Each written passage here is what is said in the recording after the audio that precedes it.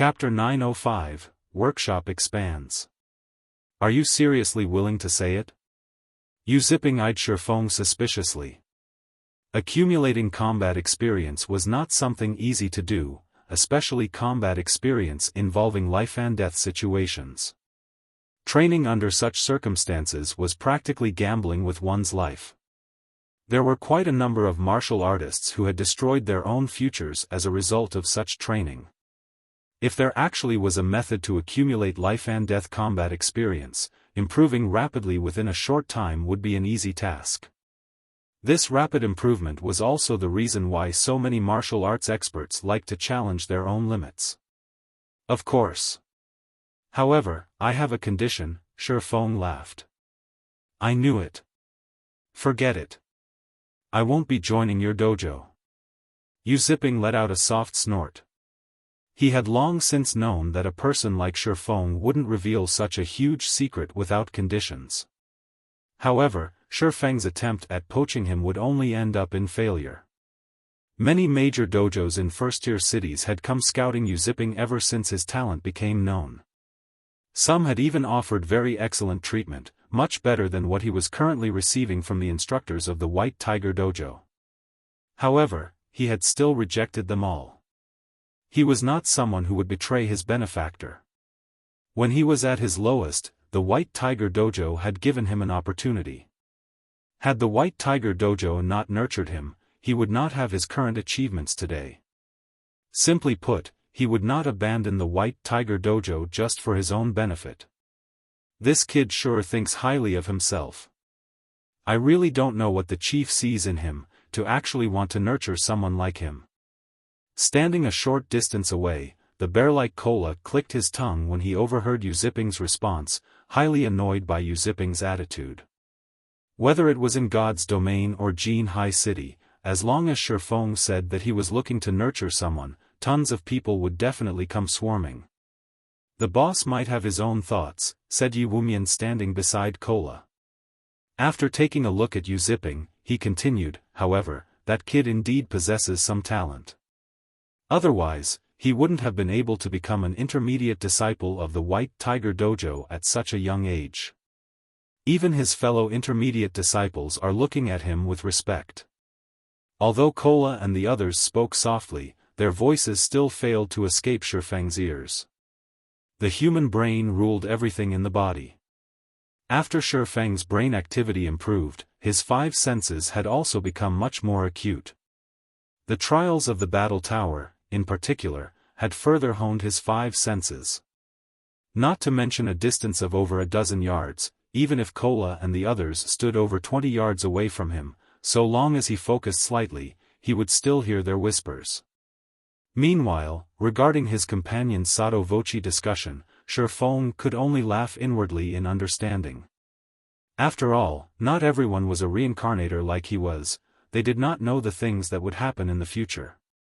Not to mention, Zipping was currently still a diamond in the rough. Who could possibly expect him to become an expert ranked within the top 50 of the God's Domain experts list in the future? Seeing Zipping rejecting his offer righteously, Xiaofan laughed and said, "You misunderstood. I'm not trying to scout you into the Big Dipper Dojo.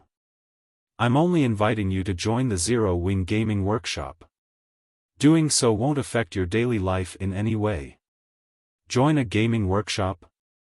Surprised, Zipping asked, "For real?" In the current era, there were many gaming workshops in society. There were also plenty of professional gamers.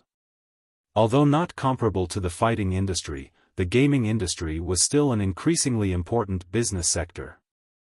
Moreover, the majority of gaming workshops operated in the wee hours of the night, so joining one would not affect one's daily life. If he could really increase his life-and-death combat experience just by joining a gaming workshop, this would definitely be a worthwhile exchange. Xiaofan nodded before turning to look at the members of Big Dipper and White Tiger and announcing, "This offer isn't just you but for everyone present. As long as you are below the age of 25, all of you have an opportunity to join Zero Wing's workshop." Zero Wing was already developing quite well.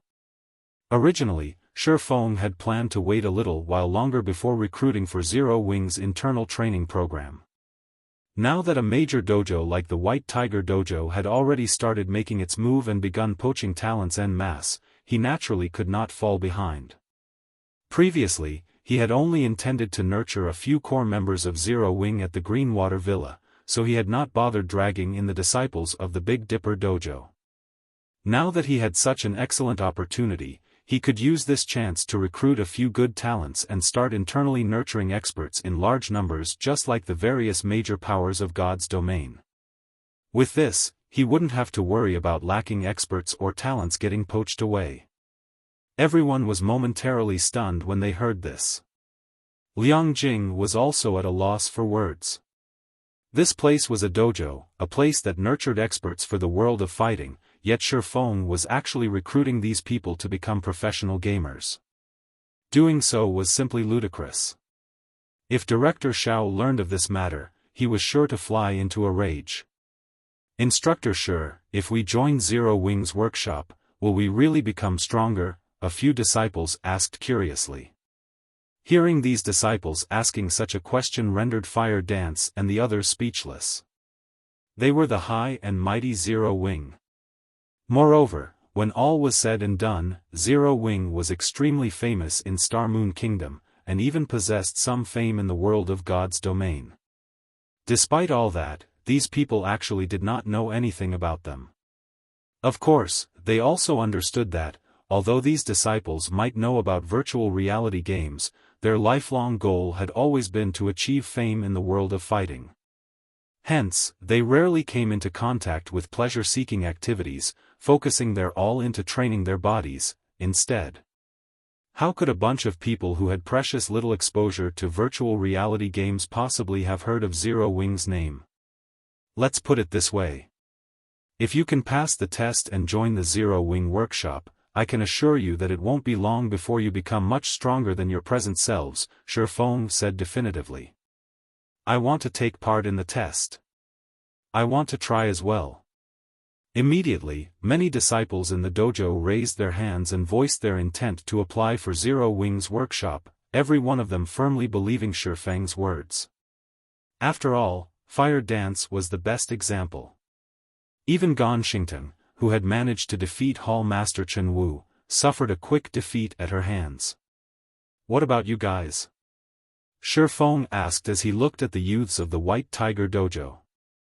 No. Absolutely not, shouted Gan Xingtang, who had just regained consciousness. As long as you are a member of the White Tiger Dojo, you are not allowed to join any kind of workshop. Otherwise, you will be expelled. Some of the White Tiger Dojo members, who had initially been entertaining thoughts of taking the test, immediately lowered their heads at these words. Senior Brother Gan, why is this so? A short youth asked curiously. Logically, there should not be any clash between a dojo and a gaming workshop. Disciples would normally take on part-time jobs. After all, not everyone could make a living out of participating in competitions, and the dojo did not provide everyone with financial support. They still needed to live. Joining a gaming workshop could be considered a part-time job. Moreover, it was more lucrative than any other part-time job.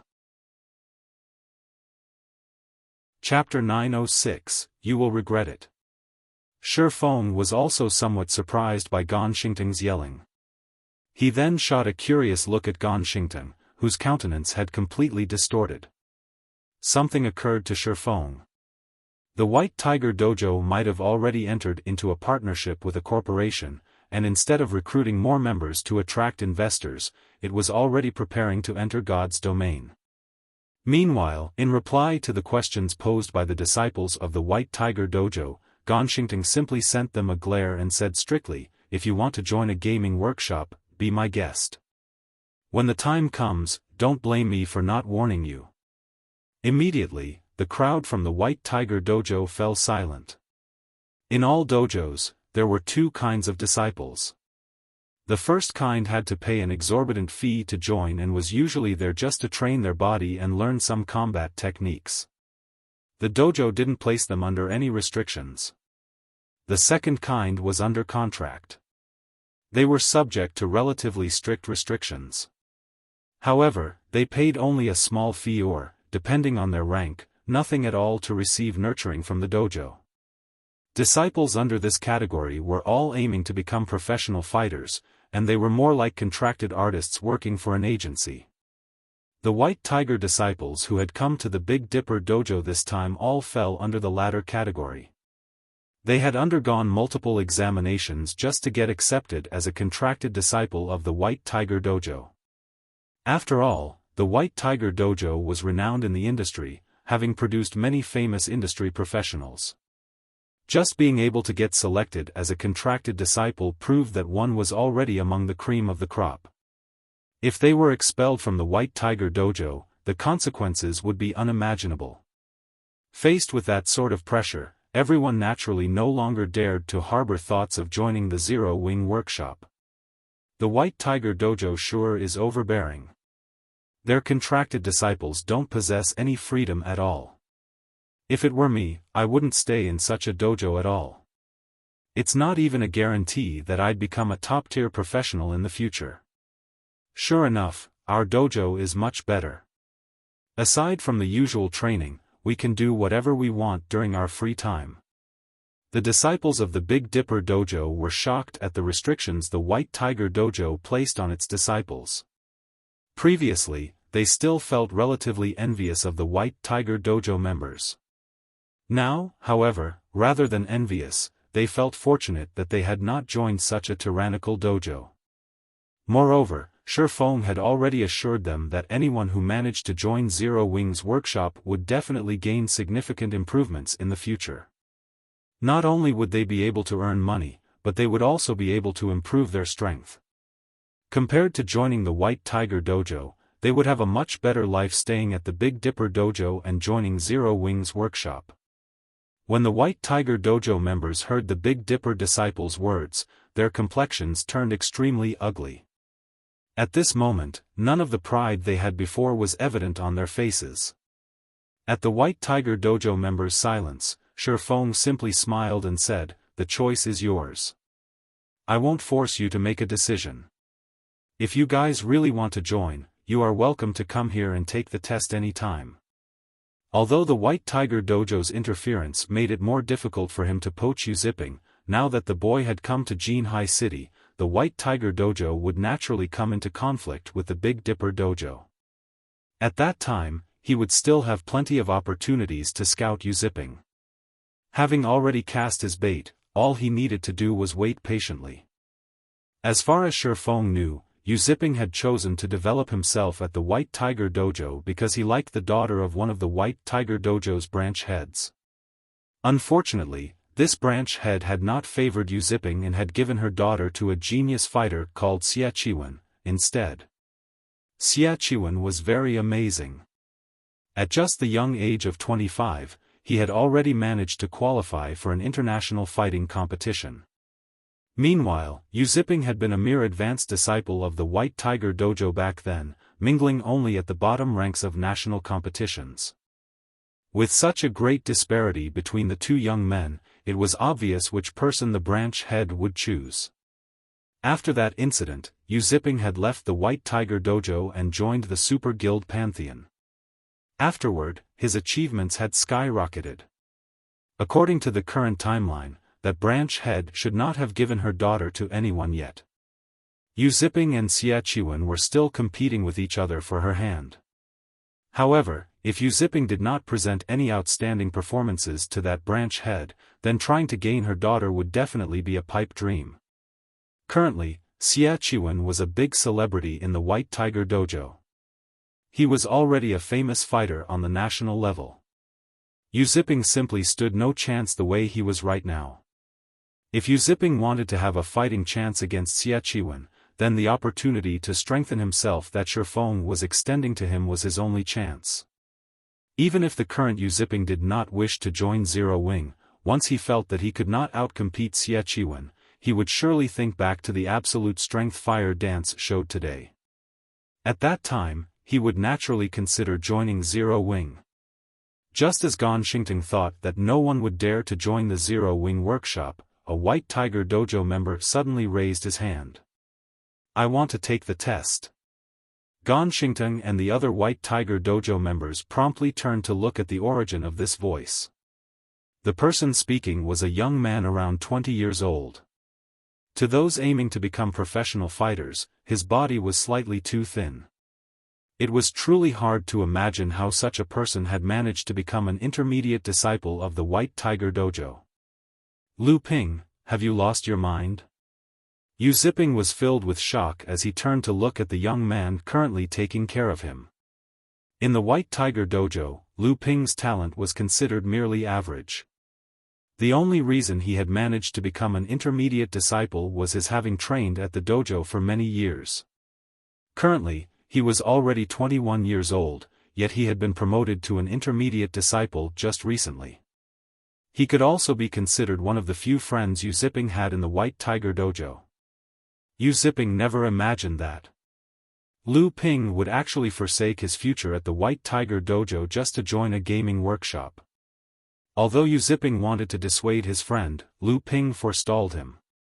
"I'm different from you. You are a genius, while I'm just an ordinary person. I know my own limits. It would be a miracle if I can even become an advanced disciple by the time I reach 30. Rather than continue walking on this path, I would rather take a gamble," Lu Ping explained. Hearing these words, Yu Ziping inwardly ridiculed himself. At the same time, he also understood that Lu Ping was firm on his decision. The other members of the White Tiger Dojo could more or less understand Lu Ping's feelings as well when they heard his explanation. Gan Xingteng, however, had an extremely ugly expression on his face right now. He had originally come to the Big Dipper Dojo, representing the White Tiger Dojo, to humiliate the people here as well as poach some of its disciples. He had never imagined that he would end up on the receiving end of this plan, instead. If news of this matter were to spread, the White Tiger Dojo's reputation would fall into ruin. Ha ha ha. Good. Very good. Gan Xingteng could not help but laugh madly at this development.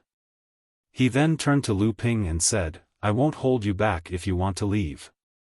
However, you will definitely regret this decision in the future. We're leaving." Seeing that several more people in his group were starting to show signs of hesitation, he no longer dared to remain here any longer. He hurriedly called for everyone to leave the Big Dipper Dojo. At this time, Cola walked up to the somewhat dazed Lu Ping and patted the young man's shoulders. In a very welcoming tone, Cola then said, "Brother, I have high hopes for you. I can assure you that, if you manage to join the Zero Wing workshop, it will be, without a doubt, the wisest decision you make in this lifetime. I mean, take myself for example. Before I joined Zero Wing, I was far weaker than your current self. As long as you work hard, you will certainly become much stronger than you would ever be if you stayed in the White Tiger Dojo. May I know how long Big Brother has been with Zero Wing?"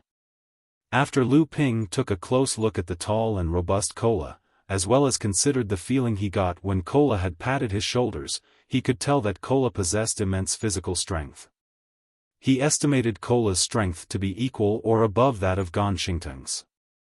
After making a rough calculation, Cola answered honestly, "It's been roughly a month since I've started training officially." "Just over a month? And you say you were weaker than me before? You're not lying to me, right?" Lu Ping's eyes widened in shock. He simply could not believe Cola's words. Cola rolled his eyes at Lu Ping, feeling that the young man was getting overly excited over nothing. He then pointed to Fire Dance and the others and said, "Why would I lie to you? All of us here started taking part in the special training at the same time. If you don't believe me, ask them yourself." "That's right. All of us did indeed start training here only a month ago, more or less. And before Cola began the special training, he really was weaker than your current self." Fire Dance nodded and laughed. Hearing Fire Dance's confirmation, Lu Ping was immediately dumbfounded. Or to put it in another way, the amount of information was just too much for his brain to process. Right now, he felt as if he had wasted all his life training for nothing. Just what kind of place did he come to? Chapter 907, Strength Changes. After leaving the Big Dipper dojo with miserable expressions, Ganshington and the other members of the White Tiger dojo returned to the high-class hotel where they were temporarily lodging. Disregarding his injuries, Ganshington immediately reported what had happened at the Big Dipper dojo to the main branch of the White Tiger dojo upon arrival. "What did you say?" "There's an expert who's even stronger than you at the Big Dipper dojo," the white-robed middle-aged man on the other side of the video call repeated in surprise. "Could that person be that rumored internal force expert?" Master Jiang, that head instructor called Xiaofan, did not take action. The one who fought was a woman. Judging from her appearance, she should be around the same age as Xiaofan. However, she is extremely powerful. Even Xie Qiwen would have difficulty defeating her. "I suspect that the real behind-the-scenes boss is that woman," Ganshington reported carefully as he looked at the man in the screen. "Moreover, I believe that the Big Dipper dojo has plans similar to ours." Although Jiang Tianyuan, the man before him, was not the main dojo master of the White Tiger dojo, he was still a very powerful branch master. The man had been famous for more than 20 years already. One should not take his appearance at face value. While he might look like someone in his mid-30s, in reality, he was already 50 years old this year. This is interesting. Even Xie Qiwen wouldn't be able to defeat her easily. It's no wonder the Big Dipper group has constantly been expanding its influence recently. But it doesn't matter. The mindset of that bunch from the Big Dipper group is too simple. What do they think they can accomplish with just one expert? Jiang Tianyuan laughed. "I recall that Jinhai City is going to hold a citywide competition soon. I'll send Xie Qiwen and Tang Jingyao to help you secure both male and female championship titles in Jinhai City. At that time, even if the Big Dipper dojo tries to recruit members, it won't be able to outmatch us. For the moment, just focus on properly dealing with the matters of the branch dojo." "Understood." Ganshington nodded hurriedly, shock filling his heart. He had never imagined that Jiang Tianyuan would get so serious as to actually send both Xie Qiwen and Tang Jingyao over. The two of them were the pride of the White Tiger dojo. Both of them usually took part only in national-level competitions, and they were also very famous fighters within the country. Having them participate in such a small competition was simply a waste of time. At that time, a commotion would definitely arise in Jinhai City. As long as those two people took action, none of the other dojos in Jinhai City would have any hopes of securing the championship title. Inside the Big Dipper dojo, Xiaofan had Fire Dance and the others preside over the assessment of the new applicants. Meanwhile, Xiaofan himself discussed with Liang Jing the matters of recruitment and advertising for Zero Wings workshop. Xiaofang's approach to these problems was simple: advertising through the Big Dipper Training Center's connections. The advertisement would state that Zero Wing was trying to recruit internal elites, as well as some application conditions such as only men and women below the age of 25 were allowed to apply. It was simply a recruitment advertisement. Originally, Liang Jing thought that even if a gaming workshop utilized Big Dipper's connections to disseminate an advertisement, there would not be many applicants. Although the application conditions Xiaofan proposed were not particularly strict, the criteria for passing the assessment itself was very high. As proof of this, only 10% of the disciples of the Big Dipper dojo had managed to pass the assessment, and every single one of these disciples had been handpicked by Big Dipper.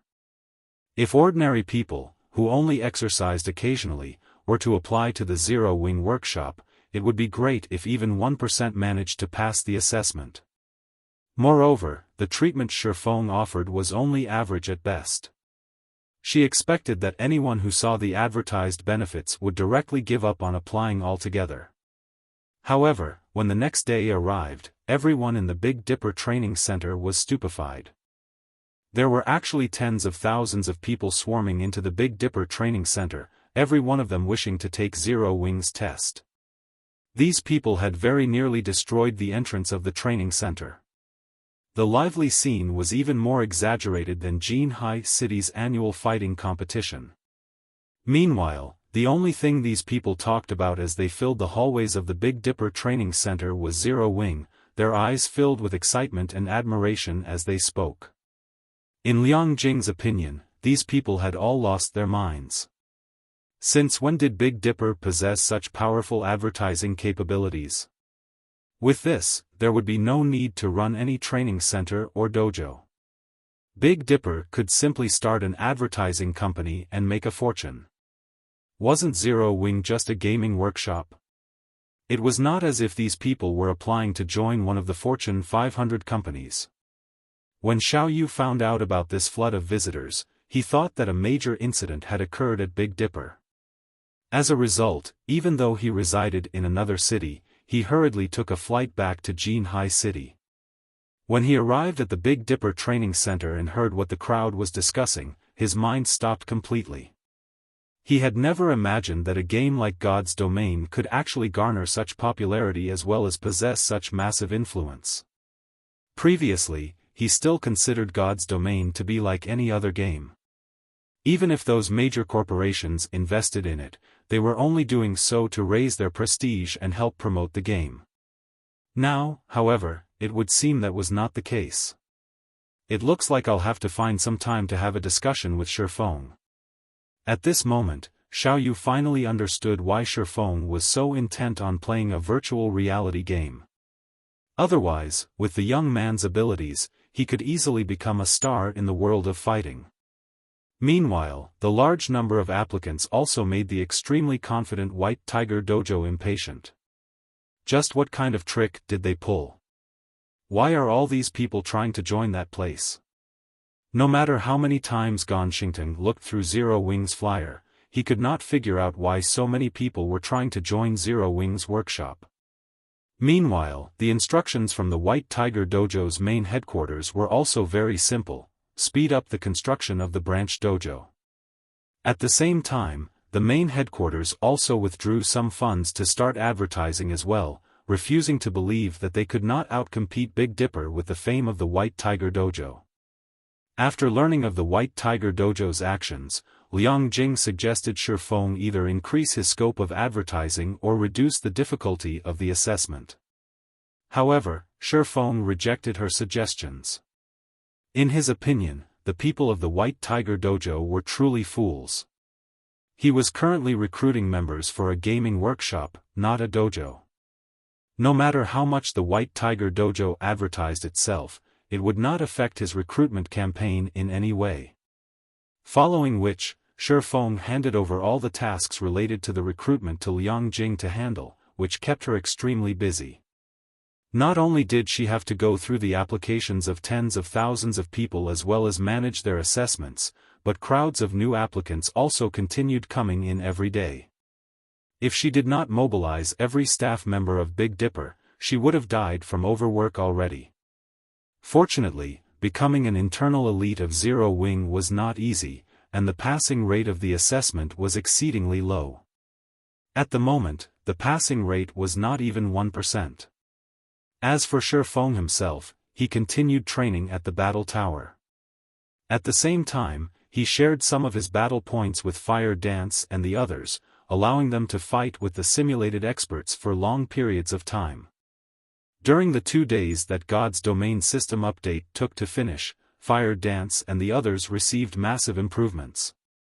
Violet Cloud, in particular, had finally set foot into the refinement realm after training at the battle tower, becoming Zero Wing's third expert to set foot into the realms of refinement.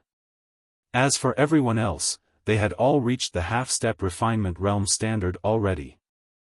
When Big Sis Aqua finds out about this, she will most likely be very shocked at our improvement speed during this period, Violet Cloud said over the public channel, after entering her virtual gaming cabin, her heart full of anticipation as she prepared to log into God's Domain. Oh, right. Guild leader, please don't tell Big Sis Aqua about this matter right after you log in. She was always bullying me before.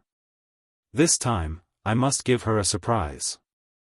Sure, Xiaofan laughed as he shook his head. After Aqua Rose obtained her epic staff, although she was still a bit inferior to Violet Cloud in terms of techniques, she became far superior in terms of basic attributes. As a result, when the two sparred with each other, Violet Cloud was usually the one who got the worst of it. After you guys log in, gather at White River City. I have something important to tell you all. In addition, there is also the matter of these newcomers. Following which, when the countdown timer for God's Domain system upgrade ended, everyone logged into the game simultaneously. Chapter 908 3-Star Shop. As soon as Xiaofan returned to God's Domain after 40 hours of waiting, the sound of a system notification entered his ears. System, the environment of the area you are in has changed. System, you have 30 seconds of invulnerability to look for a safe zone.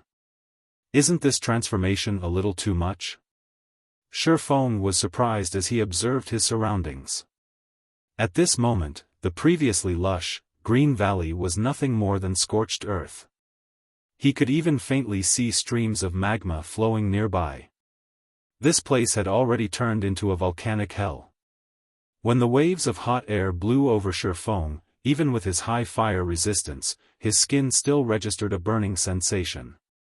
The pungent smell in the air was almost unbearable. After God's Domain underwent its fourth evolution, the five senses of players had evidently become much more acute. As a result, such severe external environments would have a greater impact on the combat power of players. Likewise, monsters also had their senses heightened. With their enhanced senses, monsters would now have significantly greater perception ranges. This change was extremely disadvantageous for players who grinded at night. After all, while players would have their acuity reduced at night, monsters would not. Now that the senses of monsters were sharper, most likely, players would be under attack even before they could detect these monsters. This change was a nightmare, particularly for players who were usually active in high-level maps, which were already very dangerous to adventure in the first place. Now, things just became even more dangerous.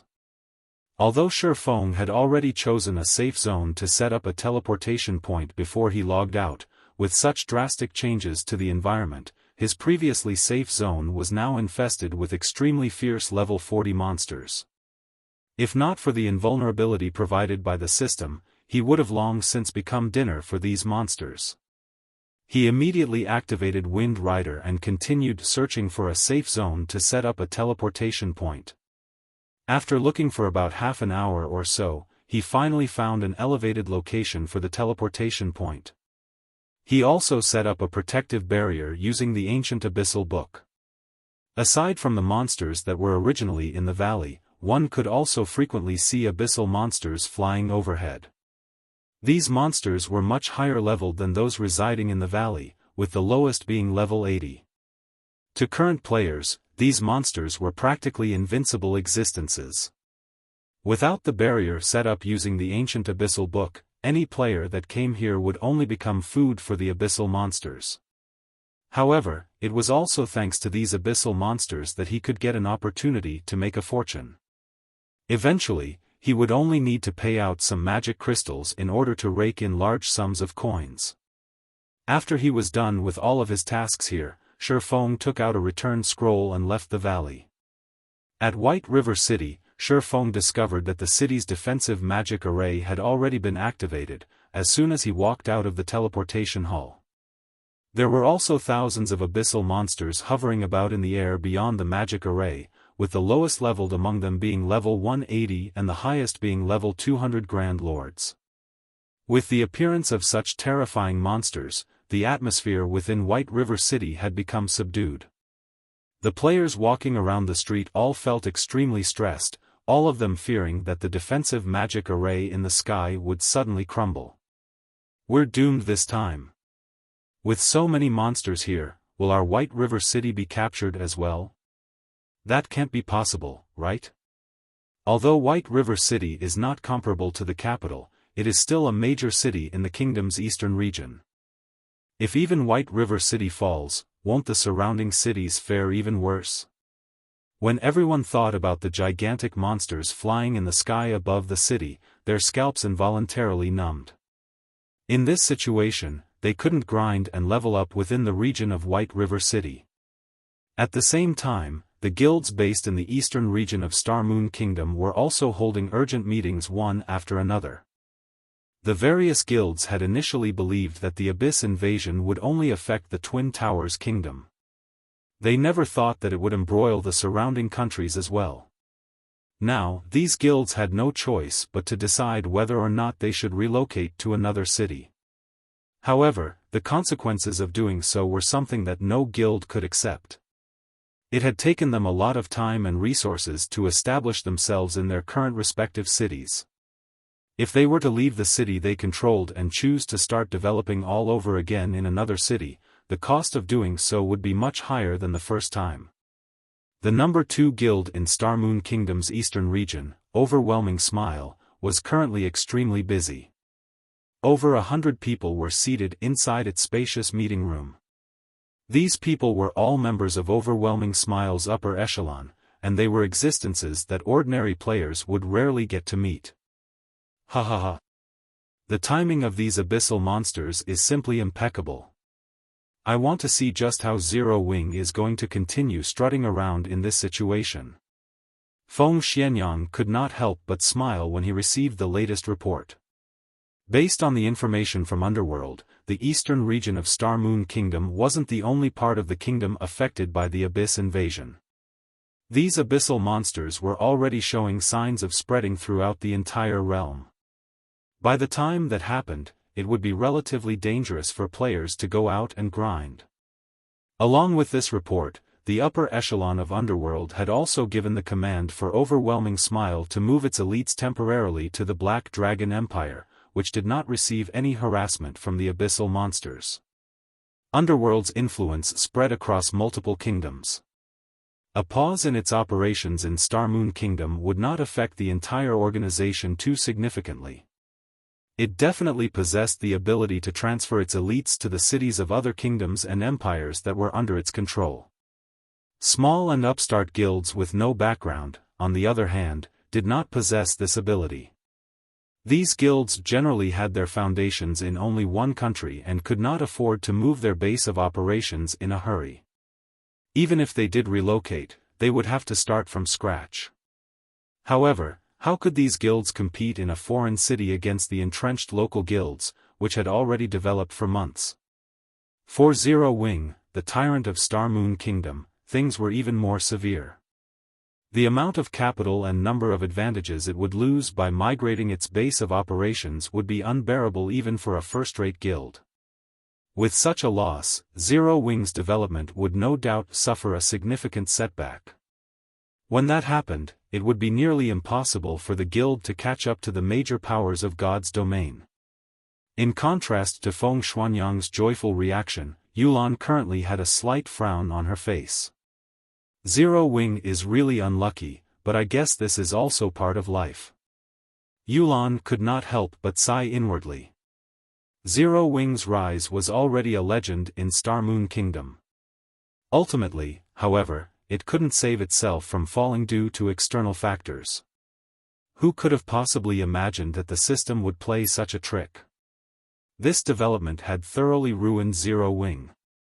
Of course, Yulan was also feeling very fortunate about the appearance of the abyssal monsters. This invasion was both a disaster and an opportunity. Currently, due to the abyssal monsters, the players belonging to countries neighboring the Twin Towers kingdoms would definitely shift to other kingdoms and empires. Moreover, the possibility of players migrating to the Black Dragon Empire was the greatest. With so many players swarming into the Black Dragon Empire, the player population of the cities there would naturally soar. Hence, the market there for items would expand in spades.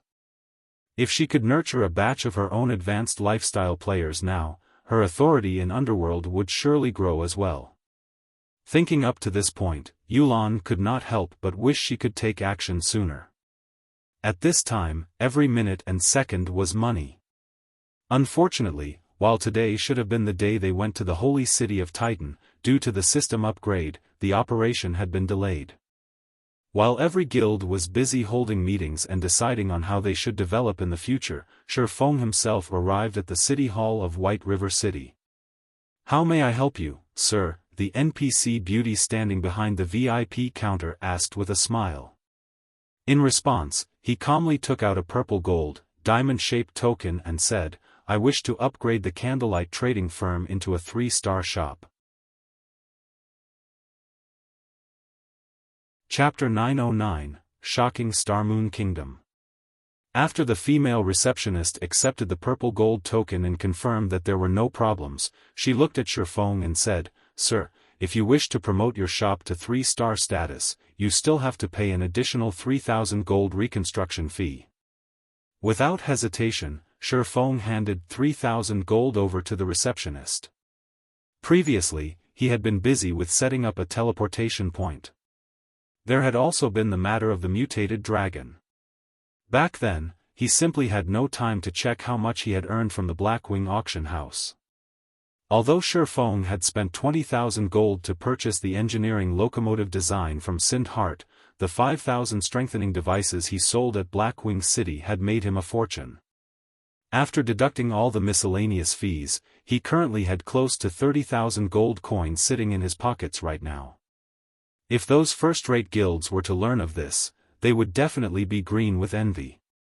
In truth, Xiaofan had never imagined that the strengthening devices would be so welcome. The final 1,500 devices sold at a minimum price of 13 gold 15 silver. The combat guilds at Blackwing City had gone nuts over the devices. It's a pity that the number of people who can produce the strengthening device is limited. Otherwise, with just the strengthening device, I could probably earn enough money to construct a city, Xiaofan sighed inwardly. While the strengthening device forging design itself was already extremely rare, the forgers capable of producing the item at a profitable rate were even rarer. As a result, the number of designs he had on hand was much more than the number of forgers he had who were capable of producing the item right now. As players reached higher levels, their chances of obtaining the strengthening device forging design would rise. As the number of strengthening devices on the market increased, its price would definitely fall.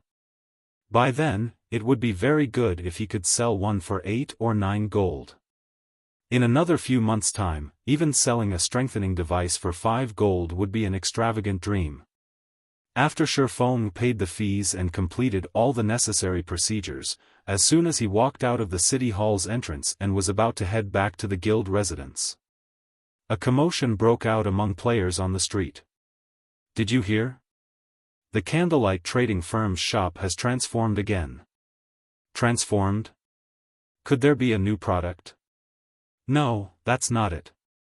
The entire trading firm itself has undergone a transformation. Before, it was only a 5-story building. Now, it is 7 stories tall.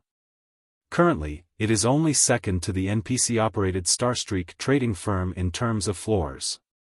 What? Aren't the number of floors for shops fixed? That's right. That's why everyone suspects that Candlelight's shop has been promoted to a 3-star shop. What? Even the Black Dragon Empire had a 2-star shop appear in its imperial capital only recently. How can the Candlelight trading firm possibly upgrade to a 3-star shop so quickly? News of the Candlelight trading firm obtaining a 3-star shop spread like wildfire. Very quickly, every guild in the entire Starmoon Kingdom had found out about it. This incident completely offset the depression and silence brought on by the abyssal monsters. Just what is Zero Wing thinking? The abyssal monsters have already started to spread throughout the entire kingdom. White River City is even under siege right now. To upgrade a shop in White River City to 3 stars, isn't Zero Wing throwing good money after bad? Doesn't Zero Wing know that players have already begun migrating to other kingdoms and empires? Rather than constructing a 3-star shop in a city with a rapidly decreasing population, they might as well construct it in a small city in the Black Dragon Empire. When the various guilds received this news, their first reaction was to comment on Zero Wing's foolishness. Meanwhile, the guild that was the most excited about this news was naturally Overwhelming Smile, Zero Wing's longtime rival. Some guilds that wished to overtake Zero Wing also got a kick out of this development. Ha ha ha. Zero Wing is done for this time. It won't be able to rise back up even if it wanted to now. Initially, when Feng Xianyang received news of the Candlelight trading firm's promotion, he had been both shocked and envious. Overwhelming Smile had yet to possess even a single 2-star shop up to now, yet the Candlelight trading firm already had a 3-star shop. Shortly after, however, he started gloating over Zero Wing's misfortune. If not for the invasion of the abyssal monsters, the fact that the Candlelight trading firm possessed a 3-star shop would have indeed dealt a heavy blow to Overwhelming Smile's overwhelming trading firm. With the special workshop of 2-star shops as an example, even a fool could imagine just how many more additional benefits a 3-star shop could bring. Even a meager increase in the number of special workshops would still greatly enhance the Candlelight trading firm's ability to nurture lifestyle players. In the current God's domain, economic battles between guilds were becoming increasingly important. This change in trend also led to Feng Xianyang loathing Yulan to the extreme. He deeply regretted not contesting for the rights of the overwhelming trading firm, allowing Yulan to obtain them, instead. Right now, Yulan was already a very important figure in Underworld, even he had to treat her with respect. Before Xiaofan even walked into Zero Wing's residence, he could already hear the merriment coming from inside. Just moments ago, Melancholic Smile had even directly contacted Xiaofan to report every functionality of the Candlelight trading firm's new 3-star shop, her voice bubbling with excitement. Although the building itself had increased by only 2 floors, the difference between the functions of a 2-star shop and 3-star shop made Melancholic Smile think that she was dreaming. That was right, dreaming. In order to develop itself, the Candlelight trading firm had recruited many lifestyle players. Some of the new hires had very good potential. The only thing they lacked was experience. Unfortunately, the Candlelight trading firm had only 5 special workshops. With 3 rooms reserved exclusively for Melancholic Smile, Cream Cocoa, and Roasted Iron Heart, only 2 were left for the others to use in turn and increase their production experience. With this, the amount of time allotted for each lifestyle player was not calculated in hours or days, but in minutes. Generally, a lifestyle player with good potential would have roughly 30 minutes to learn and train inside a special workshop, once every several days. Now, they had a total of 12 special workshops. Aside from the 3 reserved, they now had 9 special workshops for those with excellent potential to use. This would increase their efficiency over 4-fold.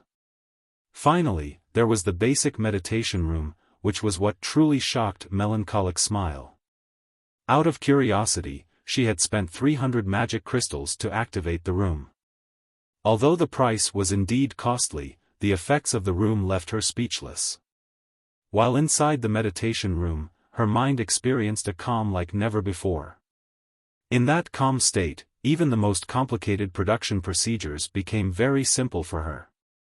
As a result, her production success rate had risen by roughly 10% while her production speed had improved by at least 30% as well. Although this improvement might not seem like much, to lifestyle players like herself who frequently produced items, this improvement was extremely staggering. Currently, items that could raise production success rate by just 1% were selling for astronomical prices. Something that could offer an increase of 10% would be priceless.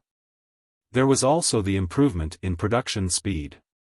Not to mention spending 300 magic crystals a day, even spending 500 crystals would be worth it, so long as the meditation room was used to produce high-value items. If it were used only for items such as advanced whetstones, they would never be able to make up for the cost of using the room. Xiaofan only gave some simple instructions regarding the meditation rooms and special workshops. At the same time, he also had Melancholic Smile start recruiting more lifestyle players from the general public. The fourth evolution of God's domain was not as simple as it appeared to be. Rather than the combat system, the lifestyle production system was the part that had truly evolved. Soon, lifestyle players would play a pivotal role in God's domain, just like combat players. Otherwise, a master forger wouldn't have attained such a high standing in society in the past, to the point where even the guild leader of a second-rate guild like himself had to treat them with respect. Back then, even the members of Shadow's board of directors had treated the guild's master forgers like their own babies. Chapter 9-10, Killing Multiple Birds with One Stone. While the Candlelight trading firm was causing a huge commotion, over 100 people were currently gathered inside the meeting room of Zero Wing's guild residence. Every person present was a core member of Zero Wing. Not only did everyone possess very high levels, but even the equipment they wore could easily make expert players of God's domain envious. While the general public considered level 35 dark gold equipment rare, it was just basic equipment for them. As for their combat standards, every one of them could easily reach the 5th floor of the trial tower or higher. Experts capable of reaching the trial tower's 5th floor could easily become a first-rate expert in a city with a player population of over 100,000. Nevertheless, all these experts were gazing at the figure seated on the guild leader's throne with eyes filled with reverence and shock. The reason for their reverence was the identity of the man before them. He was a legendary character who had single-handedly established Zero Wing and developed the upstart guild to its current overbearing state. The man was even the publicly acknowledged #1 expert of Star Moon Kingdom, and until now, he still maintained his indomitable record. As for the reason for their shock when they looked at Xiaofan, it was his level. At this moment, Xiaofan had not done anything to hide his level. As long as one paid a little attention, they would be able to see it. Level 42. Even the current top players in Empires were only level 39 at best. They were also still relatively far from reaching level 40. Previously, when Fire Dance and the others had revealed themselves to be at level 40, the other core members had already been flabbergasted. Although there was just a difference of 1 level between them and the top players of Empires, the amount of EXP required to cross this gap was massive. Now, Xiaofan was even more terrifying. He was actually 2 levels higher than Fire Dance and the others. Not to mention the other core members present, even Fire Dance and her team were staggered. After all, when they had last met, Xiaofan was only level 40. In just a short time, Xiaofan had actually managed to pull ahead of them by 2 levels. His leveling speed was simply ludicrous. Guild leader, everyone's here already, Aqua Rose said softly to Xiaofan after checking the entire meeting room. Nodding, Xiaofan swept a glance at everyone present and said seriously, "I've asked you all to gather here for 2 matters. The first matter is that Zero Wing is going to start branching out and developing at the Twin Towers Kingdom and the Black Dragon Empire. The exact locations where we'll be setting up the branches have also been determined already. When the time comes, I'll have you all split up to these 2 locations. I'll also set up a new main force in both of these locations. As for who will become part of this main force, I'll be choosing them from the guild's elite members. Of course, you all can put in your recommendations as well. The treatment provided will be the same as Star Moon Kingdom's main force." Truthfully speaking, Xiaofan did not wish to develop outwards so quickly. However, now that God's domain had experienced its 4th evolution, the economic war involving lifestyle classes had also officially begun. Even if he did not wish to develop Zero Wing in other kingdoms, he had no choice but to do so. Without sufficient resources, it would be impossible for them to contend against other large guilds. Before Xiaofan was done speaking, everyone present had already fallen into a daze. Even Aqua Rose, the vice leader of Zero Wing, was shocked at this news. Although Zero Wing expanding to other countries was something that was bound to happen sooner or later, she had never imagined that that day would come so quickly. Or to put it in another way, they had long since grown impatient waiting for the arrival of this day. Currently, Zero Wing simply had too many members. While playing virtual reality games, guilds always had one big problem to face: the limited amount of resources in an area. If a guild wished to develop and grow stronger, it needed to secure more resource-rich areas for itself. Otherwise, sooner or later, it would face resource deprivation due to their constantly increasing member count. Then, the amount of resources each guild member could receive would decrease, which would affect the overall development speed of the guild members. This problem was also the reason why first-rate guilds would spread their roots throughout multiple kingdoms and empires. The influence of the major powers of the virtual gaming world spanned several dozens of countries. However, one thing that confused everyone was Xiaofan's choice to develop at the Twin Towers Kingdom and the Black Dragon Empire. Setting aside how muddy the waters were at the Black Dragon Empire and the fact that the Dragon Phoenix Pavilion was Zero Wing's enemy, just the Twin Towers Kingdom was already a huge problem. The Twin Towers Kingdom was infested with abyssal monsters. The players living there were scrambling to leave, yet Zero Wing was actually choosing to charge into the kingdom. The situation in the Twin Towers Kingdom was much more severe than Star Moon Kingdoms. There was simply no way for them to level up there. Just how were they supposed to develop themselves?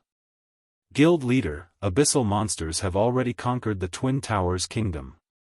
Why don't we consider developing at the Purple Thorns Kingdom, the kingdom west of Star Moon Kingdom? The abyssal monsters haven't reached there. Moreover, the two first-rate guilds in that kingdom have constantly been at each other's necks all this time.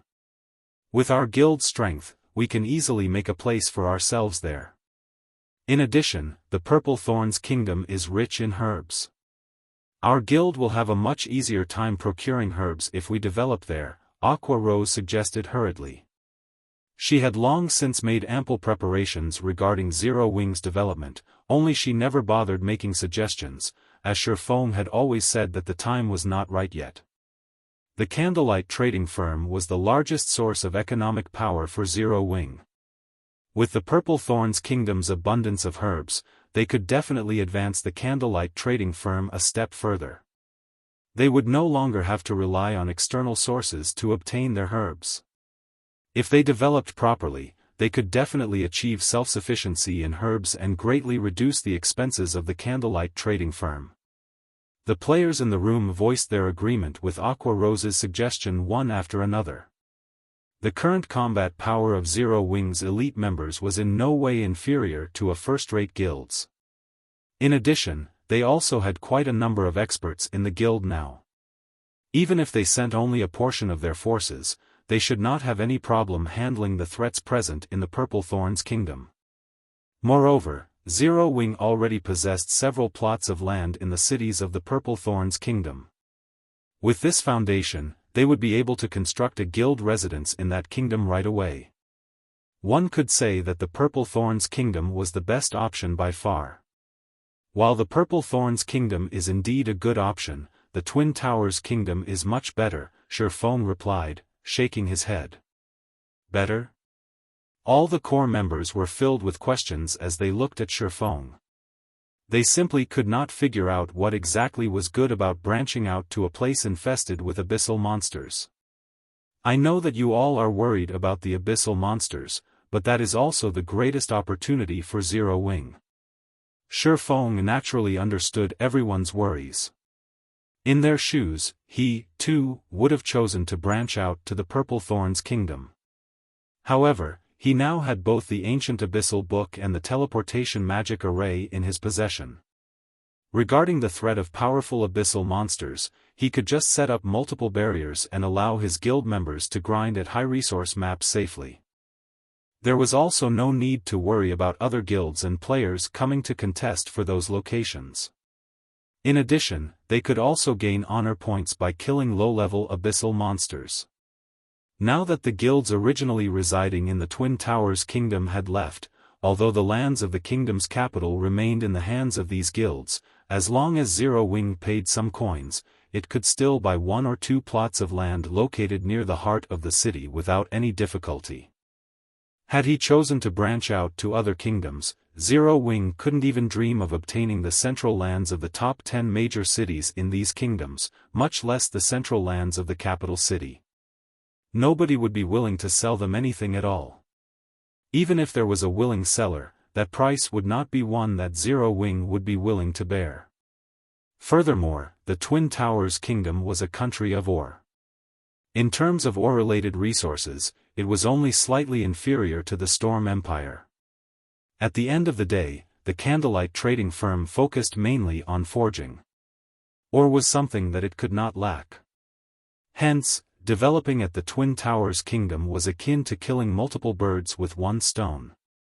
Following which, Xiaofan cleverly hid the matter of the ancient abyssal book, simply telling everyone that he had discovered many special areas not assaulted by the abyssal monsters. Afterwards, as long as he set up teleportation points at these locations, they would be able to level up without worrying about abyssal monsters or other players, essentially turning those locations into Zero Wing's backyard. When they heard Xiaofang's reason, everyone's eyes sparkled, anticipation filling their hearts. Nobody present was a noob. They knew full well just how valuable an uncontested high-resource map was. Otherwise, the various large guilds would not fight over these high-resource maps. However, no one knew that Xiaofan had actually concealed another important reason for his choice to develop at the Twin Towers Kingdom. The large-scale regional dungeon, Tower of Time. Chapter 9-11, Tower of Time.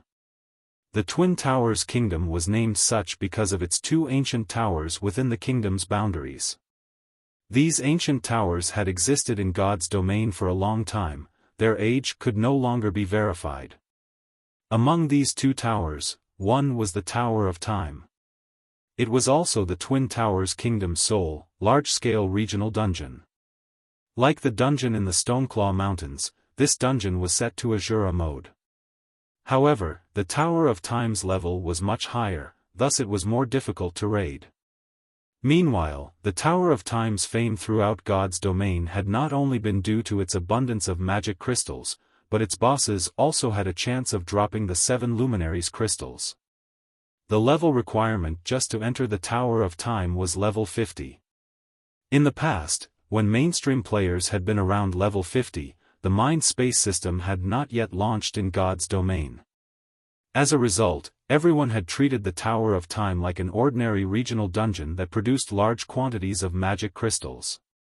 Even when people killed the many bosses inside the dungeon and obtained the 7 Luminaries crystal, nobody knew their true value. The various large guilds had simply treated as the 7 Luminaries crystal as a high-end item to use or trade. Only after the mind-space system launched did everyone realize their blunder. The guilds that used or traded their 7 Luminaries crystal had nearly choked to death with anger. Regional dungeons all had level limits that prevented anyone below or above a certain level from entering. When the mind-space system had been introduced, God's domain had been operating for over a year. Players' average level had already been beyond the Tower of Time's limit of level 70. Hence, it had been practically impossible for guilds to rely on their main forces to grind the bosses for 7 Luminaries crystals. Meanwhile, when one wanted to enter the Tower of Time, aside from the level requirement, one needed a spacetime crystal. A single spacetime crystal could allow 100 players into the Tower of Time. However, only the monsters near the tower dropped the spacetime crystals, and its drop rate wasn't very high. This greatly restricted the number of players who could enter the dungeon. In this life, before everyone knew the importance of the Tower of Time, Xiaofan intended to take advantage of the situation and grind for spacetime crystals.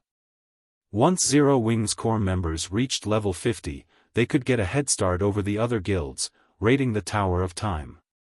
After Xiaofan explained his plans for the guild's expansion to everyone, he continued with notifying everyone about Zero Wing's preparation to nurture a large batch of internal experts. Guild leader, if we try to recruit members now, it will be far less effective than our past recruitment campaigns. After all, nobody knows if White River City will hold off the abyssal monsters. Moreover, even if the magic array holds, it is still extremely dangerous for players to go out to level up. On the off chance that one encounters a high-level abyssal monster, a team wipe is practically a guarantee. Based on my investigation, a portion of players have already moved to the Black Dragon Empire. Moreover, many of our guild members are worried about this crisis. This really isn't a good time to recruit members.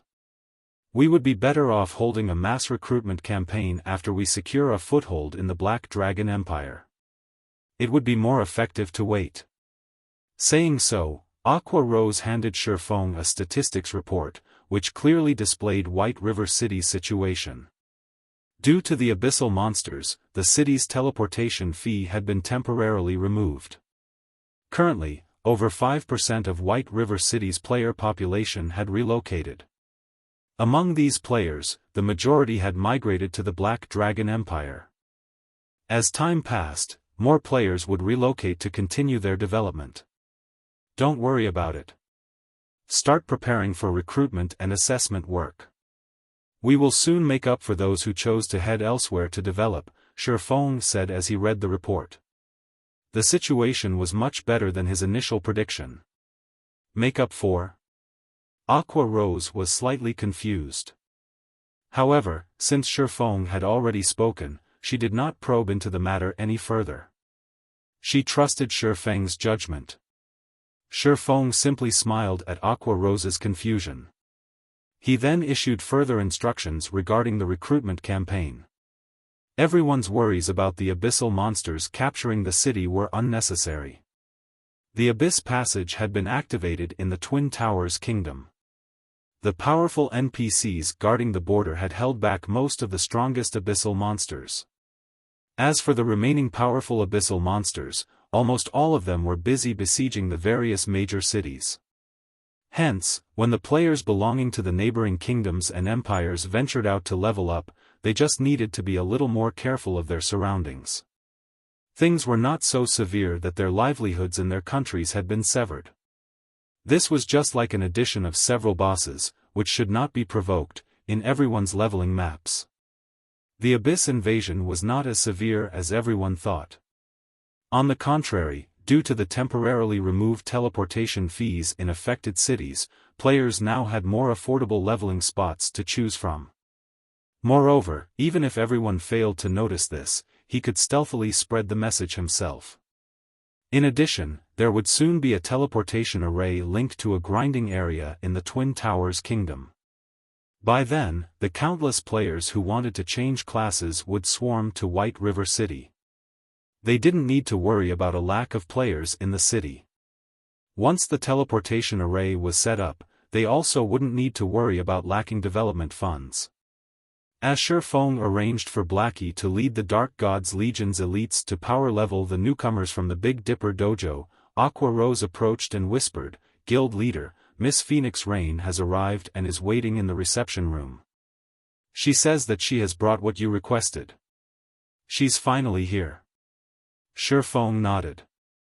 He then left the remaining matters to Aqua Rose while he met Phoenix Rain. Inside the elegant, stunning reception room, Phoenix Rain sat quietly by the windowsill, a black cloak draped over her back. When Xiaofan entered the room, her gaze promptly moved away from the Zero Wing members walking around the first-floor hall and to Xiaofan. Level 42. Phoenix Rain was stunned. Currently, she knew of several people who had reached level 40 in the Empire. However, these people had used special methods to achieve their level. Take herself for example. She was an elementalist. Not only had she learned several AoE attack spells, but she also had a large number of elite members to assist her leveling progress. Her leveling speed was already fast. However, even now, she was over 30% away from reaching level 40, yet Xiaofan had already reached level 42. Phoenix Pavilion Master, may I see the Lake Heart City's deed? Xiaofan asked. He smiled in response to Phoenix Rain's surprise. Here, take a look. Phoenix Rain quickly recovered her composure and took out a deed for a land in Lake Heart City. This is the only deed I can give you. Even if you're not satisfied, I cannot change it. Not bad. Although it cannot compare to a golden land, it still has relatively high potential, Xiaofan said with satisfaction after examining the deed. With this deed, Zero Wing could secure a foothold in the Black Dragon Empire. What followed next would depend on how things progressed on Melancholic Smile's side. Once they were ready, Zero Wing would officially start pushing its way into the Black Dragon Empire. Elsewhere, a large crowd of players had gathered before the 7-story-tall Candlelight trading firm. It was even more lively than during normal times. While many among the crowd were lifestyle players, the majority consisted of sightseers. After all, nobody had ever seen a 3-star shop before. They were all quite curious about the differences between a 3-star shop and a 2-star shop. This was especially true for lifestyle players. Not long ago, the Candlelight trading firm had published a shocking message. The Candlelight trading firm was currently recruiting lifestyle players, regardless of rank. It did not care if one was an apprentice, who had just started, or someone far along the path of their lifestyle. As long as they could pass the simple entrance test, they could become an official member of the Candlelight trading firm. High achievers would even get the opportunity to improve themselves in the special workshop. This was a benefit that could not be found anywhere else throughout the entire Star Moon Kingdom and even God's domain. After all, special workshops were simply too rare. Most trading firms only allowed their most skilled and trustworthy members to utilize their limited special workshops. Ordinary people had no hope of enjoying this particular benefit.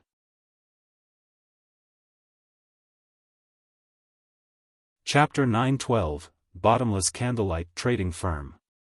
The news of the Candlelight trading firm mass recruiting lifestyle players spread like wildfire. It wasn't just limited to White River City. Very quickly, everyone throughout Star Moon Kingdom heard about the opportunity. The official forums buzzed with activity. What? This can't be true, right? The Candlelight trading firm is actually recruiting members without any rank restrictions? I heard that Candlelight wants to recruit a lot of people this time. I wonder if an intermediate apprentice like myself has a chance. I remember that, when Heaven's Burial recruited lifestyle players, applicants needed to be at least advanced apprentice rank with a 65% success rate or higher to pass their assessment. However, Heaven's Burial still doesn't have a 2-star shop. Candlelight's assessment will probably be extremely difficult. Currently, lifestyle players grew more important by the day. However, it was extremely difficult for a lifestyle player to make a name for themselves if they had to rely on their own strength. This was because lifestyle players needed a lot of resources for their practice. The more important a lifestyle class was, the more resources they needed to improve.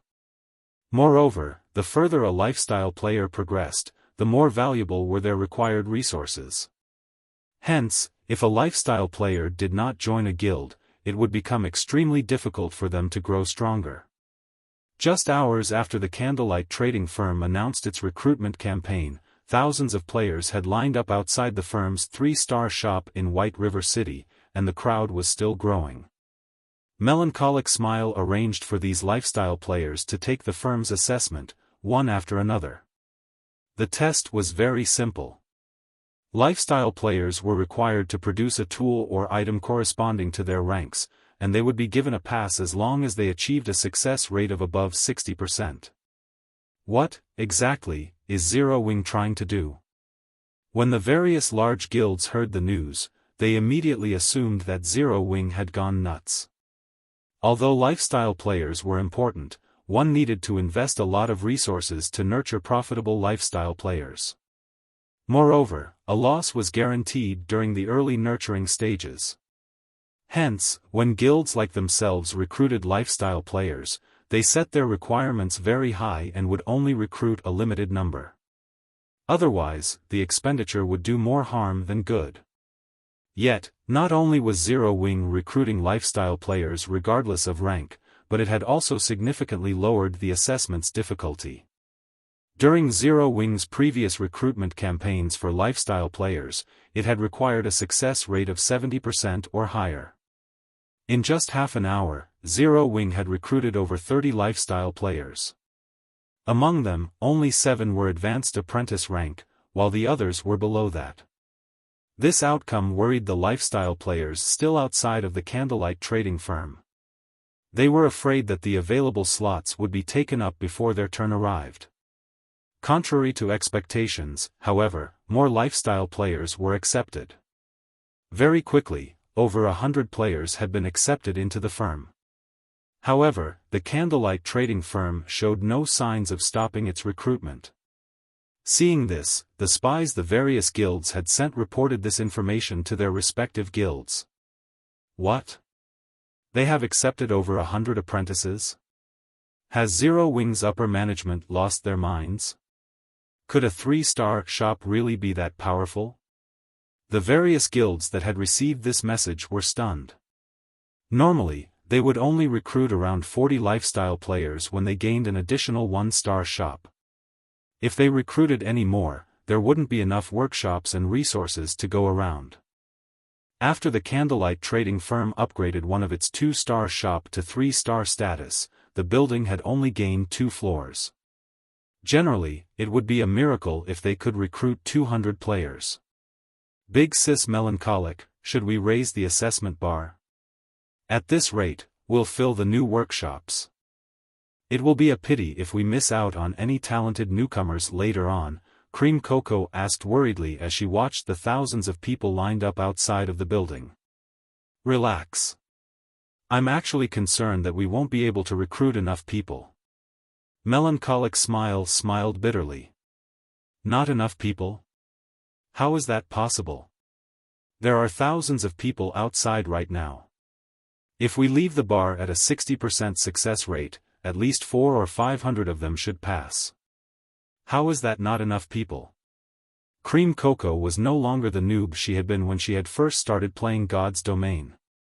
She knew that, although lifestyle players who could achieve a 60% success rate were rare, with the base number being so high, a frightening number of people could pass the assessment. 500 lifestyle players was not a small crowd. Even an ordinary second-rate guild could not afford to nurture so many. Furthermore, the Candlelight trading firm was already saturated with lifestyle players. With the extra workshops that came with the 2 additional floor spaces, the most they could afford to recruit was around 300 lifestyle players. Any more and they would have to rent workshops from the lifestyle associations. However, renting workshops would massively burden their finances. 400 or 500 really isn't enough. The guild leader has already determined that we need to recruit 1,200 players, Melancholic Smile chuckled. With just the lifestyle players in front of us, we will probably won't reach that goal. Hopefully, more players will show up. Cream Cocoa was rendered speechless. Lifestyle players were only a small minority of the player population in God's Domain. In addition, the various guilds often held recruitment campaigns of their own. Gathering 1,200 qualified lifestyle players was a colossal task. Unfortunately, Cream Cocoa had another concern. Where were they going to house all of these lifestyle players? Elsewhere, Xiaofan had completed his trade with Phoenix Rain in the city hall and officially gained the deed to a plot of land in Lake Heart City. This is the information we have obtained on the Evil Dragon Battle team. Take a look. The match is in 2 days. I look forward to the Azura Battle team's performance, Phoenix Rain said, smiling pleasantly as she handed Xiaofan the information she had collected on the enemy battle team and the time, venue, and rules for the next battle.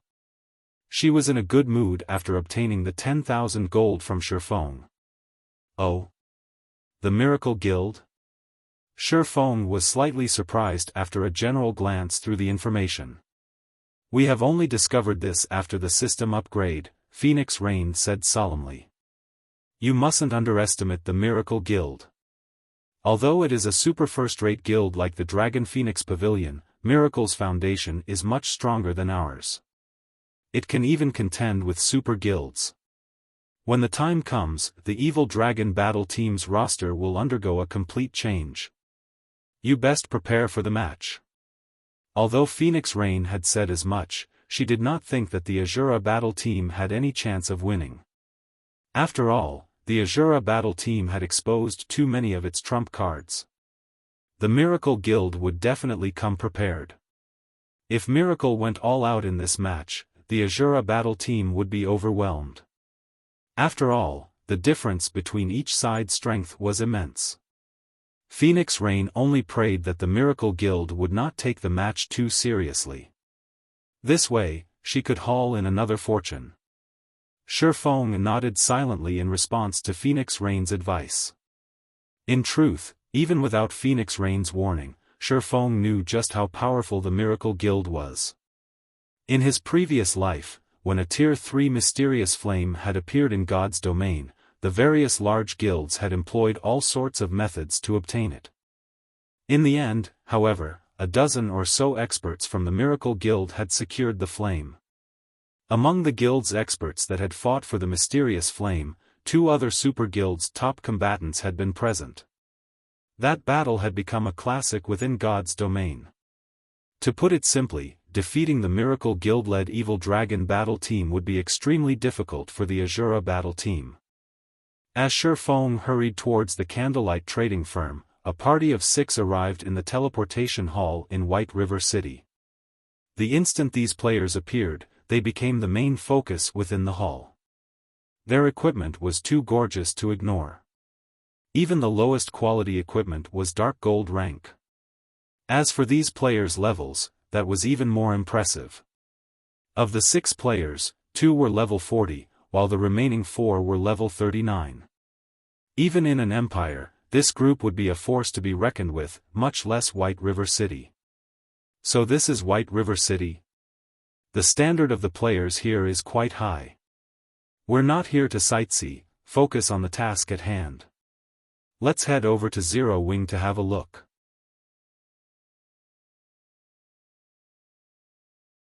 Chapter 913, Intermediate Shop.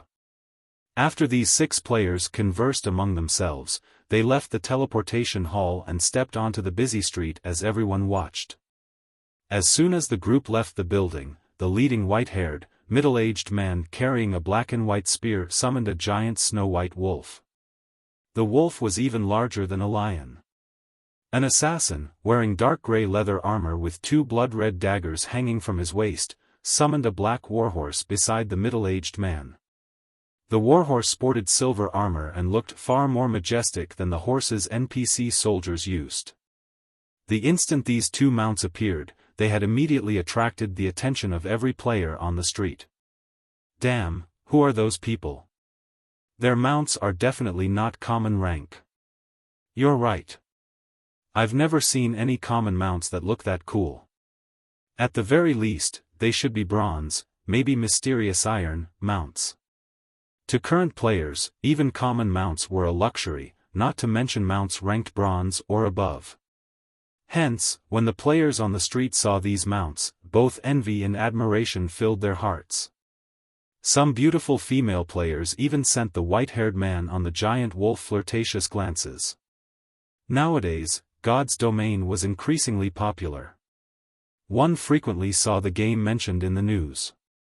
Moreover, powerful guilds were offering annual salaries ranging from 500,000 credits to 6 million credits, depending on a player's strength.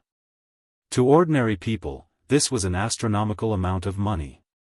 Seeing as the white-haired man rode a bronze mount or greater at this stage of the game, his salary must have been in the 7-digit range. Ha ha ha. Boss Blood, I think those beauties are interested in you, an elementalist, who wore a robe embroidered with runic symbols and exuded a refined air, poked fun at the white-haired berserker leading his group. It's a pity that these beauties will never catch Boss Blood's eyes. After all, his heart already belongs to someone. Why won't these beauties look at me instead? A level 39 skinny, male swordsman said as he sighed. Masked, you really should learn a thing or two from the boss. If you put more effort into your improvement, you would have already reached level 40 and could amount to woo those beauties, the male assassin on the black mare snorted. How can I possibly compare to Boss Blood? Even now, I have not passed the test or obtained a title, unlike you, Kirin, who obtained your title half a year ago, the swordsman named Masked Angel said enviously. Alright, that's enough chit-chat. Focus on our task. I will head to Zero Wing with Kirin. The rest of you, catch up with a carriage, the leading berserker named Bloodsucker ordered sternly. Immediately, everyone fell silent and did as they were told. The 4 level 39s rode an advanced horse carriage and followed Bloodsucker and Kirin toward Zero Wing's guild residence. Although the advanced horse carriage was fast, it was still slightly slower than the Snow White Wolf and Black Warhorse. As a result, the gap between the two groups gradually increased. The party caused a commotion everywhere they went. Meanwhile, the Candlelight trading firm's entrance was overcrowded. Before anyone knew it, the Candlelight trading firm had recruited over 300 lifestyle players. With this number, everyone could see how powerful the firm's foundations were. The other trading firms in Star Moon Kingdom could not compare to this. Guild leader, we've reached our recruitment limits for the moment. Any more and we'll have to send these people to the lifestyle associations, Melancholic Smile reported worriedly as she looked at the numerous files on the newcomers. 1,200 people. This was already beyond what the Candlelight trading firm could handle. If they really recruited this many people, they would lose money each day, rather than make it. It's fine. Bring all of the information you have on the Candlelight's branch shops, Xiaofan instructed, waving his hand dismissively and chuckling. In God's domain, shops were officially categorized by star ranks. However, one could also categorize a shop by its size. Players in his previous life had realized his and summarized the differences. There were a total of 4 categories. Basic shop, intermediate shop, advanced shop, and special shop. To begin with, 1-star and 2-star shops fell under the basic shop category. A basic shop could only accommodate a limited number of lifestyle players, and a firm had to rely on numbers to make up for the lack of space. A basic shop's assistance it could provide to lifestyle players was also quite limited. The intermediate shop category included 3-star shops to 5-star shops. In terms of size, intermediate shops were massively different than basic shops. As long as a shop reached 3-star status, it gained far more room than a 2-star shop. Hence, when the various guilds opened their own shops, while it was relatively easy to upgrade a 1-star shop to 2-star status, it was many times more difficult to upgrade a 2-star shop to a 3-star shop. Naturally, upgrading from an intermediate shop to an advanced shop was even more difficult. Meanwhile, the benefits an intermediate shop could provide became more obvious. The basic meditation room was a primary example. After Shifeng's command, Melancholic Smile compiled all of the information she had on every Candlelight's branch shop and handed the files to Shifeng. Not only was the compiled information detailed, but it was also easy to understand. So far, the Candlelight trading firm had a total of 25 shops. Among them, 24 were branch shops. These branch shops covered 22 cities. The fact that the firm had expanded so much was partly due to Phoenix Rain's secret assistance. Her help had allowed the Candlelight trading firm to set up shops in the cities of a few neighboring countries. Moreover, she had only sold the shops to Shifeng at a price slightly higher than the initial cost. Phoenix Rain is certainly dedicated in her work. Shifeng smiled slightly after reading the information. Among the many shops, 6 were within the Black Dragon Empire. Moreover, 5 of these shops were in cities with a player population in the millions. In addition, there were 6 shops in the kingdom's neighboring Star Moon Kingdom. Among them, 4 were in the Purple Thorns Kingdom. All 4 of these shops were in the top 10 most populated cities in the kingdom. As for the remaining 2 branch shops, they were in the Twin Towers Kingdom. Unfortunately, most of the kingdom had fallen into ruin, and only the capital city remained standing. Xiaofan had to admit that it was beneficial to cooperate with a major power. Without Phoenix Rain's help, Xiaofan would have to exhaust himself to no end to achieve a similar result, and this would have greatly impacted his personal growth. Based on this alone, one could see how frightening the foundations of God's domain's major powers were. Currently, Zero Wing's advantage only lay in the fact that it had a lot of liquid funds. However, this did not mean that the game's major powers were poorer than Zero Wing. Rather, these powers reinvested most of the money they earned into valuable lands. Although Zero Wing had a lot of money on hand, it didn't have anywhere to invest. In terms of capital turnover, the difference between Zero Wing and these major powers was obvious at a glance. I will have to thank Phoenix Rain. I would have had a hard time using up these 5 slots otherwise. Xiaofan then chose 5 branch shops and upgraded them to 2-star shops. When upgrading these shops to 2-star status, he saved far more money by using the special rights of a 3-star shop than when he had used a promotion order. Each shop only cost 600 gold to upgrade. With this, he only needed to spend 3,000 gold to obtain 5 2-star shops. Meanwhile, of the 5 shops Xiaofan chose, 3 were in the Black Dragon Empire, with one of them in Lake Heart City. As for the remaining 2 slots, he used one on a shop in the Purple Thorns Kingdom, and the other on the shop in the Twin Towers Kingdom's capital.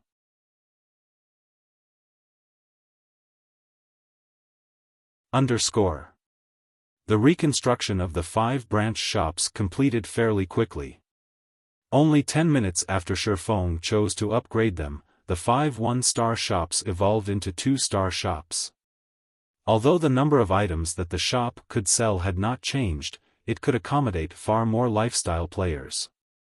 The additional space was more than enough for the 1,200 lifestyle players the Candlelight trading firm wanted to recruit. God's domain was already developing faster than Xiaofan had expected. When Xiaofan had first obtained the 3-star shop promotion order, he had not intended to recruit so many lifestyle players. At most, he had planned to recruit around 500 or 600 players. However, after the game's 4th evolution, items became more complicated to produce, and this, in turn, would impact production speeds. After the system upgrade, Melancholic Smile had calculated the statistics of everyone's production speed within the trading firm. To put it simply, the more advanced an item was, the more its production speed had been affected. For common items such as whetstones, production speed had experienced roughly a 15% reduction. As for items such as advanced whetstones, their production had slowed by around 20%. In other words, if a lifestyle player was capable of producing 5 advanced whetstones within a certain time before the system upgrade, then now, they were only capable of producing 4 advanced whetstones within the same period. As for items that only intermediate forgers or higher could craft, such as the strengthening device, their production speed had decreased by roughly 40%.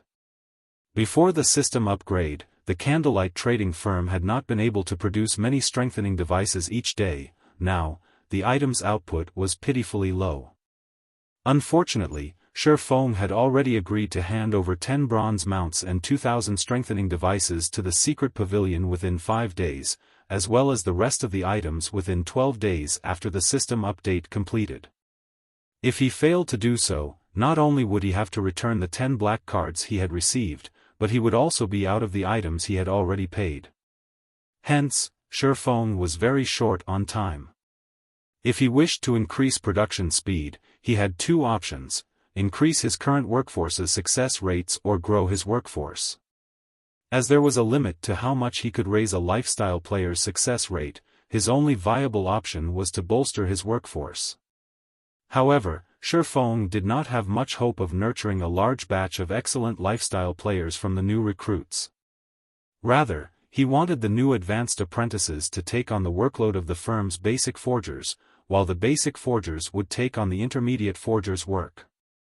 In turn, the intermediate forgers would take care of the advanced forgers' workload. This way, he would have a higher chance of completing his task within the allotted time. Following which, Xiaofan explained his plans to Melancholic Smile and had her begin preparations. After all, it would not be easy to sort so many people in a short time. Guild leader, I'm afraid that this will be very difficult to accomplish. Even with the help of the special workshop, Coco, Uncle Ironheart, and I only have a 40% success rate with the strengthening devices. Even if the firm's intermediate forgers have the help of the special workshop, they will only have, at most, around a 15% success rate. With such a low success rate, we'll be lucky if we break even, let alone make a profit. Melancholic Smile was very familiar with the success rates of the trading firm's forgers as she usually analyzed the trading firm's statistics. Although a 15% forging success rate seemed relatively high, when one started the actual work, they would most likely fail 10 out of 10 tries.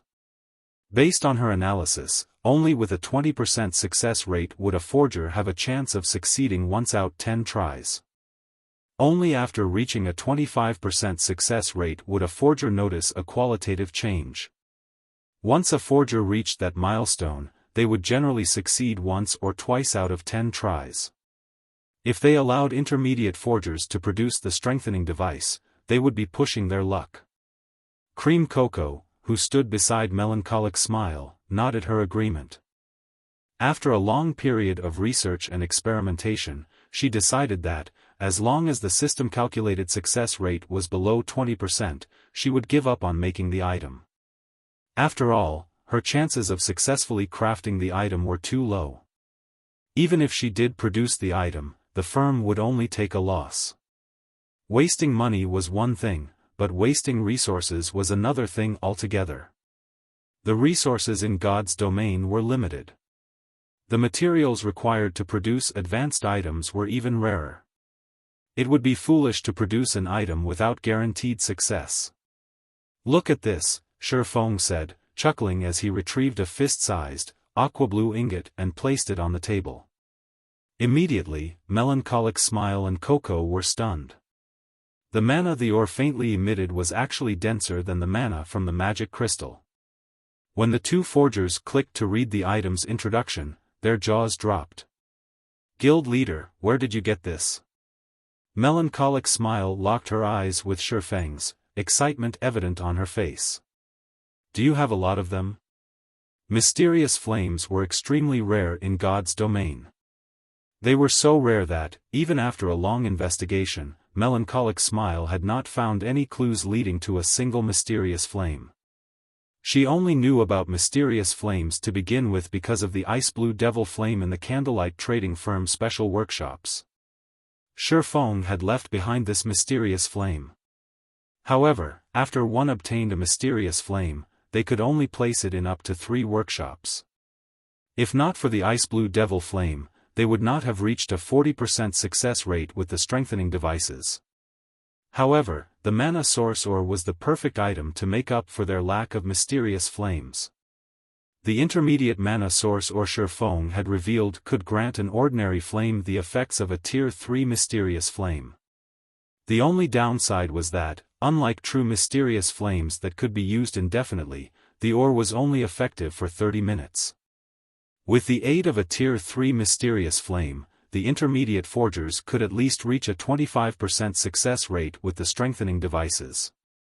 If they had a large stock of intermediate mana source ore, these intermediate forgers could definitely produce the strengthening devices.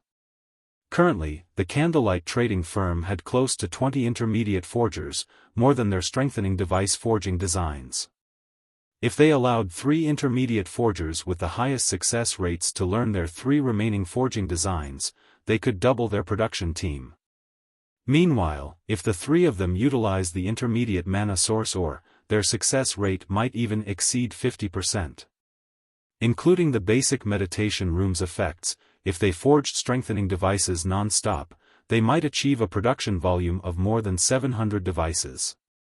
Rather than suffering a slower production rate due to the system upgrade, they could significantly increase their production.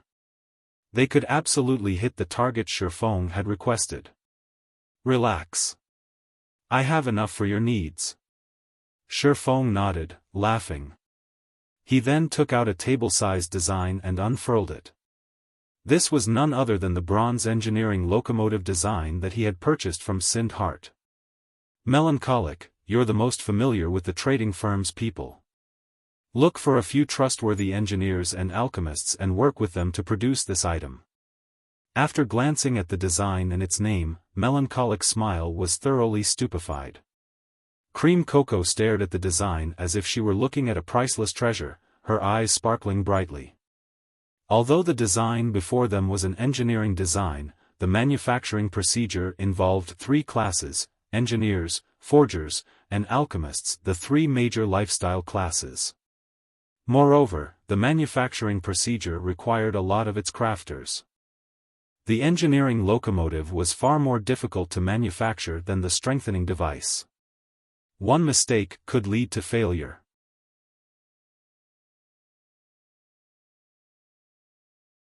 Chapter 9:15 Difference in Mounts. Mounts' importance to players went without saying. Even Melancholic Smile and Cream Cocoa understood the importance of any mount, not to mention bronze mounts. Currently, God's Domain's elite and expert players moved ever closer to level 40. However, how could common mounts possibly satisfy these experts? Unfortunately, obtaining a bronze mount was easier said than done.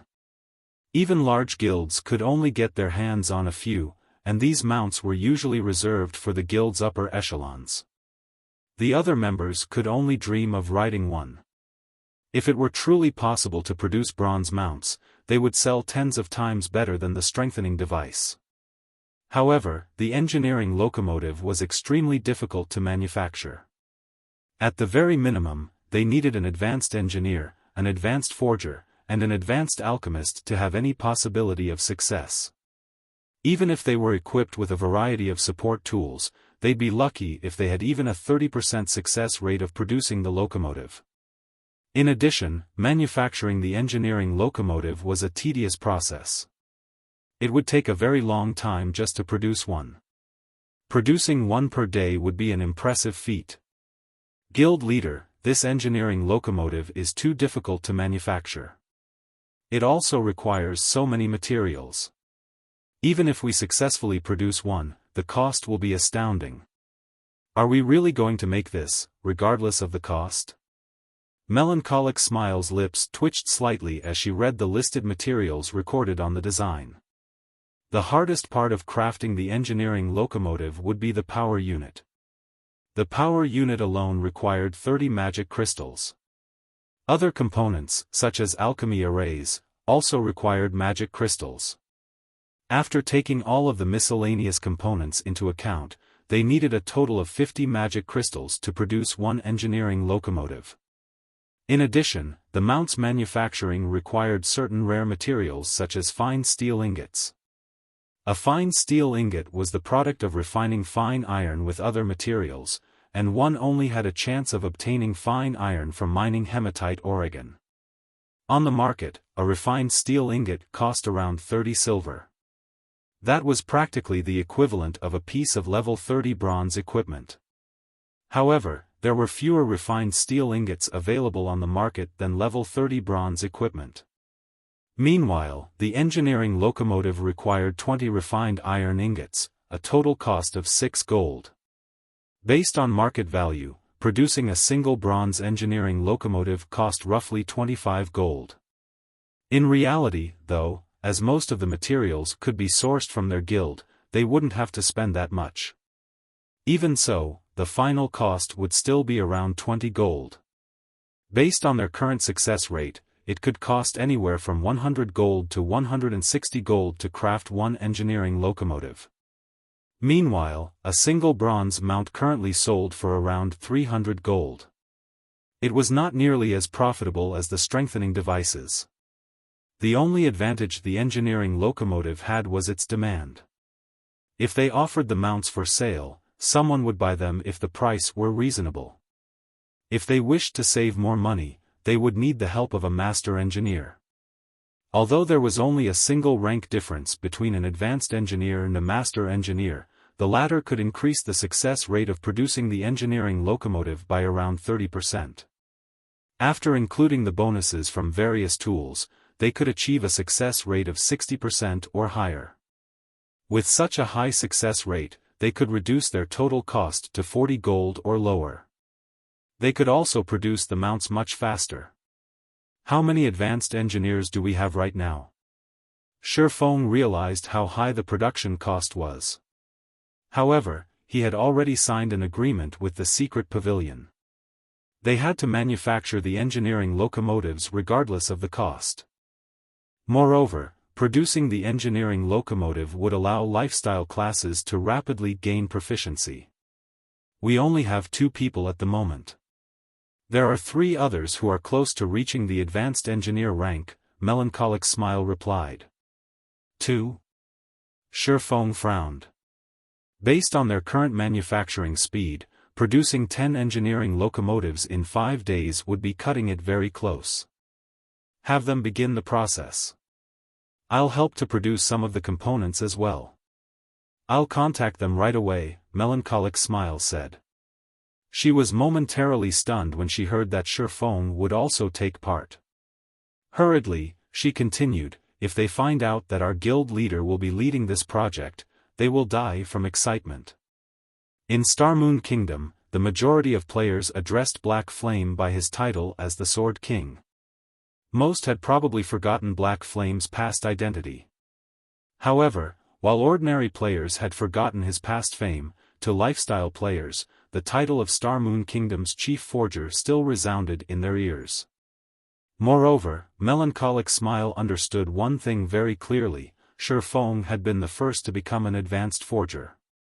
Suddenly, Aqua Rose contacted Xiaofan and said, Guild leader, 2 people have entered our guild residence. Both are level 40 players. Moreover, their mounts are high quality. They are saying that they have something very important to talk to you about. 2 people with high-ranking mounts. Xiaofan was slightly surprised. Reaching level 40 was still very difficult at this stage of the game, much less obtaining high-ranking mounts. Do you know their identities? I've never met either of them.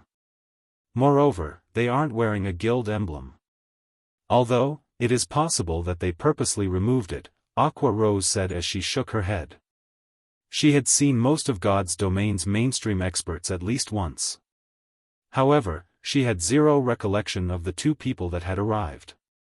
Even after sending her subordinates to investigate, she had not obtained any information on these players.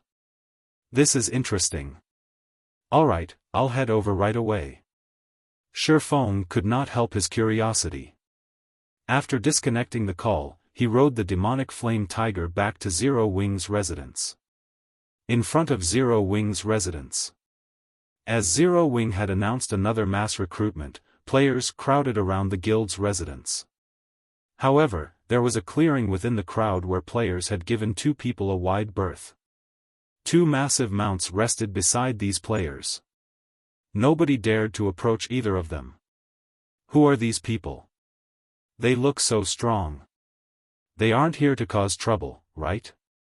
When the players who had come to apply to Zero Wing saw the Berserker Bloodsucker and the Assassin Kirin, they were shocked by the 2's auras and equipment. The advanced horse carriage is so slow. When will Masked and the others get here? Kirin exclaimed as he looked at the time, paying no attention to the surrounding crowd. As soon as Kirin finished speaking, an advanced horse carriage approached from one end of the street. A moment later, the advanced horse carriage stopped before Zero Wing's residence, and 4 people stepped out. Mysterious iron mounts are wonderful. Once I reach level 40, I will have to find one of my own. Masked, don't even think about obtaining a mysterious iron mount. They aren't weeds that sprout up everywhere. Even those with titles in the guild are struggling to get their hands on one, let alone someone like you. The 4 people that had emerged from the carriage chatted merrily amongst themselves. However, when the crowd saw these 4 newcomers, they were flabbergasted. All 4 were level 39. Although the pressure these 4 people gave off was not as strong as the 2 that had already arrived, when these 4 players stood together, they felt like 4 ferocious beasts. A single glance from them was enough to give one shivers. This is Zero Wing's residence. It's quite big, but it's rather shabby. The standard of the guild members isn't much to look at, either. Masked Angel gave a rough evaluation after a cursory examination of Zero Wing's residence. The other 3 agreed with Masked Angel. However, the Zero Wing members coming and going were somewhat annoyed when they heard the comment. Zero Wing's residence had cost a lot of gold to build. Even if it did not rank number 1 in Star Moon Kingdom, it ranked near the top. However, these people spoke as if their residence belonged in the slums. These Zero Wing members had intended to argue with these people. However, when they saw a black figure appear at the entrance, they immediately fell silent. Even the independent players lining up outside the residence stared at this figure with admiration.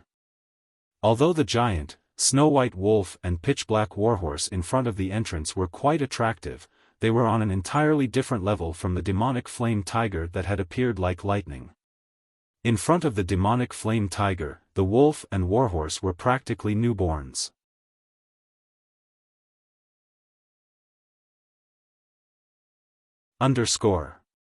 What rank is that mount? Masked Angel was shocked, his eyes widening as he stared at the towering, majestic demonic flame tiger. Although he already knew that Zero Wing possessed this mount, after witnessing it personally, he could not help his surprise. Both Bloodsucker's and Kirin's mounts were mysterious iron mounts. However, when comparing their mounts to the demonic flame tiger, he finally understood something. The difference between their mounts was not just 1 rank. Standing there, he could feel the demonic flame tiger give off a significantly powerful pressure. Generally, he only felt this pressure from chieftain-ranked monsters. Could it be a fine gold mount? This question simultaneously surfaced in Masked Angel and his companions' minds. Even God's Domain's major powers did not have a single fine gold mount. Currently, the best mount they had was of secret silver rank. However, what truly shocked them was Shifeng's level. Shifeng was not currently using the demon mask to disguise himself as Black Flame. He did not even bother hiding his level, so if one paid attention, they would discover that Shifeng had already reached level 42. He was actually 2 levels higher than Bloodsucker and Kirin. There was not a single player with such a high level throughout the various empires. It was hard to imagine that such an expert resided in a kingdom. I am Yifeng, an honorary elder of Zero Wing. Our guild leader has some urgent matters to attend to, so he can't meet with you right now. I can represent Zero Wing in any matters you wish to discuss. May I know what business you have with Zero Wing? Shifeng asked, chuckling as he swept a glance over Bloodsucker and the others as he remained on the demonic flame tiger. Even an elementalist like Phoenix Rain had only reached level 39, yet among these 6 people, not only had 2 surpassed Phoenix Rain, but the other 4 were the same level. Achieving such a high level was impossible without a special method or a powerful team. To Aqua Rose, these players might be strangers. To Shifeng, however, they were extremely familiar. All 6 players were super red names belonging to the dark guild known as Raven. Raven had appeared in the virtual gaming world in the past. It was an upstart guild that had only established after God's Domain had launched. Moreover, even now, Raven was not famous in the least. Dark guilds could not compete against normal guilds in terms of member count. However, the Raven Guild's member count was impressive with less than 1,000 members. Even a decade after God's Domain had launched, the guild had less than 3,000 members. However, nobody in God's Domain dared to underestimate Raven. In the past, Raven had been one of the top 6 dark guilds in God's Domain. The guild was extremely powerful, even super guilds had avoided provoking it. While the 6 people before him looked like ordinary players, this was only a disguise. Without an advanced identification skill, one could not uncover any of their information. This disguise was similar to the demon mask. It could even hide one's aura. However, under Xiaofan's omniscient eyes, nothing would remain hidden. Such dense blood auras. How many people have they killed already? When Xiaofan used omniscient eyes, he discovered that their names were no longer red. Rather, they were thoroughly black. In God's domain, when one actively killed other players, aside from their IDs changing color, a faint red blood aura would surround their bodies. However, this blood aura was barely visible. Generally, only after one had killed hundreds of players would this blood aura become more evident. Even so, this blood aura would gradually fade with time. However, the blood aura surrounding the six before him was powerful enough to make one's hair stand on end. Currently, their blood auras had thickened into a bloody mist that enveloped a radius of 4 to 5 yards around them. Xiaofan could not even begin to fathom just how many players these 6 people had killed to achieve such a dense blood aura. However, this was still not why their IDs had turned black. In God's domain, only players who had committed unforgivable sins would sport pitch-black IDs. This was a type of curse. This curse could allow players to grow stronger. In return, however, cursed players were restricted to areas controlled by the dark forces. If NPC guards in an ordinary NPC city found them, the consequences would be unimaginably severe. Hello. My name is Bloodsucker. This place isn't suited for our discussion. Why don't we look for somewhere more private to talk? Bloodsucker suggested, smiling faintly as he looked at Xiaofan. All right, follow me, Xiaofan nodded. He then led Bloodsucker and the others into Zero Wing's residence. After Xiaofan entered the guild residence, the crowd outside of the residence grew excited. Their eagerness to join Zero Wing grew. Inside the reception room of Zero Wing's residence. As Xiaofan was about to prepare some refreshments for Bloodsucker and the others, Bloodsucker stopped him. I believe that Elder Yifeng has already used an advanced identification skill on us, right? Bloodsucker said, smiling. I'm certain that you already know who we are. As you've seen, we are red players, or to put it another way, dark players. Xiaofan nodded without attempting to hide his actions.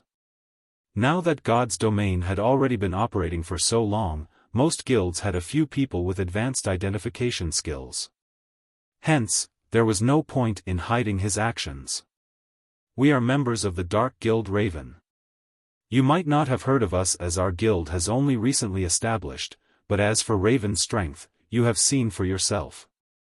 We have come here today seeking to cooperation with Zero Wing, Bloodsucker explained. Cooperation with Zero Wing? How do you wish to cooperate? Xiaofan asked curiously.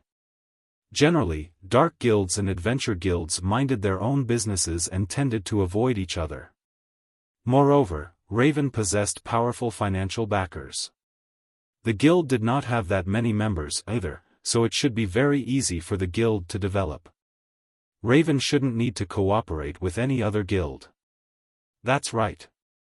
We've investigated Zero Wing thoroughly. On the surface, while it might look like Zero Wing has a lot of experts, there are only a few true experts in the guild. If Zero Wing wants to progress in the dark arena, relying on these few experts is not nearly enough. Even the Azura battle team's victory in the next match is unlikely. Furthermore, since the system upgrade, the various major powers have begun to invest heavily into the dark arena.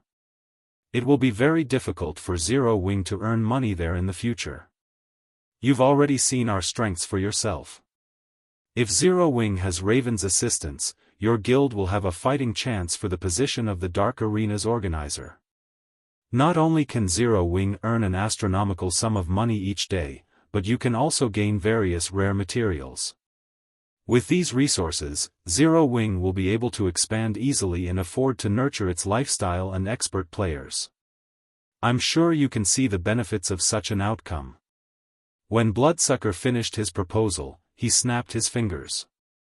Immediately, several pieces of Bloodsucker and Kirin's equipment revealed the special glowing effect of epic equipment. Bloodsucker and Kirin's weapons, in particular, were epic weapons. With this array of equipment, they could rank at the peak of God's domain. What do you want in return? Xiaofan asked, somewhat interested. Just as Bloodsucker had said, in the eyes of ordinary players, Zero Wing seemed like a guild full of experts. However, in the elite Dark Arena, Zero Wing was bland. Currently, only he, Fire Dance, and Violet Cloud could reliably win a fight. Unfortunately, Aqua Rose was still a little off the mark.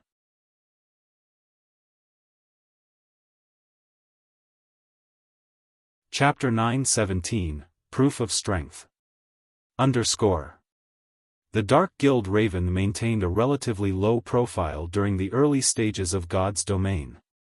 The guild always moved covertly. The guild's desire to maintain a low profile was evident by the lack of guild emblems on Bloodsucker and his companions. If not for Raven trying to display its strength to gain Zero Wing's trust, the group would never act so flamboyantly. Xiaofan had to admit that this was one of the benefits that Zero Wing enjoyed as it moved closer to the top of God's domain. Whenever he had an issue, people would oftentimes take the initiative to offer their cooperation. If Zero Wing were a third-rate guild or an unrated guild, meeting people like Bloodsucker would be impossible, not to mention inspiring these people to find him. Xiaofang's straightforward question had left Bloodsucker slightly stunned. He had initially thought that Xiaofan would play with words, driving him to state his conditions. After all, during negotiations, the side that revealed their terms first would be at a disadvantage. However, he had never imagined that Xiaofan would ask him so blatantly. He wasn't used to this. The guild had sent him, specifically, to negotiate with Zero Wing because he was one of the guild's stronger members. Now, however, all of his subtle arguments he had prepared to persuade Xiaofan in his efforts to show off Kirin and his team's strength had gone to waste. What? You don't have any conditions? Xiaofan chuckled. No, it's just that your straightforwardness surprised me a little. After all, Raven is only a small, unknown guild, Bloodsucker said, shaking his head. Since Elder Yifeng has said as much, I'll tell you Raven's conditions. In return for Raven assisting the Azura battle team, we want 50% of the income you gain from the Dark Arena. You guys sure are ballsy. 50% is too much. I can offer you 20% at most. Xiaofan instantly rejected Bloodsucker's offer. He was already splitting the income from the Dark Arena with Phoenix Rain. If the Raven Guild took another 50%, Zero Wing would be left with nothing. I'm guessing that you don't fully understand Raven's strength. How about we prove ourselves first? We can negotiate afterward. Bloodsucker frowned when he heard Xiaofang's offer. However, he was not surprised by it. Their guild had remained in the shadows. As of now, practically nobody knew how terrifying Raven was. If not for the resources the recently launched Mind Space system required, they would not have sought out Zero Wing for cooperation. In his opinion, Xiaofan had only offered such a low percentage because he didn't know Raven's true power. However, once they showed Xiaofan that, with Raven's assistance, Zero Wing's chances of becoming the Dark Arena's organizer would improve, he would agree to 50%. After all, this was a sure profit exchange. Proof? Xiaofan understood Bloodsucker's train of thought. However, he really could not afford to lose 50%. As Xiaofan considered rejecting Bloodsucker's offer, he suddenly had a good idea. Previously, his head had ached over the lack of experts. Now that he had a chance to gain the help of 6 top-tier experts, it would be a waste not to put them to good use. Following which, he nodded and smiled, saying, if Raven wants to prove its strength, I just happen to have a very difficult quest that I need some expert help with. If you can show me that you are sufficiently powerful during this quest, there might be room for further negotiations. Of course, I'll pay you for your help. No problem. You can leave this quest to Raven. As for the remuneration, there's no need. Consider this Raven's gift to Zero Wing, Bloodsucker confidently stated. From the beginning, proving Raven's strength had been their goal in coming here. When the time came, they would shock Zero Wing's members. I still need to prepare. It'll take around 3 hours. You should do the same. This quest is very difficult. I just need you to send a party of 6 experts, Xiaofan said.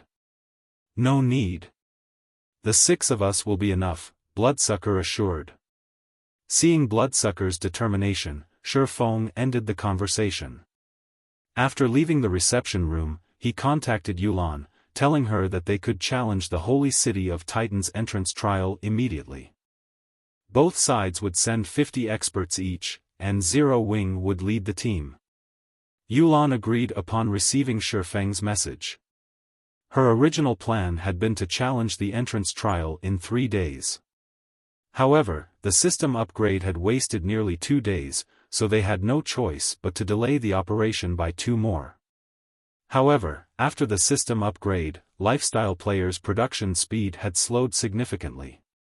As a result, the various large guilds now urgently needed a batch of advanced lifestyle players.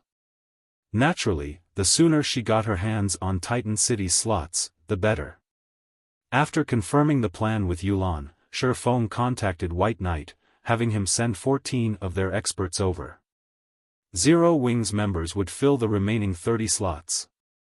Although Xiaofan did not know what kind of experts Yulan would dispatch, he had a true gathering of experts.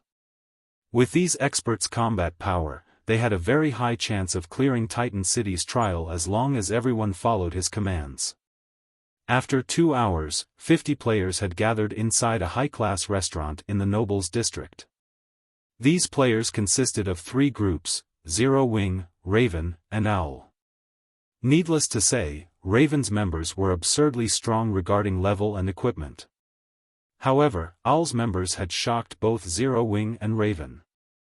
Everyone's jaws hit the floor after Owl's members, led by White Knight, joined them in the restaurant and discarded their cloaks. They were all level 42. One could easily rank among an empire's top 10 players in terms of levels at level 40. Moreover, these top 10 included those who hid their levels. Yet, White Knight and his team were all level 42. Aside from their high levels, every member of White Knight's team wore absurdly powerful equipment. Among them, 4 possessed equipment on par with Bloodsucker and Kirin. As for White Knight, the group's leader, his equipment surpassed Bloodsucker's. The Ranger's aura was also incomparably sharp. Due to this, Bloodsucker felt pressured. Who are these people? Bloodsucker watched White Knight and the others, shock filling his heart. Are they Zero Wing's hidden experts? Kirin and the others also felt immense pressure from Owl's members. Previously, they had felt nervous when they met Fire Dance and Zero Wing's other top-tier experts. Now, an even more frightening group had arrived.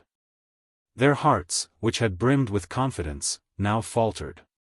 Theoretically, level 40 players should stand at the very forefront of God's domain, yet so many level 42 experts stood before them.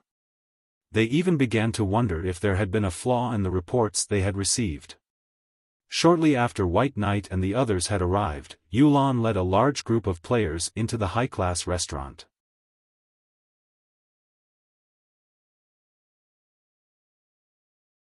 Chapter 918, Holy City of Titan. _ The high-class restaurants in the Nobles District were famed for their luxury. Even large guilds' elite members were reluctant to dine in these restaurants. These players would rather have a few drinks at a bar or eat their fill of ordinary food to get more bang for their buck. Upon joining Xiaofan and the others in the restaurant, Yulan glanced at the various players. Immediately, she was shocked. How does Zero Wing have so many experts? Yulan had already thoroughly investigated Zero Wing, so she was very aware of Zero Wing's current combat power. She had never imagined that Zero Wing still had secrets. Owls and Ravens members were the source of her surprise. Even the lowest among them was level 39, with the majority having reached level 42. Zero Wing's team composition overwhelmed the team she had struggled to establish. Among her players, the highest was only level 39, while the others were level 38. Although there was only a difference of 2 or 3 levels, the gap between level 39 and level 40 was like the difference between heaven and earth. Unless one had equipment that could reduce level requirements, otherwise, they could only wear level 40 equipment upon reaching level 40. However, such equipment was extremely rare. Generally, only epic items had such an attribute. There was a huge difference in terms of basic attributes between level 35 and level 40 equipment. If they had so many high-level experts working together, clearing Titan City's entrance trial would be much easier. Moreover, Yulan could tell that, even if White Knight and Bloodsucker were members of super guilds, they would be considered apex experts. It would be very difficult to find an expert in Underworld that could contend with these two. Big Brother Wolf, do you know that Ranger and Berserker? Yulan asked War Wolf quietly. The pressure she felt from White Knight and Bloodsucker was extremely powerful. They were like beacons in absolute darkness. Even if she fought it, it would be hard not to notice them. Among the information she had on God's Domain's experts, nothing had been recorded on these two individuals. Although she did not know who these two were, War Wolf might know them. After all, War Wolf had once shone brightly in the virtual gaming world. Although he had later stepped away, he knew far more hidden experts than she did. I don't know them. However, I am sure that both of them are martial artists. Extremely powerful ones at that, War Wolf replied, his thoughts a little complex as he examined Xiaofang's team. A few months ago, Zero Wing had merely been an unknown, upstart guild in White River City. Even Zero Wing's experts at that time weren't worth his attention, yet now, the guild had several people on par with him in terms of combat standards. As for White Knight and Bloodsucker, who he had never seen before, even he had to admit that he was weaker than them. War Wolf could not help but wonder what kind of charm an upstart guild like Zero Wing had to attract so many experts. Even first-rate gods weren't capable of this feat. It really makes you wonder just where the guild leader has found so many experts. Overwhelming Smiles members must be scared stiff right about now. Blackie giggled when he saw Yulan and her Overwhelming Smile team's shock. The rest of Zero Wing's members agreed with Blackie. When White Knight's group had arrived, even they were surprised. Xiaofan stepped forward and said, "Miss Yulan, now that everyone is here, should we reform the team?" "All right. Everyone, leave your teams," Yulan nodded as she pinned Xiaofan with a penetrating gaze. Although she had already known that Yifeng would lead the expedition to Titan City, she had been somewhat surprised to receive this news. She thought that Black Flame would lead this expedition. This was not because she doubted Yifeng's strength. However, Black Flame was far more experienced with commanding a team. It was of the utmost importance that they cleared Titan City's entrance trial. After all, once they could enter the holy city of Titan, they could rapidly nurture advanced lifestyle players.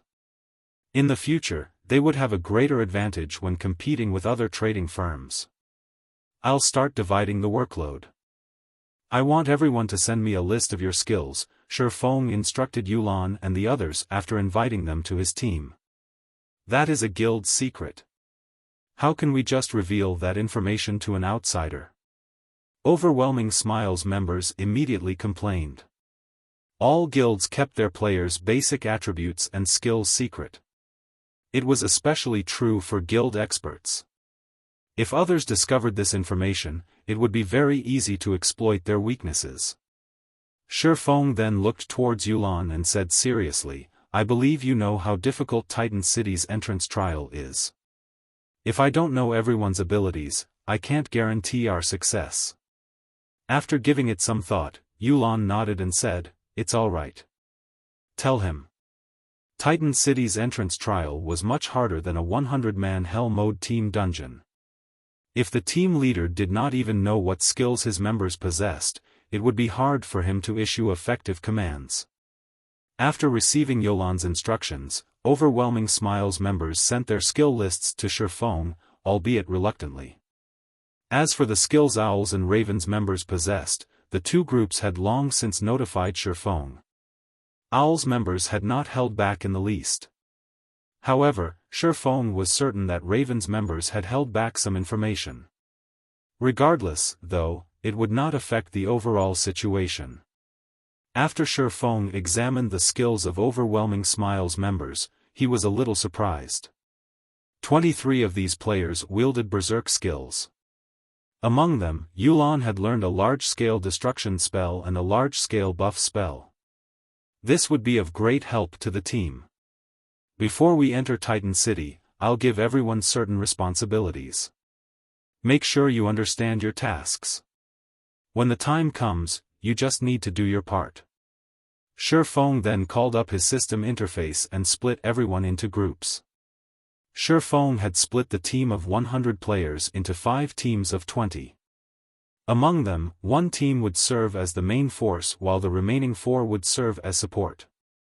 Raiding Titan City's entrance trial was different from raiding a 100-man team dungeon, where players only had to deal with one boss at a time. The entrance trial resembled a field battle. Only, the team would face far more danger. In the entrance trial, one could encounter a powerful boss at any time. It was even possible for multiple bosses to appear at once. It would not come as a surprise if one mistake led to a team wipe. Hence, they needed to prepare before they challenged the trial. There was only one MT on the main team, Cola. This decision confused Yulan and the others. Cola was only level 40, while the Guardian Knight White Knight had brought was level 42. In terms of techniques, the Guardian Knight was also much stronger than Cola. No matter how they looked at it, Cola should not be the main team's MT. Even if Xiaofan placed Cola on the main team, he should include another MT. How was a single MT going to tank a boss? However, Xiaofan did not bother to explain his decision. He had chosen Cola because he had previously passed the epic ranked Dragon Scale shield to the MT. With this shield alone, none of the other MTs could compete with Cola. Not to mention, Cola was using the Tier 1 set equipment for Guardian Knights. Comparing basic attributes, he was stronger than Moonlight Knight, Owl's level 42 Guardian Knight, by a large margin. He was the best choice to serve as the lead MT. After the various tasks had been distributed, Yulan took out a golden key and began to chant an incantation. In the next moment, a pair of tightly shut, black stone doors appeared in the hall. The stone doors towered over 3 meters high, and there were countless magical runes carved into the door's stone. As the thick, heavy doors slowly parted, a terrifying aura surged out, and everyone immediately felt a powerful mental suppression weigh on them. This mental suppression could rival that of Grand Lords. However, every player here was an expert. Even if the mental suppression affected them, the effects were minimal. After everyone calmed their nerves, Xiaofan took the lead and stepped through the doors. One after another, the other players followed him.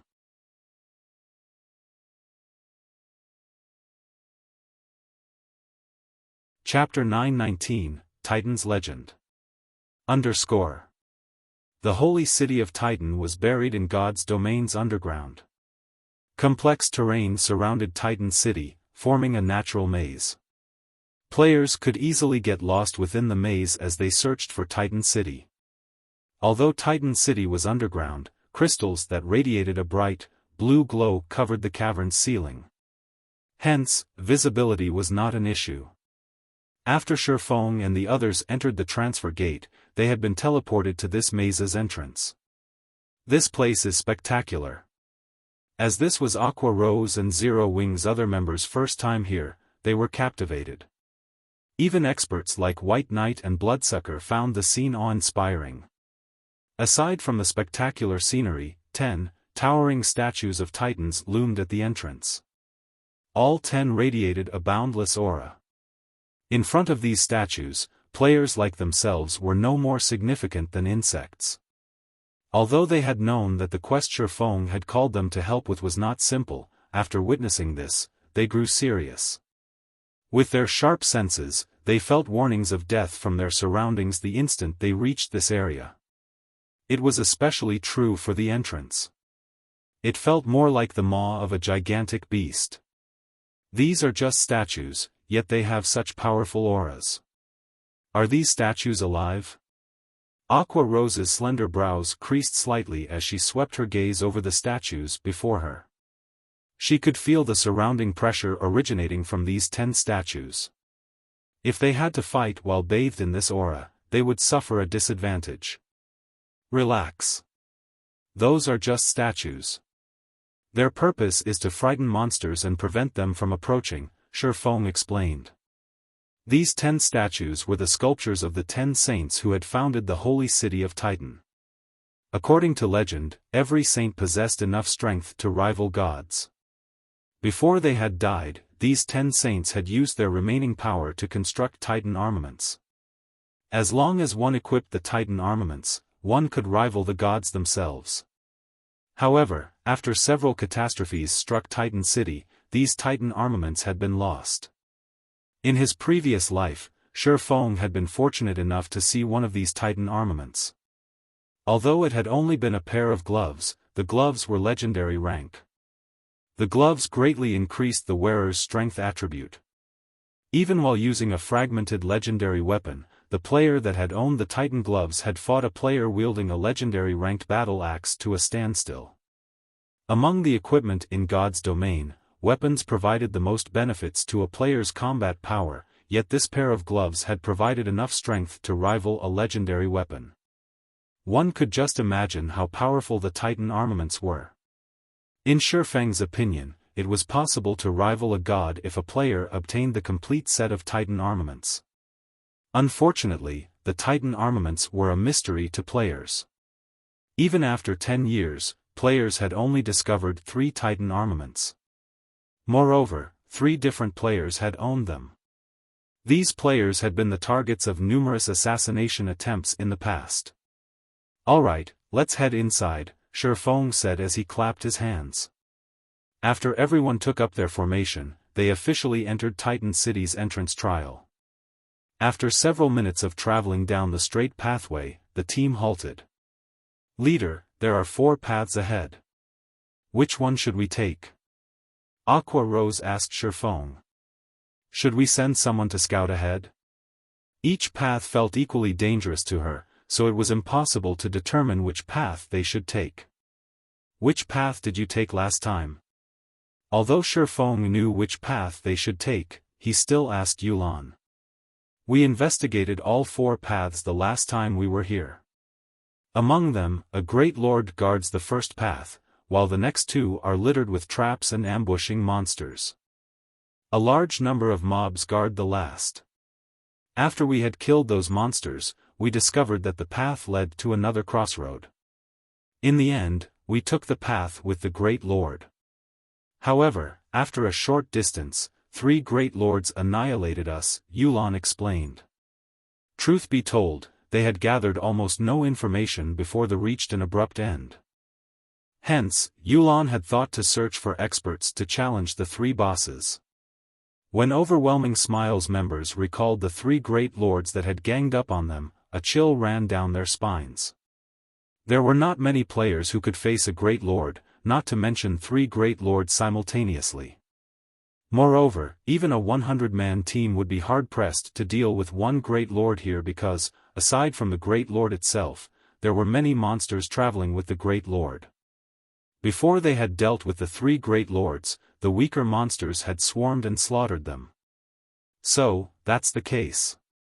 Let's go down the path with the crossroad, then," Xiaofan nodded. Generally, the path with a boss it should be the correct option. Taking the path with the crossroad is a waste of time, Yulan explained. That might be true in other virtual reality games, but in God's domain, it is only half correct, Xiaofan said, chuckling. "This is an entrance trial. Our ultimate goal is to pass through the maze, not to defeat the bosses, isn't that right? In reality, all 4 paths led to Titan City. If a team were strong enough, they could choose the most difficult path, which contained various bosses. This path was also the most direct and would save the most time.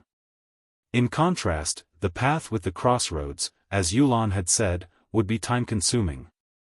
However, it was the safest path among the 4.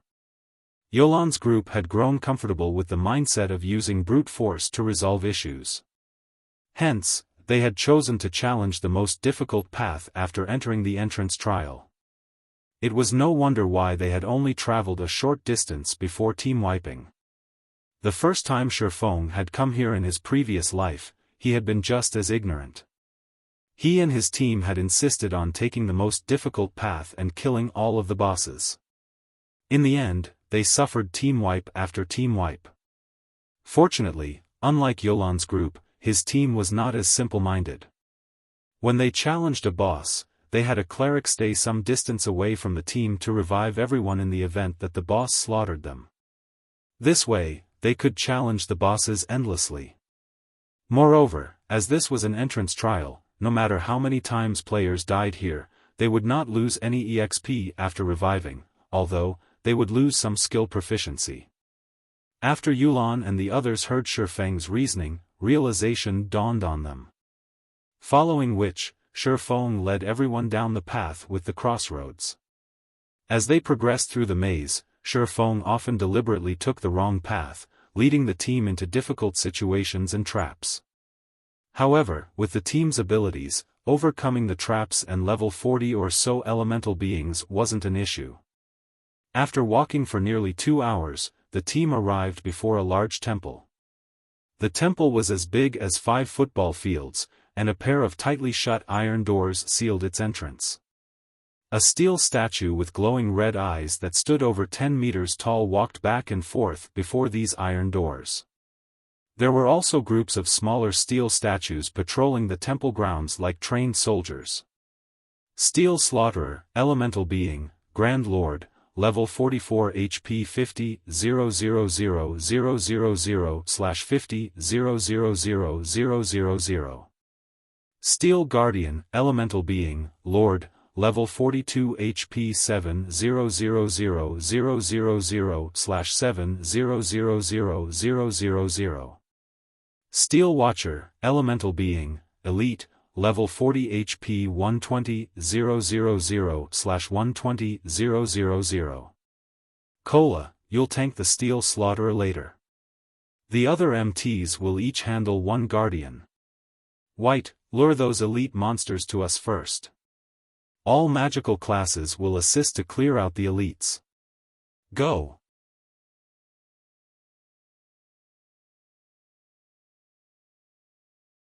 Chapter 920, Epic Shields Effects.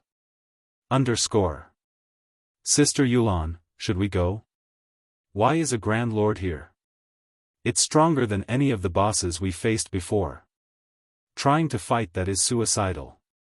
Xiaofang's commands had left overwhelming Smiles members speechless.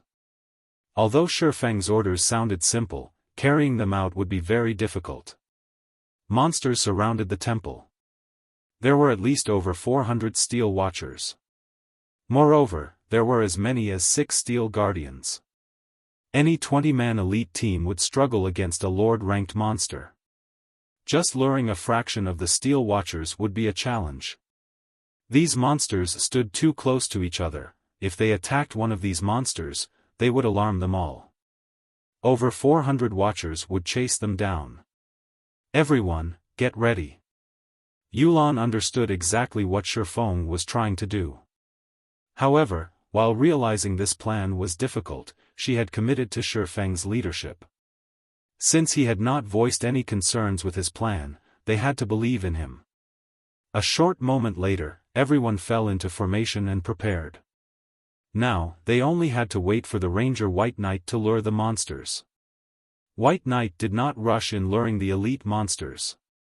Rather, he stood to one side and waited patiently for the patrolling Steel Watchers to move past before he attacked. However, White Knight did not attack the elite monsters directly. Instead, he set up a trap along the Steel Watcher's path. Rangers were not just adept at ranged attacks. The class was also capable of setting various kinds of traps. White Knight had set a poison trap. When a monster stumbled into it, it would suffer a poison debuff and lose some HP every 3 seconds for 15 seconds. Traps were not limited by range, but by time. Even if a player were 100 yards away from their trap, it would still trigger. After setting up a series of traps, White Knight distanced himself from the temple and waited for the patrol of Steel Watchers to return.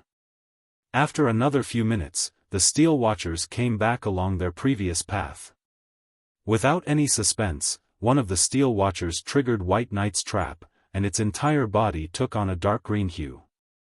Although the remaining 19 Watchers noticed the abnormality, White Knight was outside of their perception range. Hence, the 19 Steel Watchers stood there ignorantly as they searched for the enemy. However, the poisoned Steel Watcher was different. Not only had the trap inflicted damage, but it also now suffered a debuff. It charged towards White Knight immediately. Traps were like curses.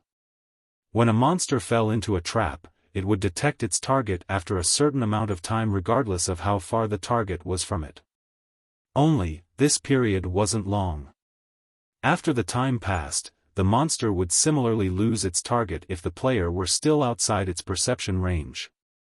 However, once the poisoned Steel Watcher had moved 10 yards closer to White Knight and just before the allotted time passed, it triggered another poison trap. As a result, the Steel Watcher confirmed White Knight's whereabouts and continued to charge towards the Ranger. In such a way, the Steel Watcher triggered a series of 3 traps, the traps luring it roughly 30 yards away from its companions. When the other Steel Watchers saw this, they cautiously followed the poisoned Watcher. Moreover, because of this Steel Watcher, 4 nearby patrol squads of Steel Watchers also began converging on White Knight's position. However, after a dozen or so yards, they abandoned their advance. After all, these monsters couldn't detect an enemy. Without a clear target, these Steel Watchers could not react properly. As for the Steel Guardians and Steel Slaughterer, they ignored the incident. Damn, that's possible? Minor Wind was stunned upon seeing this method. Minor Wind wasn't the only person present surprised. Yulan and the others also wore shocked expressions. With a single move, White Knight had lured the elite monsters away from the troublesome lords and Grand Lord. With this, they didn't have to fear pulling the boss's aggro while they wiped out the elite monsters.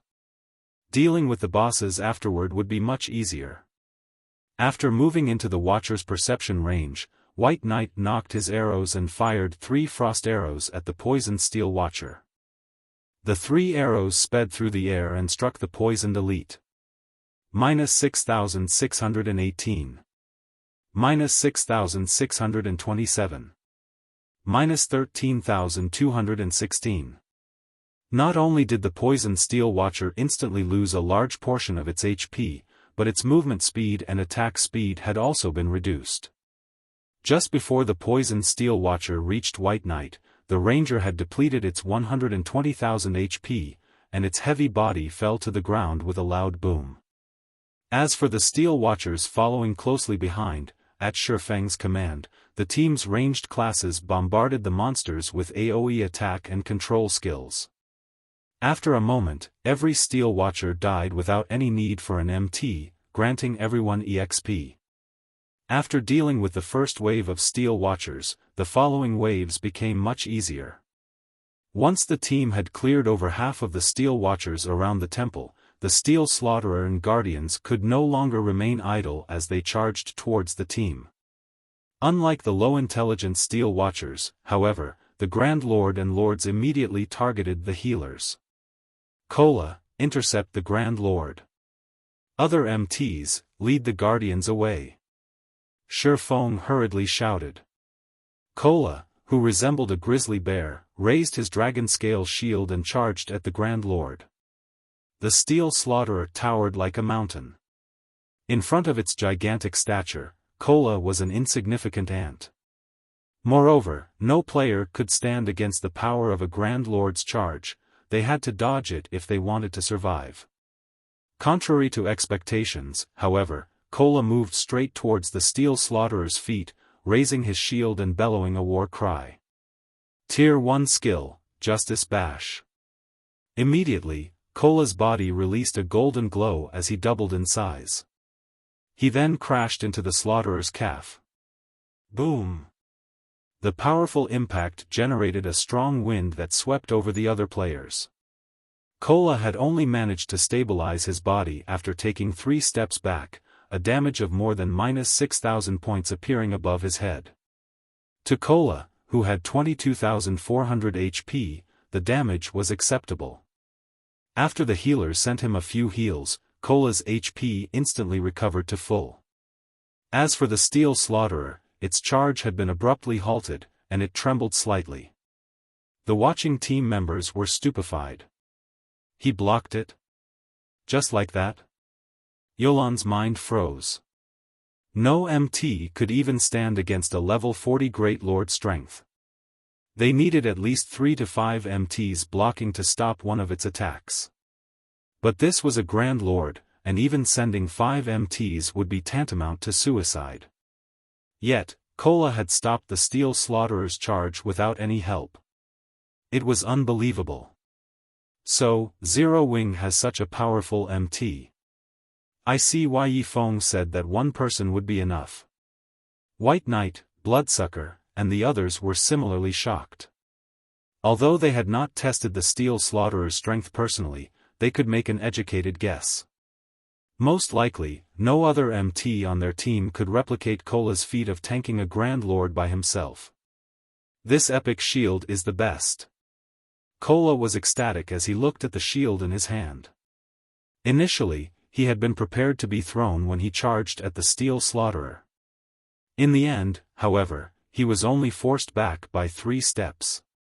However, Cola quickly regained his focus and proceeded to use Shield of Vengeance against the Steel Slaughtherer's calf, causing -3,475 damage. Shield of Vengeance came with a shock effect. Although its damage was not particularly high, the skill felt powerful to others and would draw a monster's attention to the skill's user. In the blink of an eye, the Steel Slaughterer switched focus to Cola.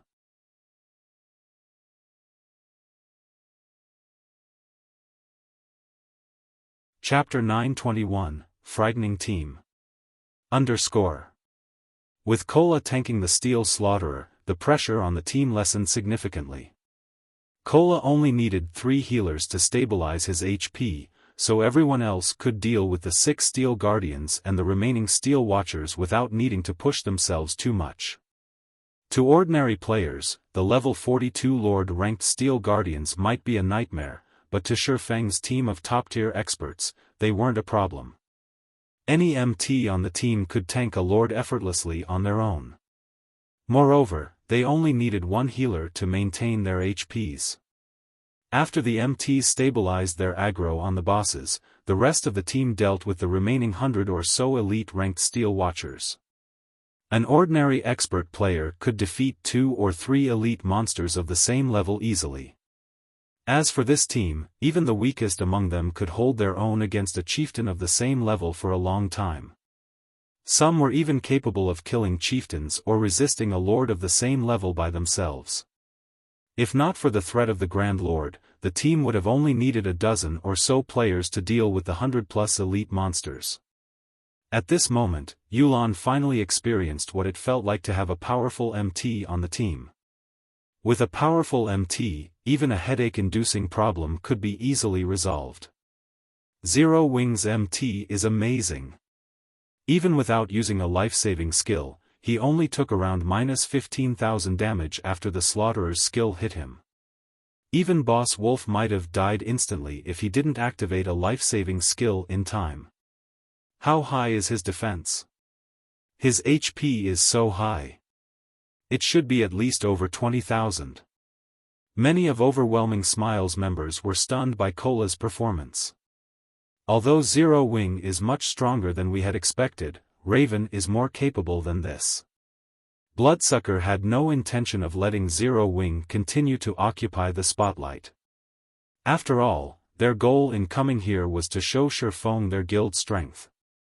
Following which, Bloodsucker led his party to attack a Steel Guardian. Generally, dealing with a Lord-ranked monster required a 20-man team of the same level.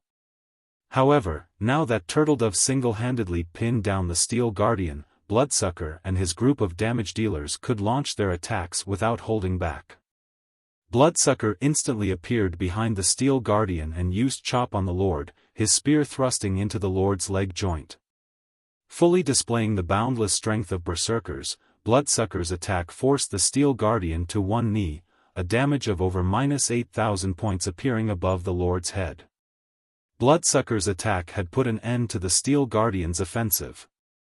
Following which, the Berserker used Whirlwind Slash, his spear striking the Steel Guardian's other leg joint, dealing over -6,000 damage and causing the Lord to fall, face first, to the ground. Suddenly, a black figure appeared above the Steel Guardian's head. This figure was none other than Raven's Kirin. Kirin's daggers rapidly sliced the Steel Guardian's head as he descended, leaving 6 deep cuts, each causing over -2,000 damage or over -4,000 damage with a critical hit.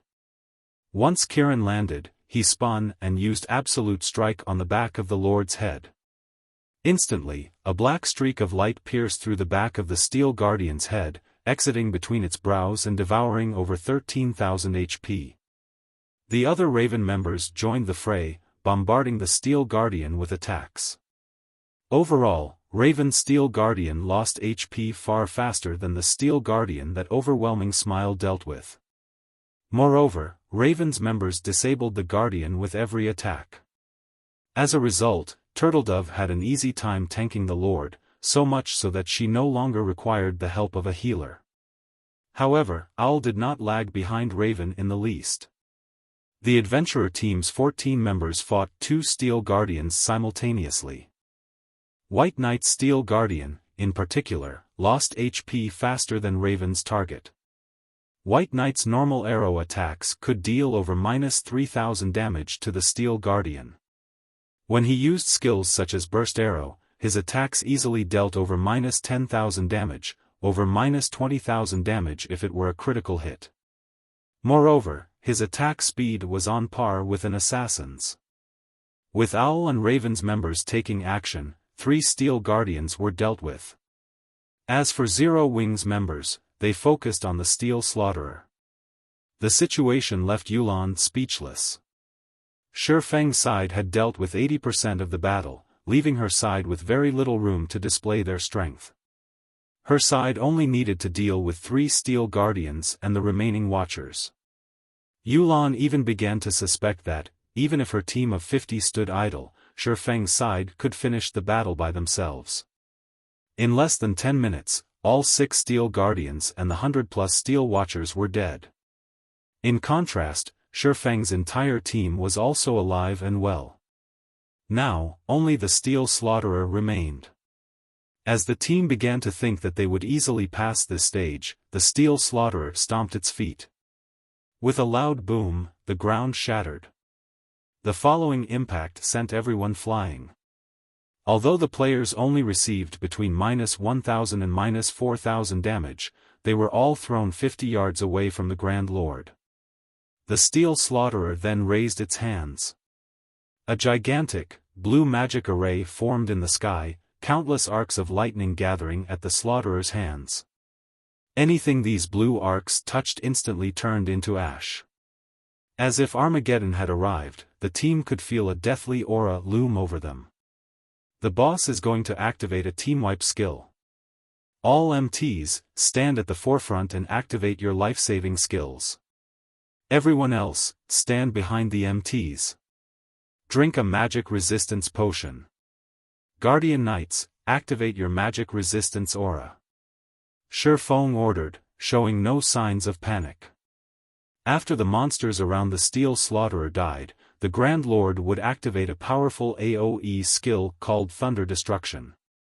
The skill's range covered the temple and its grounds, so it was impossible to dodge. Their only option was to survive it.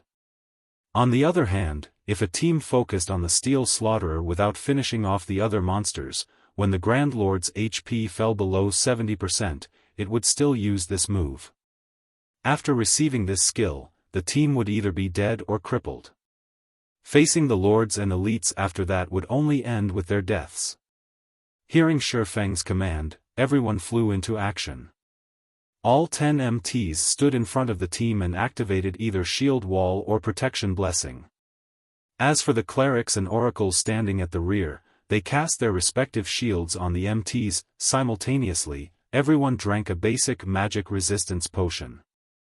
Although the potion did not provide much magic resistance, it was better than none at all.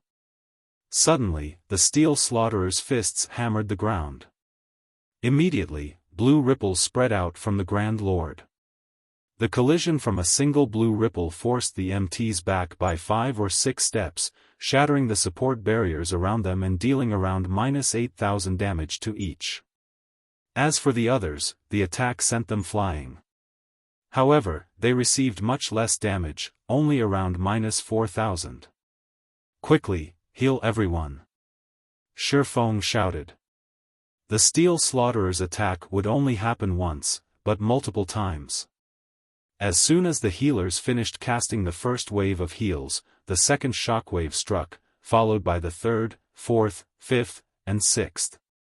Only after the sixth shockwave did the Slaughterer's attack end. However, because of this shockwave attack, nearly half of the team members had died. As for the MTs standing on the front line, only 5 of the 10 were still alive. At this moment, everyone finally realized that they had greatly underestimated Grand Lords. A Grand Lord's AoE skills were far more powerful than an ordinary Great Lord. If not for Xiaofang's quick thinking, they might have team-wiped. Suddenly, the Steel Slaughterer split into 2, transforming into a silvery white and a pitch-black Steel Slaughterer. The team was flabbergasted.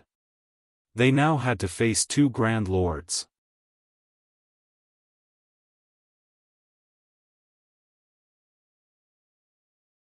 Chapter 922, Splendid Cooperation.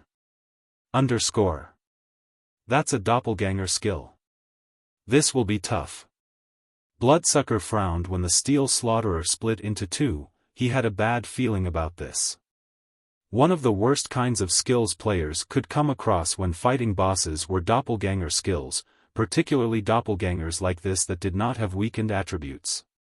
The only saving grace was that such doppelgangers usually shared HP. Overall, however, the boss would be far more difficult to deal with than if it simply gone berserk and gained a huge boost to its attributes. Now that nearly half of their team was dead, their likelihood of defeating the 2 Grand Lords was very low. First of all, they only had half of their MTs. Secondly, the Grand Lord's overall combat power had not simply doubled. If the 2 Grand Lords superimposed their attacks, they would deal double the damage. Against such a powerful attack, even an MT like Cola would die without every healer focused on him. If these Grand Lords use that shockwave move again, we might as well give up. Yulan frowned, her willowy brows meeting, as she looked at the 2 Steel Slaughterers. She had never imagined that this Grand Lord would be so difficult to deal with. Guild leader, what should we do? Should we activate our berserk skills? Aqua Rose sent Xiaofan a whisper. Cola, tank the white one. Turtledove, you'll assist him. The other 3 MTs will be responsible for pinning down the black one. Keep them 50 yards away from each other. All healers, stand in a triangular position to the 2 bosses and stand as far away as you can to heal the MTs, Xiaofan commanded calmly. The Steel Slaughterer was an important stage boss. The system would not allow players to clear the entrance trial so easily. Moreover, as Yulan had guessed, when the Steel Slaughterer's HP fell below 30%, both Grand Lords would still use Thunder Destruction again. The skill wouldn't be any weaker than the previous attack, either. In the past, before players had discovered an appropriate countermeasure, many expert teams had fallen to this move. Although nobody knew the reason behind Xiaofang's command, they moved according to his orders without hesitation. After all, it was only thanks to Xiaofang's guidance that they had come this far. Very quickly, everyone fell into position. Cola still had a relatively easy time dealing with the White Steel Slaughterer, receiving only 5,000 or 6,000 damage from each of the Grand Lord's normal attacks.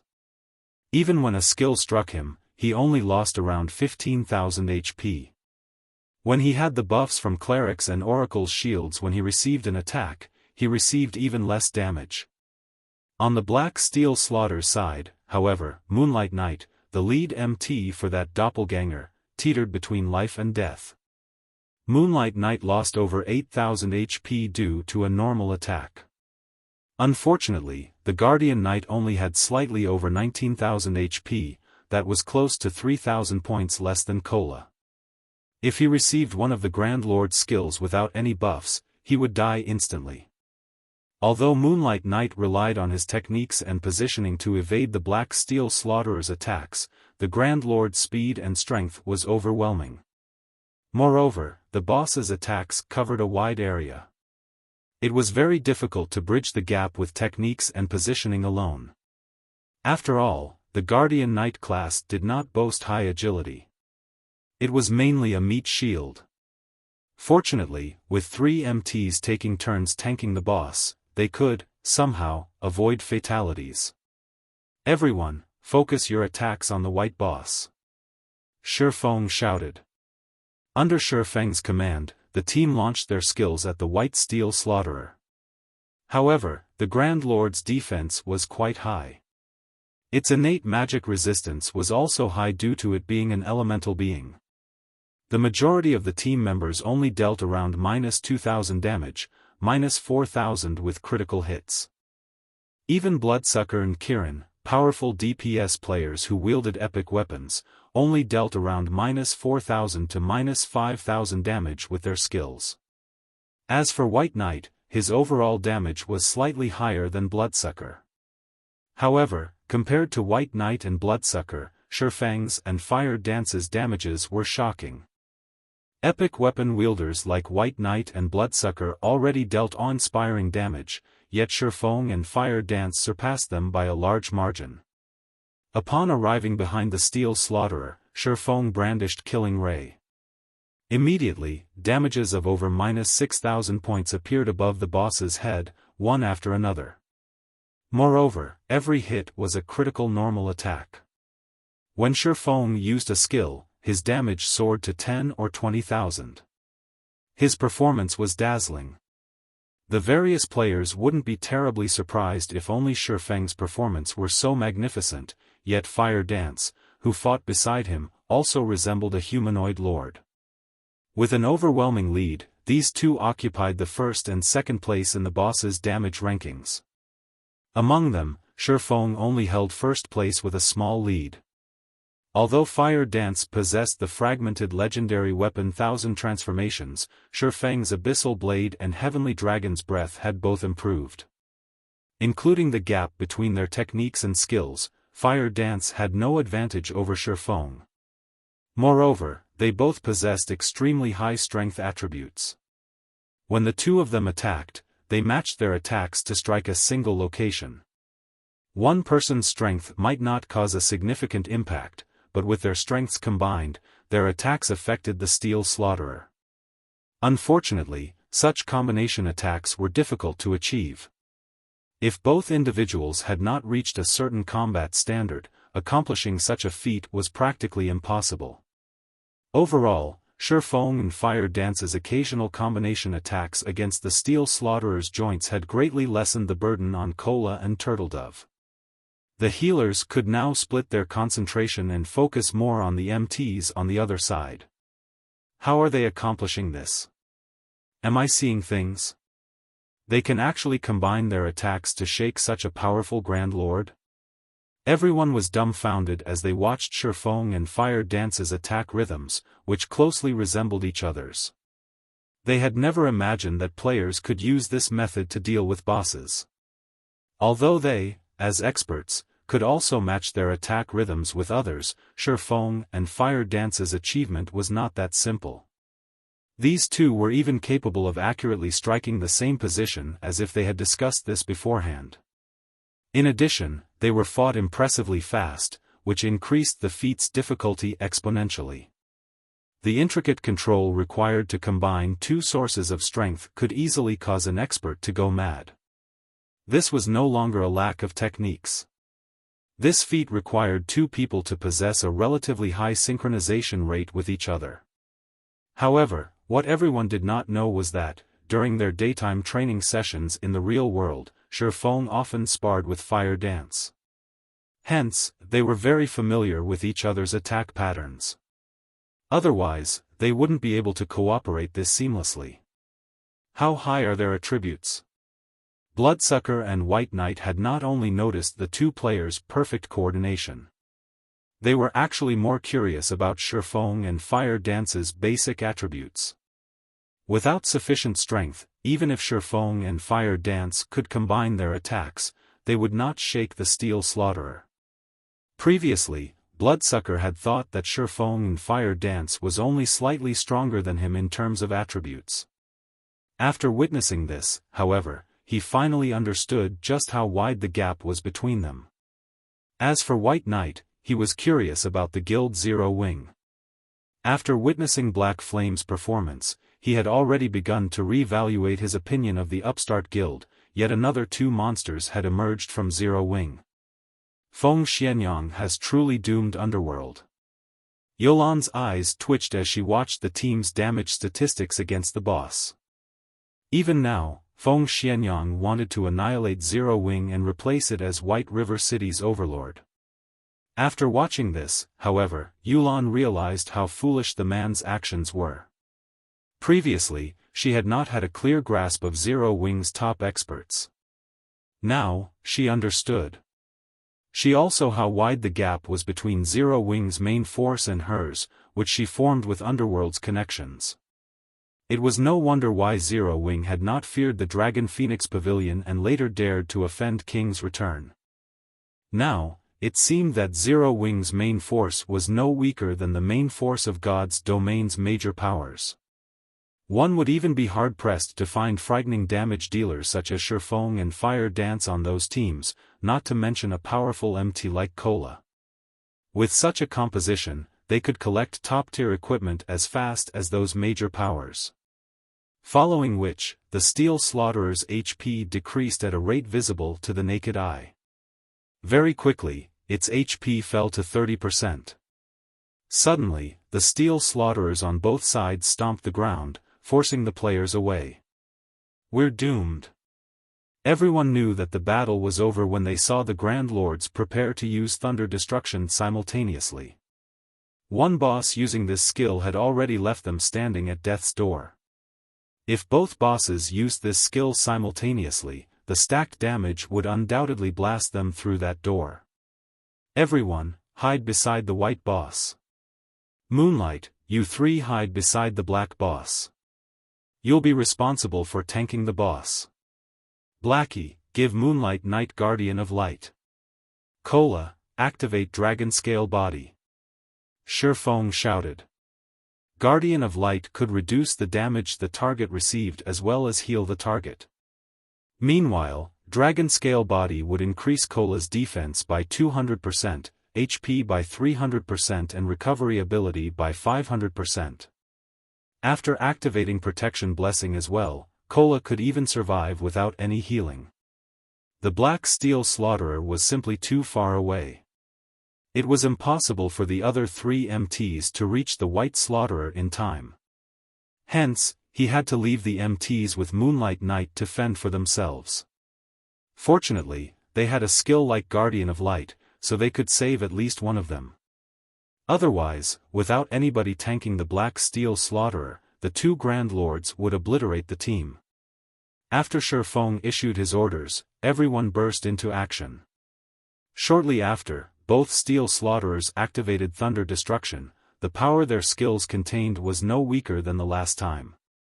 The only difference was that each Steel Slaughterer only launched 3 shockwave attacks instead of 6. Huh? What's going on? Everyone was confused when they noticed that no one had died. They should have received 6 damages. This time, however, they had only suffered 3. Moreover, none of the Black Slaughterer's shockwaves had hit them. As for Moonlight Knight's side, all 3 MTs had survived. Did the shockwaves offset each other? Yulan suddenly thought of their positions. They just so happened to be standing in line with the 2 Steel Slaughterers. With this, the shockwaves the Black Slaughterer had released had been offset by the White Slaughterers before any had reached them. They hadn't suffered any damage from the Black Slaughterer's attacks.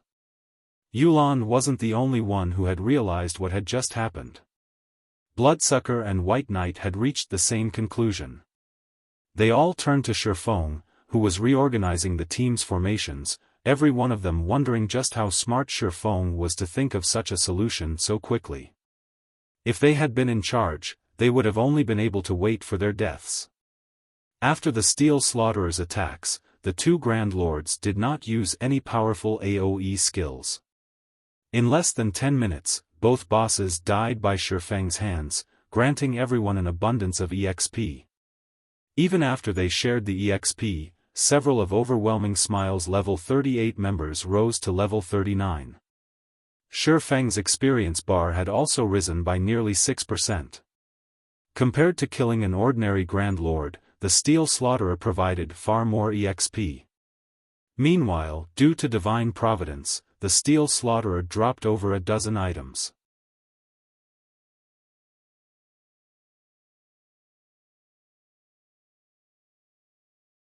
Chapter 923, Steel Crown. As the Steel Slaughterers crumbled into a pile of scrap metal, the temple's locked iron doors opened. It's finally dead. I was nearly out of mana. We won. Just like that? This is so awesome. Nobody will believe us when we tell them we defeated a level 44 Grand Lord. This was not the first time Zero Wings members had faced down a Grand Lord. However, this was the first time for Overwhelming Smile's members. They had even shrunk back in fear even against a level 40 Grand Lord, not to mention a level 44 Grand Lord. Hence, how could they contain their excitement? Currently, very few teams in God's domain were capable of killing a Grand Lord. This is the first time I have killed a Grand Lord so easily. If we had to rely on Raven's main force, we would have lost at least 80% of the team. We might have even suffered multiple team wipes.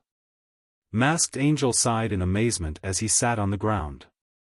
Raven's other members nodded their agreement. Although they had killed Grand Lords before, they usually paid a high price to do so.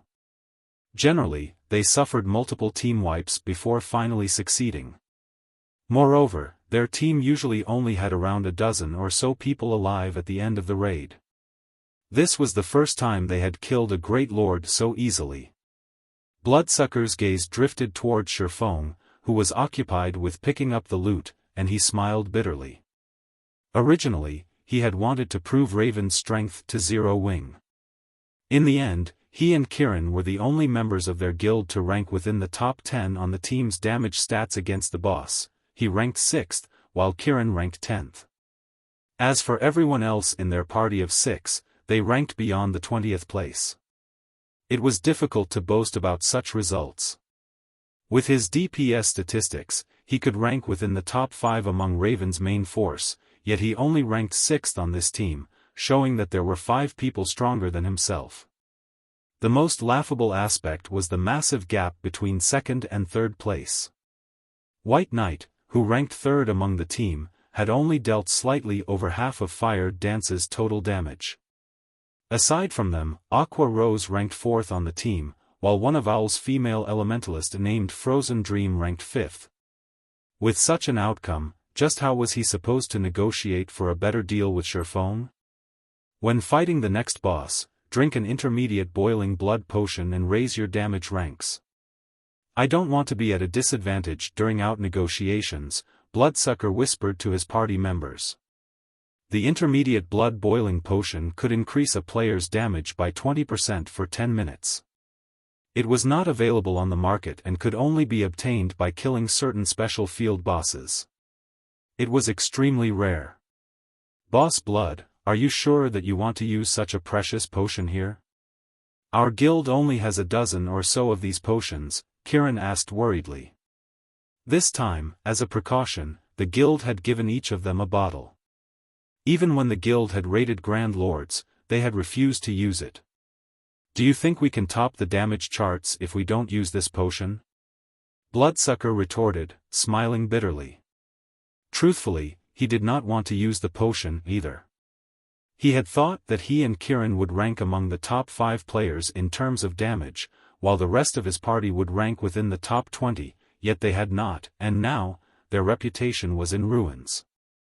As the healers revived the dead, Xiaofan organized the loot he had collected. Leader, did they drop something good? Kola asked excitedly when he noticed Xiaofang's smile. The other Zero Wing members turned to Xiaofan as well. They all knew Xiaofang's personality. Items that they considered top tier were ordinary in Xiaofang's eyes. Items that could garner Xiaofang's interest were precious first-class items. Not bad. The boss dropped a piece of growth-type equipment. Xiaofan chuckled as he shared the equipment's attributes in the team chat. Steel crown, helmet, plate armor, bronze rank.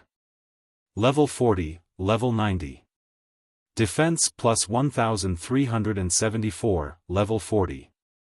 Strength plus 31, endurance plus 30, agility plus 22. Additional passive skill 1 dash. Iron Wall, after receiving an attack, user has a 5% chance to trigger Iron Wall, having the next damage received. Additional passive skill 2 dash. King's Resolve, halves mental suppression suffered by wielder and decrease all control effects by 1/3. Additional active skill dash. Steel Impact, increases strength by 300%, speed by 100%, and causes a powerful impact to a maximum of 3 targets. Impact interrupts targets, knocks them back by 10 yards, and places them in a fainted state for 3 seconds. Cooldown, 1 minute 30 seconds. This crown was crafted by Titan craftsman Phyros. However, the crown's power has been severely weakened due to evil power pollution. To purify this evil power, one needs a large number of magic crystals and EXP. Can be purified 5 times. First purification requires 100 magic crystals and 200 million EXP.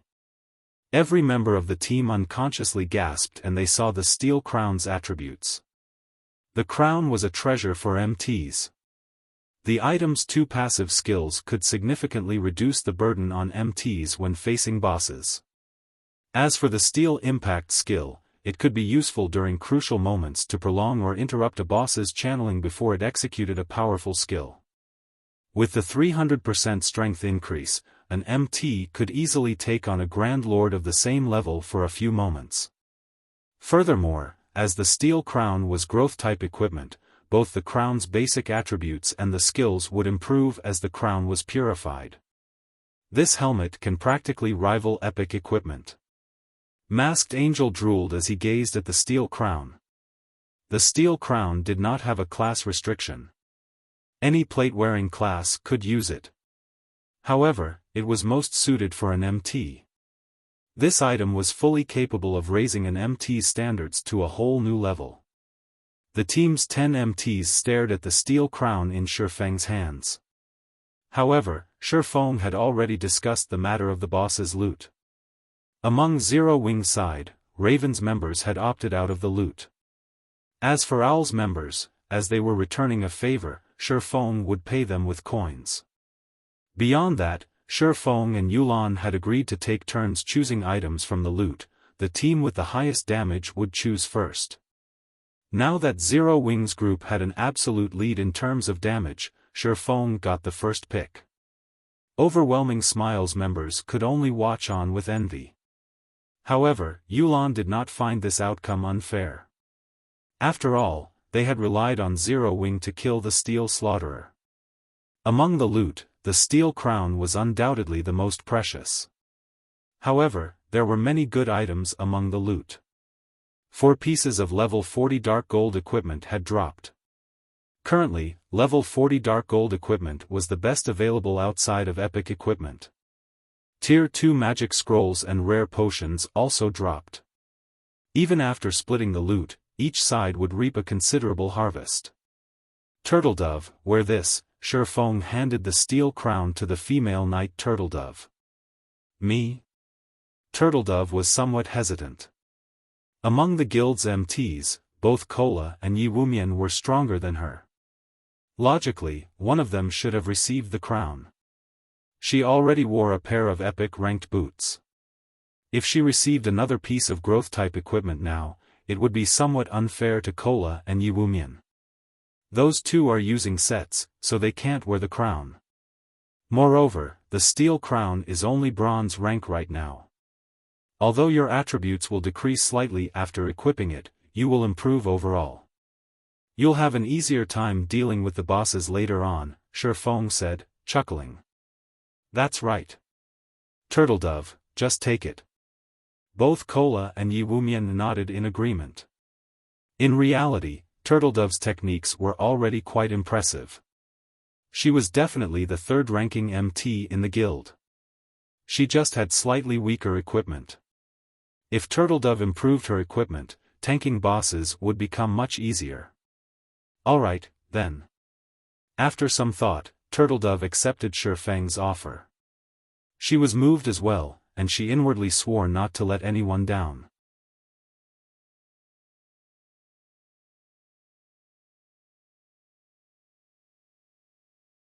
Chapter 924, An Extraordinary Item's Hidden Effects. Chapter 924, An Extraordinary Item's Hidden Effects. After Turtledove equipped the steel crown, although her basic attributes had decreased slightly, her aura instantly changed. 5 ocean blue gems adorned the silver crown, which gave Turtledove a royal air. Moreover, Turtledove appeared far more relaxed. Clearly, the mental suppression around the temple released its grip on Turtledove. This crown is amazing. Wearing it actually calmed me down. With this, I don't have to worry about mental suppression against a high-tiered boss anymore. After equipping the steel crown, Turtledove felt a pleasant sensation wash over her body, her mind becoming much clearer than before. However, the greatest change she sensed was her body's flexibility. Her previous helmet could not compare to the steel crown. Growth-type equipment is similar to an extraordinary item. Aside from providing a huge boost to one's basic attributes, it generally provides some hidden effects, Xiaofan explained. God's Domain was a constantly evolving virtual reality game. During the game's initial stages, epic items were only slightly stronger than dark gold items in terms of attributes. However, as God's Domain evolved, epic items' true power would reveal itself, little by little. God's Domain had already undergone its 4th evolution. Certain epic items would start to display extraordinary hidden effects that would allow players to display more of their combat power. After the team rested, Xiaofan led them into the temple. A long, narrow hallway, which led to a plaza, waited beyond the thick, iron doors. There were no intersections along the hallway. Various statues decorated the spacious plaza. The plaza also contained swarms of monsters. These monsters were covered in sharp, black scales. They had crescent-shaped heads and no eyes. However, rows of jagged, sharp teeth filled their mouths. Their 4 limbs looked more like daggers than actual limbs, and wherever these monsters passed, they left deep furrows in the ground. Silver versions of these pitch-black monsters also wandered the plaza. In terms of size, however, the silver monsters were nearly 3 times larger than their black brothers. Clearly, they would be more difficult to deal with than their smaller counterparts. Corrosive Beast, Dark Creature, Elite, Level 42 HP 150,000. Corrosive Beast King, Dark Creature, Lord, Level 43 HP 8000000/8000000. The plaza seemed to be these corrosive beasts' nest. There were more than 10,000 monsters wandering around. Just looking at them sent a chill down one's spine. Meanwhile, a gigantic teleportation magic array occupied the plaza's center. If they wanted to proceed through the trial, the teleportation array was their only option. Why are there so many monsters? Do we have to clear all of them? Yulan frowned as she watched the disgusting corrosive beasts. With a rough glance, she could see over 10,000 monsters in the plaza. Among them, several hundred were silver corrosive beast kings. Taking out these monsters would be a massive undertaking. Yulan wasn't the only one who with a headache. Everyone was dumbfounded. This was the first time they had seen so many lords in one place. These players even suspected that every one of these monsters would swarm them the moment they descended the staircase. The thought of facing hundreds of lords made everyone more than a little tense. There was no way they would survive so many. As their team stood there, shocked over the sight of so many powerful monsters, a pair of steel doors on the other end of the plaza opened, and a group of players emerged. Why are there other people here? Yulan muttered in surprise as she watched the players from across the plaza. It seems you're not the only one who obtained a Titan City pass. We need to move faster now.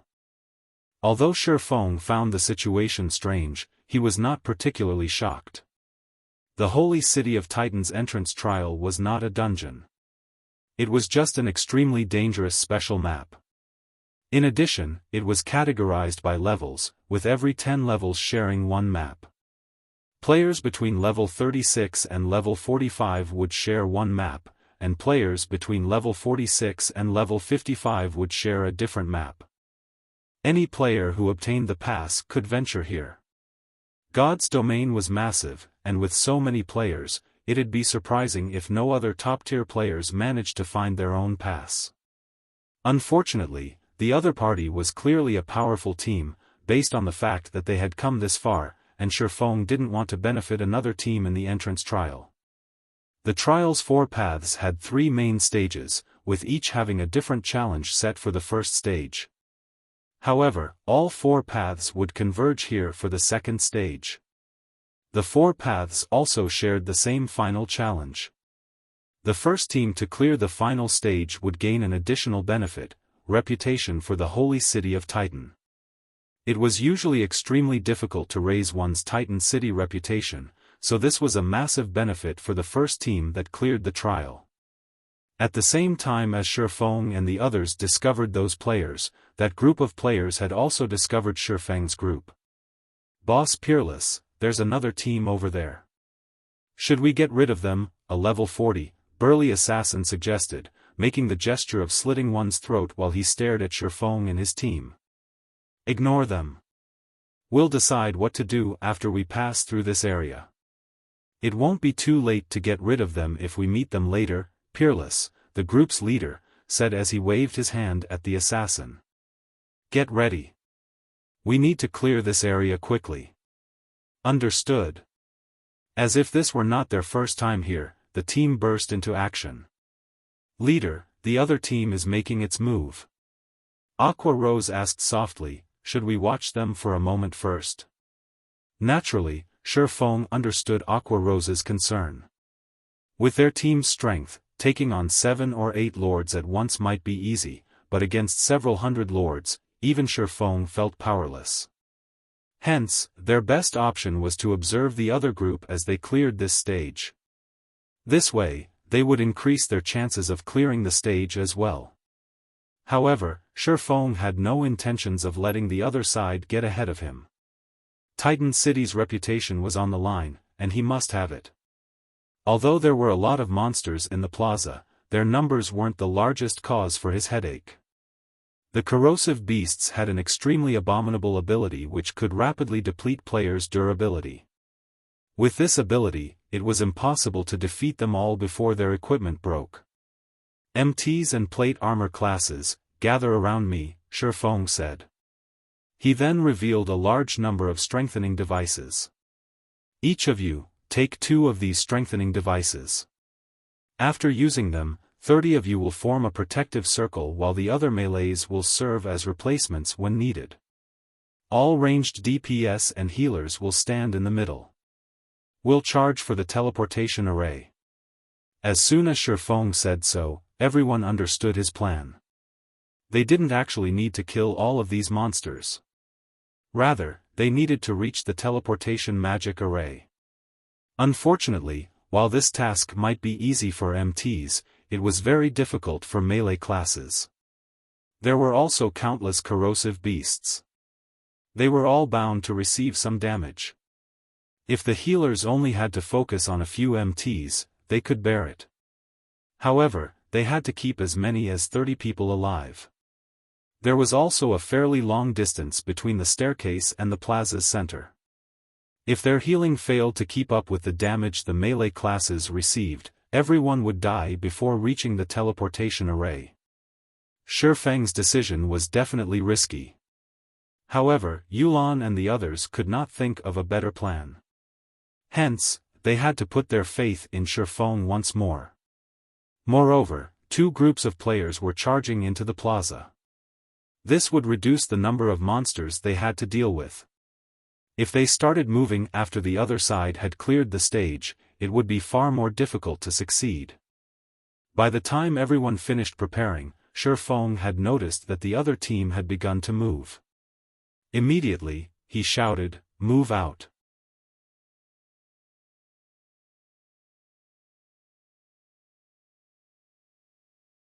Chapter 925, King of Corrosion. The instant the team rushed down the staircase, the nearby corrosive beasts noticed them. The monsters turned their heads towards Xiaofang's group one after another, and quickly, they swarmed towards the group like a tidal wave. The corrosive beasts were different from ordinary elite monsters. A layer of corrosive fluid coated their bodies. The corrosive fluid would reduce the durability of anything that touched it, whether it be weapons or equipment. If the equipment were secret silver rank or below, it would be rendered useless after receiving a few of the corrosive beast's hits.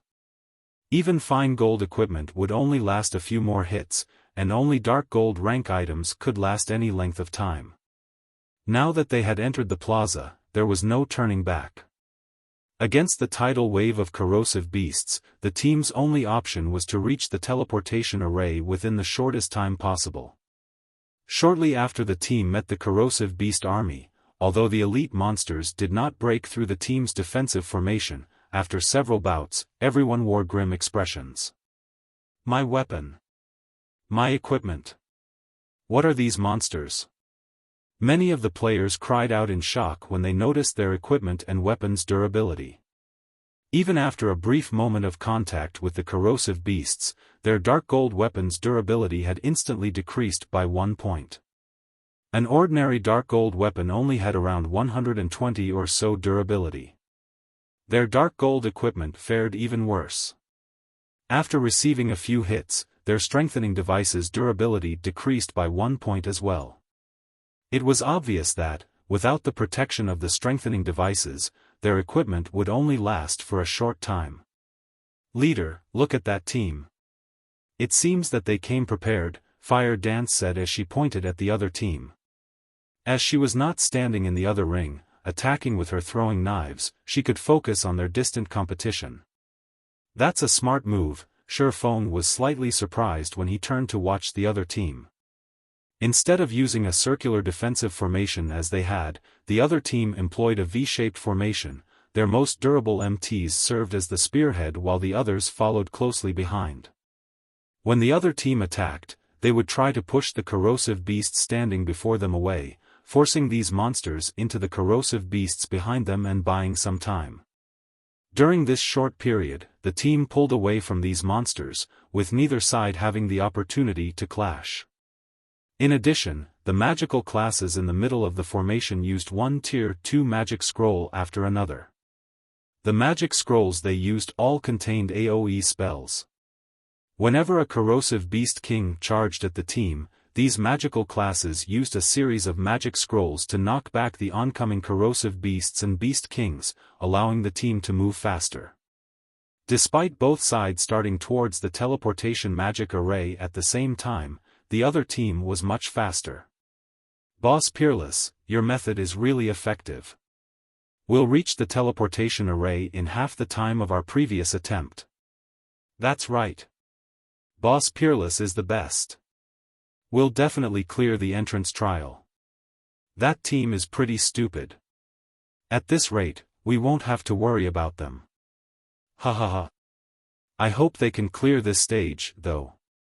The fact that they reached this stage shows that their weapons and equipment are excellent. We might be able to earn some top-tier equipment. Everyone on Peerless' team chatted cheerfully among themselves. As both teams were fairly far apart, they couldn't tell who the other team was. However, as they had experienced the first stage's difficulty personal, they knew that the other team must possess high-quality weapons and equipment. Otherwise, reaching the second stage would have been impossible. Team leader Xiaofan, we can't continue like this. These corrosive beasts are wearing out our equipment too quickly. Yulan said anxiously after examining the team's situation. Why don't we start using magic scrolls as well? The monster's corrosive ability was much stronger than she had expected. If not for the strengthening devices, their equipment would have long since broken. However, there was still a long distance to the teleportation array. Moreover, more corrosive beast kings approached. In the beginning, they only had to deal with one or two at a time. Now, over a dozen attacked simultaneously. They weren't even a third of the way, yet so many lords bombarded their team. Soon, they may have to face dozens of corrosive beast kings. The corrosive beast kings were many times stronger than the corrosive beasts. Not only were they stronger in terms of attributes, but their corrosive abilities were also stronger by a large margin. Even Kola, who used an epic shield, was having a difficult time against these lords. Currently, their only way to break through was to utilize the same method as the other team, which employed AoE magic scrolls. Although their team had not prepared to use these scrolls, they had brought some with them. Unfortunately, using large-scale destruction spells would only add to the chaos of their situation. Large-scale destruction spells did not differentiate between friend and foe. Even if they cleared out the monsters in an area with the spell, they would have to wait until the spell's effects were over before proceeding. In the end, the monsters they had left behind would catch up while they wasted time. No rush. We'll use them after we reach the halfway point. Xiaofan rejected Yulan's suggestion. Using magic scrolls with impact effects was certainly a method that many teams had employed in Xiaofan's previous life. However, the second stage had another hidden mechanism. When two or more teams were halfway to the plaza's center, they would awaken the slumbering king of corrosion, Xiaofan.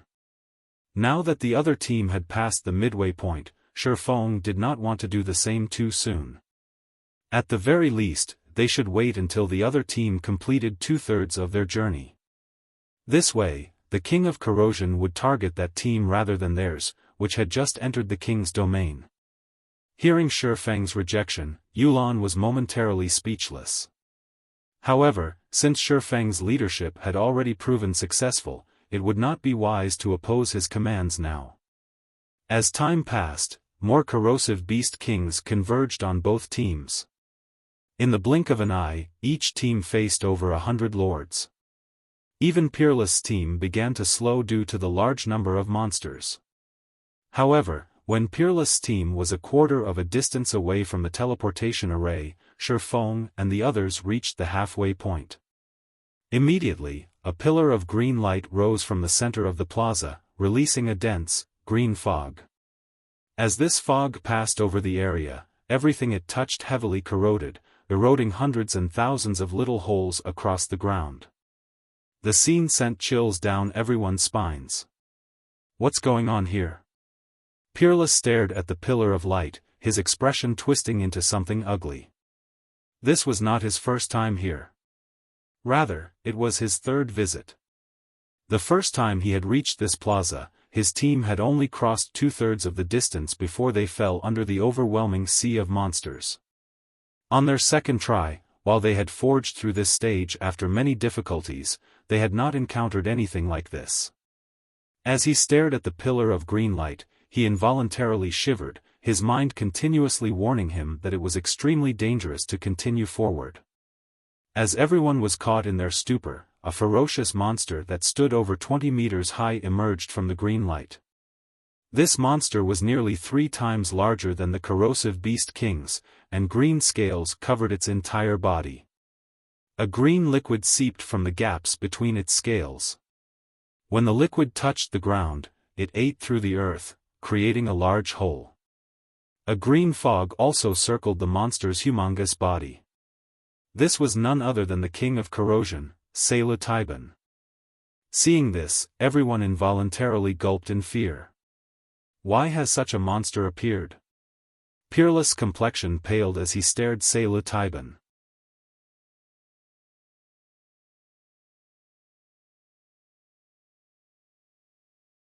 Chapter 926, Archaic Species.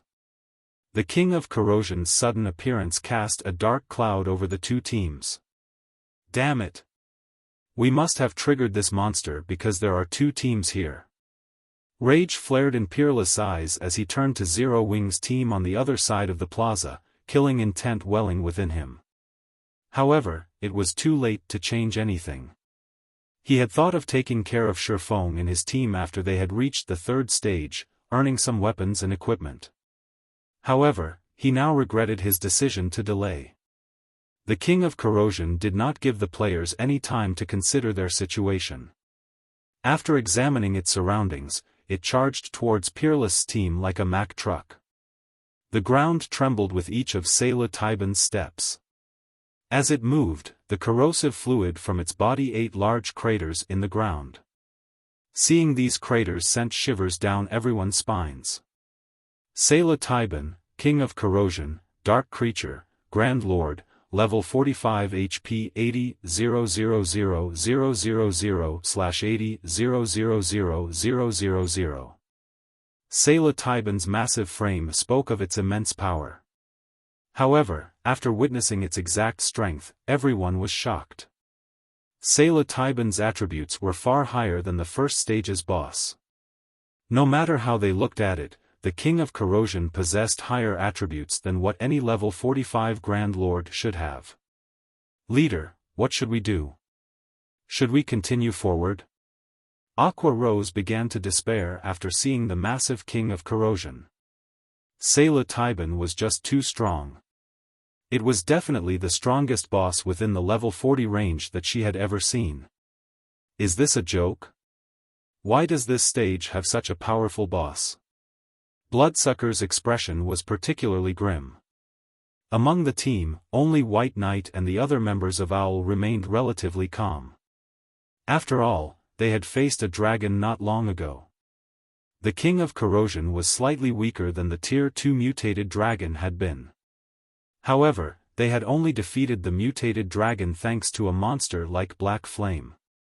Without such a monster, defeating this boss was unlikely.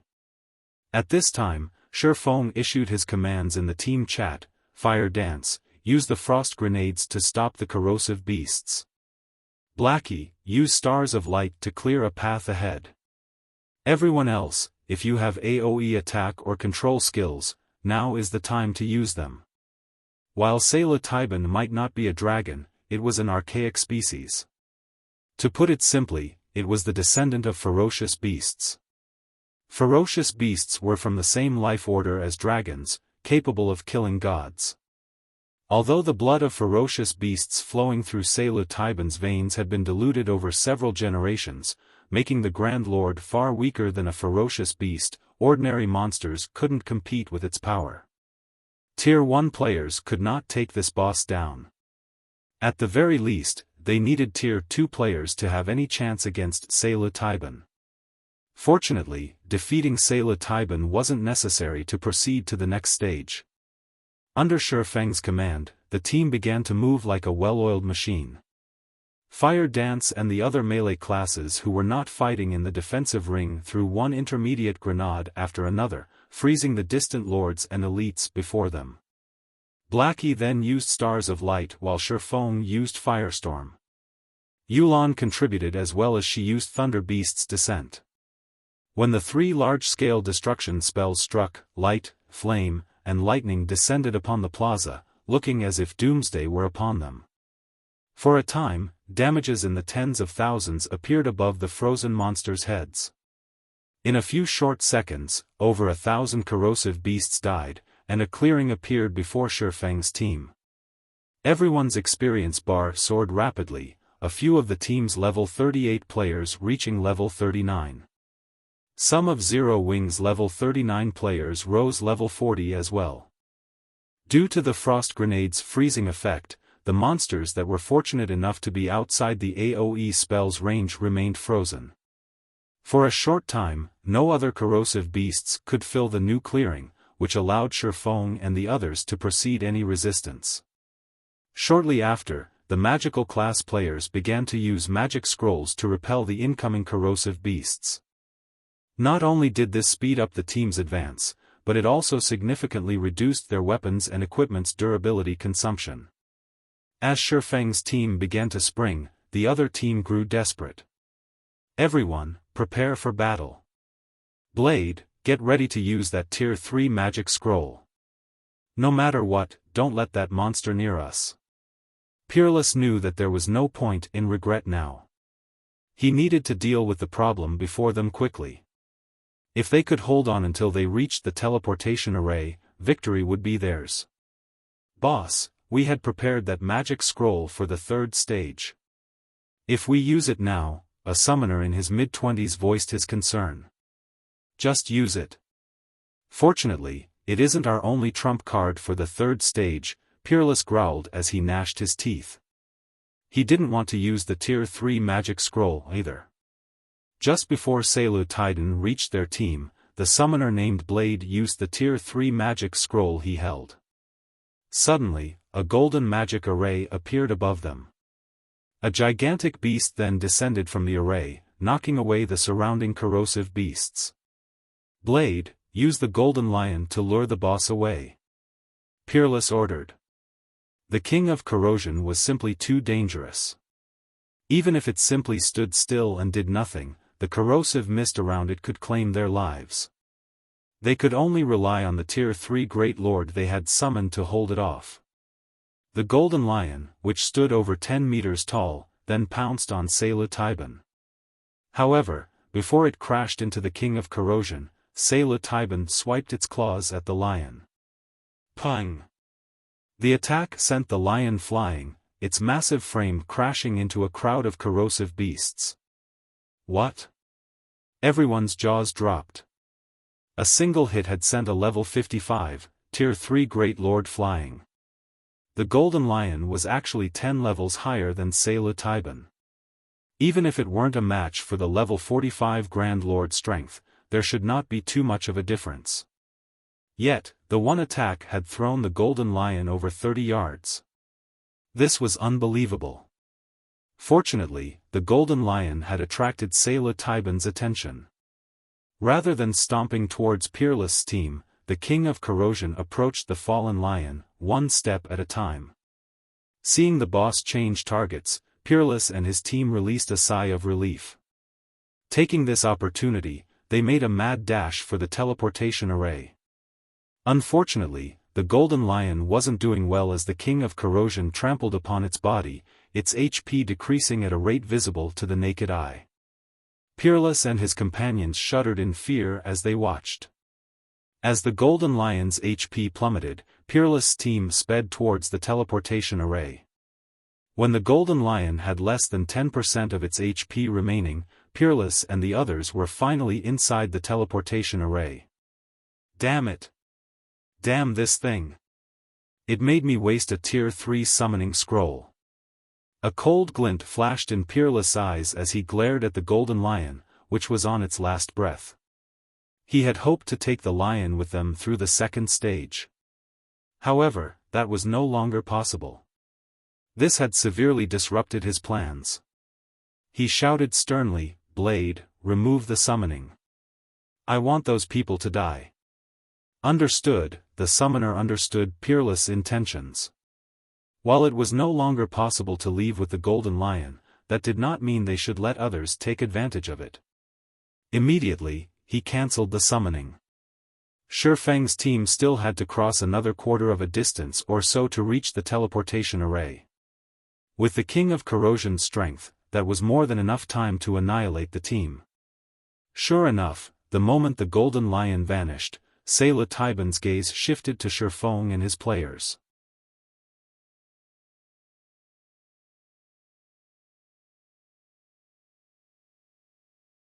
Chapter 927, Complete State. We are letting them off too easy. Blade clicked his tongue as he watched Shifeng's team. Boss Peerless, should we activate the teleportation array now? Wait a moment. I want to watch the King of Corrosion kill them. Peerless shook his head. The entrance trial's third stage was not any easier than the second. It would be far more difficult to proceed without the Tier 3 summoning scroll. He wanted to kill Shifeng and his companions himself. However, he was satisfied with the knowledge that the King of Corrosion would massacre them. Sayla Taiban's corrosive fluid could cause a tremendous amount of damage to one's equipment. It might even destroy the other team's weapons and equipment. This was a better outcome than killing them and taking a single item from each. Hearing Peerless' words, his people turned to watch Shifeng's team with anticipation. Sayla Taiban's movement speed was very high. Before Shifeng and the others had crossed 100 yards, the King of Corrosion was less than 50 yards away from the team. They couldn't help their panic as the boss approached. The Grand Lord's pummeling of a level 55 Great Lord was still fresh in their minds. If even a Tier 3 Great Lord could not hold off this boss, players such as themselves had no hope. Even if all 10 of their MTs worked together, they couldn't defend against the King of Corrosion's attacks. I'll deal with him. Everyone else, hurry. Shifeng's lips hooked up into a smile as he watched the incoming Sayla Taiban. Others might not know the King of Corrosion's power, but he did. Although Sayla Taiban was an archaic species, it had a fatal weakness. It couldn't respond to sudden changes very well. Even a slight turn required it to waste roughly 2 seconds. Expert players would have plenty of time to dodge its attacks. However, they first had to draw the King of Corrosion's aggro. Shifeng instantly appeared before the King of Corrosion. Seeing this, Sayla Taiban swiped its claws at Shifeng. However, Shifeng easily evaded its attack using silent steps, instantly appearing behind the King of Corrosion. Dragon Breath. Suddenly, a massive white beam bombarded the back of Sayla Taiban's neck. Minus 23,187. So tough. Shifeng clicked his tongue. Dragon Breath multiplied his damage by 10, yet when the skill struck one of the King of Corrosion's vulnerable spots, it only dealt around 20,000 damage. If an ordinary expert attacked the Grand Lord, they would probably only deal a few hundred damage. Shifeng's attack immediately drew Sayla Taiban's attention. Following which, the King of Corrosion tried to turn to attack Shifeng. However, Sayla Taiban was very slow when turning, shifting its body step by step. This gave Shifeng ample time to activate Windwalk and leave his current position. As for the corrosive beasts and corrosive beast kings blocking his way, they were no threat. You're quite durable. Unfortunately, this Grand Lord isn't that easy to deal with. You're just wasting your time, Peerless sneered as he watched Shifeng. In the face of absolute power, techniques were useless.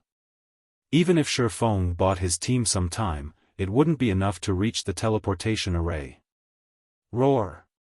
Sayla Taiban roared his fury as it chased Shifeng. In the blink of an eye, the King of Corrosion had moved away from Shifeng's team, the team sighing in relief. A moment later, however, tension gripped their hearts once more. Sayla Taiban was simply too fast. Even after Shifeng activated Windwalk, he could not match the King of Corrosion's speed. If he allowed the Grand Lord to catch up to him, he wouldn't have a skill like silent steps to help him avoid another attack. After Xiaofan crossed about 20 yards, Sayla Taiban had caught up to him. Sayla Taiban's claws transformed into afterimages as it swiped at Xiaofan, a sonic boom blasting through the air. Parry! Pung! Like a bullet, Xiaofan was thrown over 30 yards, his body slamming into the ground. The impact even created a large crater around Xiaofang's body. As expected of an archaic species. Although its strength is lower than the mutated dragons, it is still stronger than an ordinary Grand Lord. Once Xiaofan stood back up, he felt as if every bone in his body was about to pop out of its socket. His arms were numb after taking the King of Corrosion's hit. If he had not used parry to block the attack, he would have been dead by now.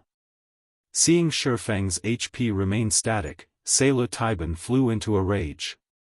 Taking 2 steps forward, it instantly arrived before Xiaofan and stomped on the tiny swordsman. Seeing the mountain-sized foot descending towards him, Xiaofan stopped holding back. Heavenly Dragon's Power. Thunder God's Descent.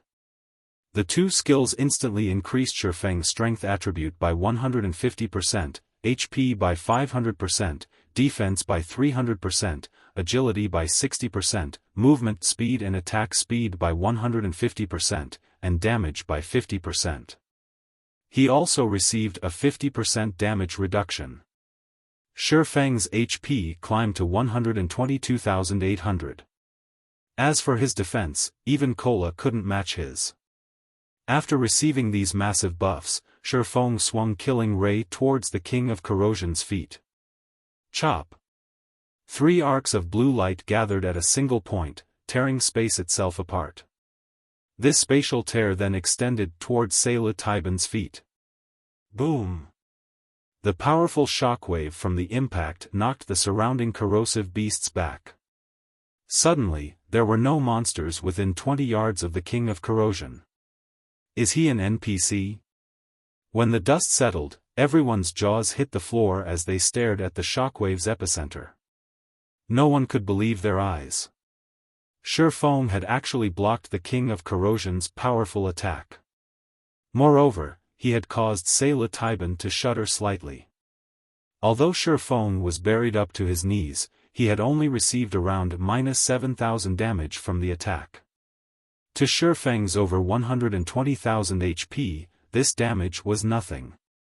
The upgraded Heavenly Dragon's Breath is wonderful. I won't even have to activate twofold Berserk at this rate. Xiaofan flexed his muscles, joints popping. Although he felt somewhat stiff, overall, Xiaofang's combat power had not been affected. When he had faced the mutated dragon, he had been suffering a weakened soul state, reducing his attributes by nearly half. He had relied on dragon's domination to overcome the mutant. Now that his soul had recovered, although his strength was still not a match for the King of Corrosion even after activating Heavenly Dragon's power, the gap was not as wide as it had been. In addition, with his extremely high skill completion rate, he wouldn't have a problem defending against the Grand Lord's normal attacks. However, his sacred sword, Killing Ray, was the main reason that he could contend with Sayla Taiban. Killing Ray increased his damage by 100% against dark creatures. However, just after Xiaofan pulled his legs out of the ground, the enraged King of Corrosion swung its claws at him once more as if it were trying to swat a fly. Just in time. Let's see how you fare against this. Xiaofan did not dodge the attack. Instead, he used his Surekill skill, Flame Burst. A miniature sun then collided with Sayla Taiban's claws.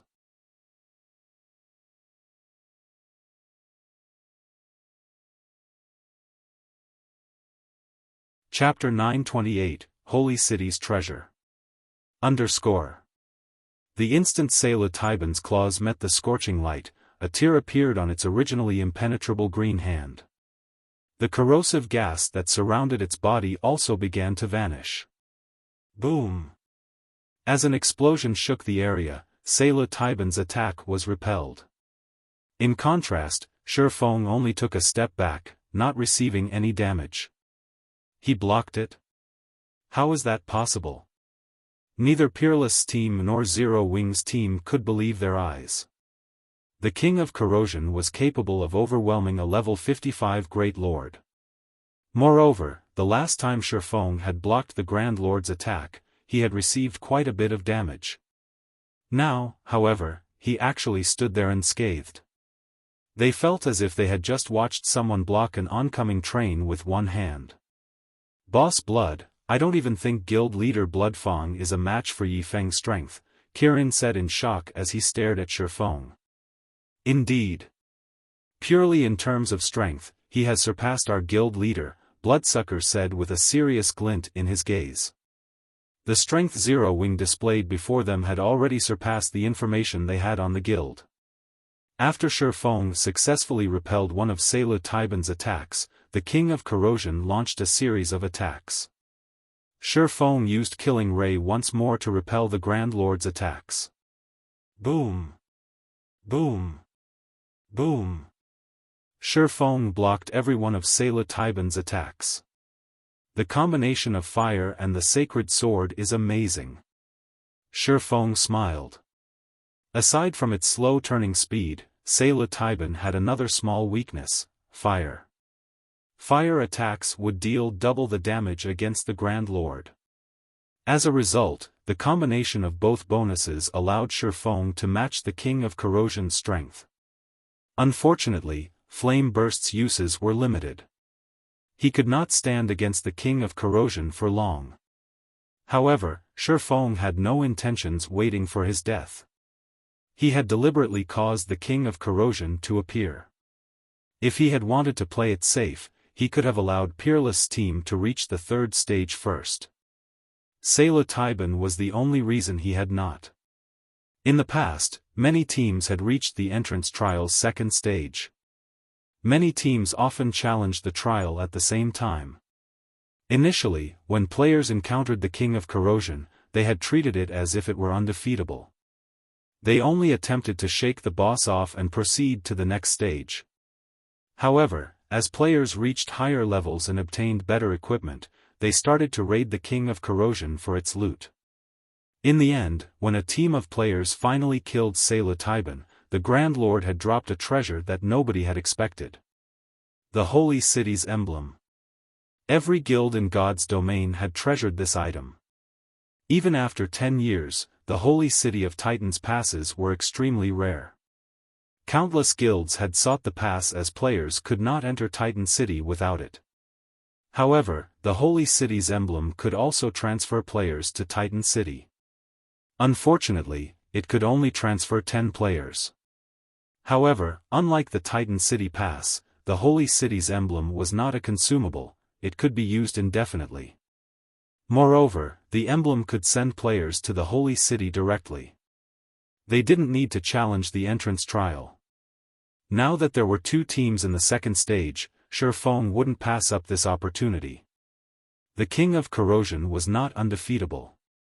In the past, through countless teams' experimentation, players finally discovered an effective way to defeat Sayla Taiban. With his current team's strength, if they used that method, they could do the same. Following which, Xiaofan activated Wind Rider and flew towards the teleportation magic array. Realizing where Xiaofan was flying to, Sayla Taiban also dashed towards the teleportation array. "Boss, that person's flying towards us. We need to leave. If that monster charges over here, it'll be difficult to escape," Blade hurriedly advised. Although corrosive beasts would not approach the teleportation array, there was no guarantee that the King of Corrosion would not. On the off chance that it entered the teleportation array, the consequences would be unimaginable. Peerless gnashed his teeth. However, he still gave the command to leave, saying, "Let's go." Although he was reluctant, he had to admit that Xiaofan and his team were far stronger than he had expected. If they clashed, they might fail the trial again. This was their final chance. There was no room for failure. Following which, Peerless and his team activated the teleportation magic array, transforming into a beam of light and disappearing from the plaza.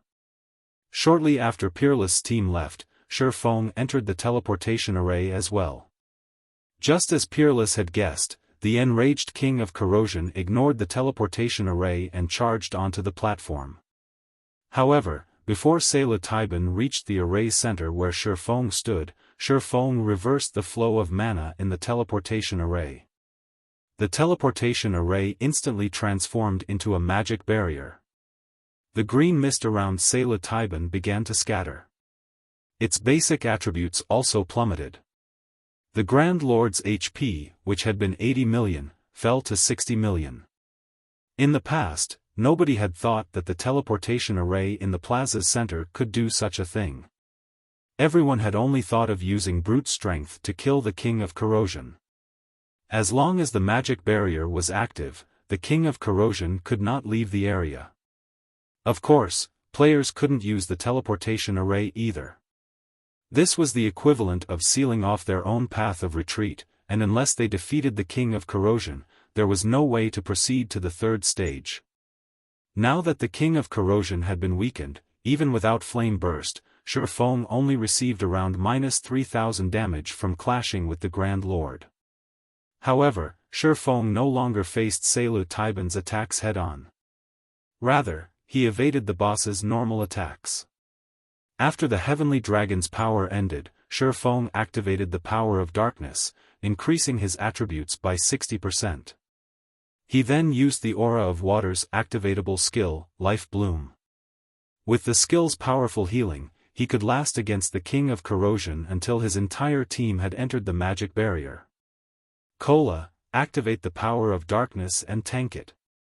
Everyone else, add support from the sides. Once Cola's Berserk skill ends, Yi Wumian, activate yours and replace Cola. Turtledove will be next. Xiaofan issued his commands once his team had entered the barrier.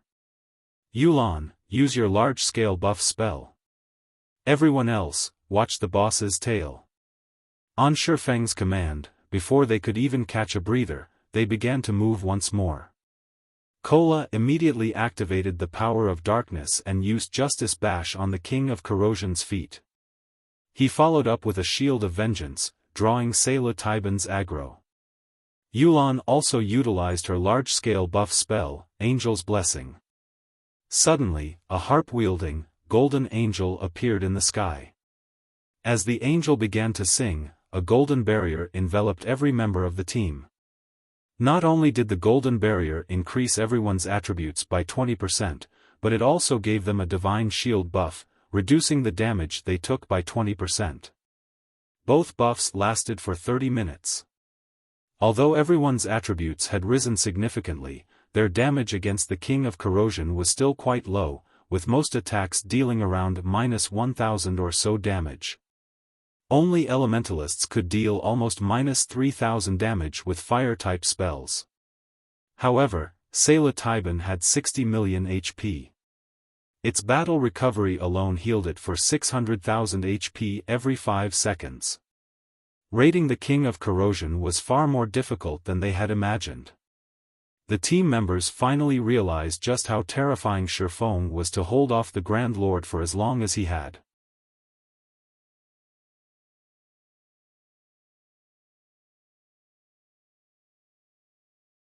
Chapter 929, Clear. Even after Sayla Taiban had been weakened, it dealt over -10,000 damage to Cola despite the Guardian Knight's active Berserk skill. Fortunately, Cola now had 40,000 HP. Without the Berserk skill, the single attack would have dropped his HP to a critical state. If it had been a critical hit, he would have died instantly. Skill incoming. Melee players, move back. Cola, focus on your positioning. Xiaofan warned the MT when he saw the King of Corrosion's raised claws release a green glow. Although Xiaofan had warned his team the moment he noticed the Grand Lord prepare the skill, Sayla Taiban didn't need long to launch it. When the Grand Lord's claws descended, many were still within 10 yards of it. Boom! The earth shattered. Everyone within 20 yards was thrown into a fainted state. In addition, green mist surfaced from the affected area. All players within the green mist lost 10,000 HP every second. Although some players had dispelled their fainted debuff immediately, they had failed to escape the area in time. In the blink of an eye, the mist claimed 3 lives. What a powerful skill! Although 5 healers focused on him, Cola only had around 14,000 HP by the time he broke through the green mist. Even the healers couldn't keep up with his diminishing HP. Meanwhile, his strengthening device's durability had fallen by 20 points. The mist's corrosive power was staggering. After Sayla Taiban finished executing its skill, it searched for a new target. Its eyes then fell upon one of the healers standing in the rear. It started to turn and tried to charge towards the healer. The boss is changing targets. MTs, block it! Xiaofan shouted. Every so often, the King of Corrosion would choose a random target within 50 yards to attack, and for 4 seconds, it would become immune to aggro-pulling skills such as Mach. During these 4 seconds, players could only do their best to hinder the Grand Lord. Although 4 seconds might seem like a short time, to Sayla Taiban, it was more than enough to cross 50 yards. After Xiaofan issued his orders, Turtledove executed Steel Impact and smashed her shield into the King of Corrosion. Pung! After a 300% boost to her strength attribute surpassed even Xiaofan's, while the swordsman had Heavenly Dragon's power active. As a result, the attack forced the King of Corrosion back by 2 steps, a damage of over -10,000 points appearing above its head. Shock and admiration filled the team when they saw the Grand Lord stumble back. This move had delayed Sayla Taiban for 2 seconds. After including the 10 MT's blockade, the team foiled the King of Corrosion's attempt to eliminate one of the healers. Taking this opportunity, everyone bombarded the Grand Lord with attacks. Multiple damages appeared above Sayla Taiban's head.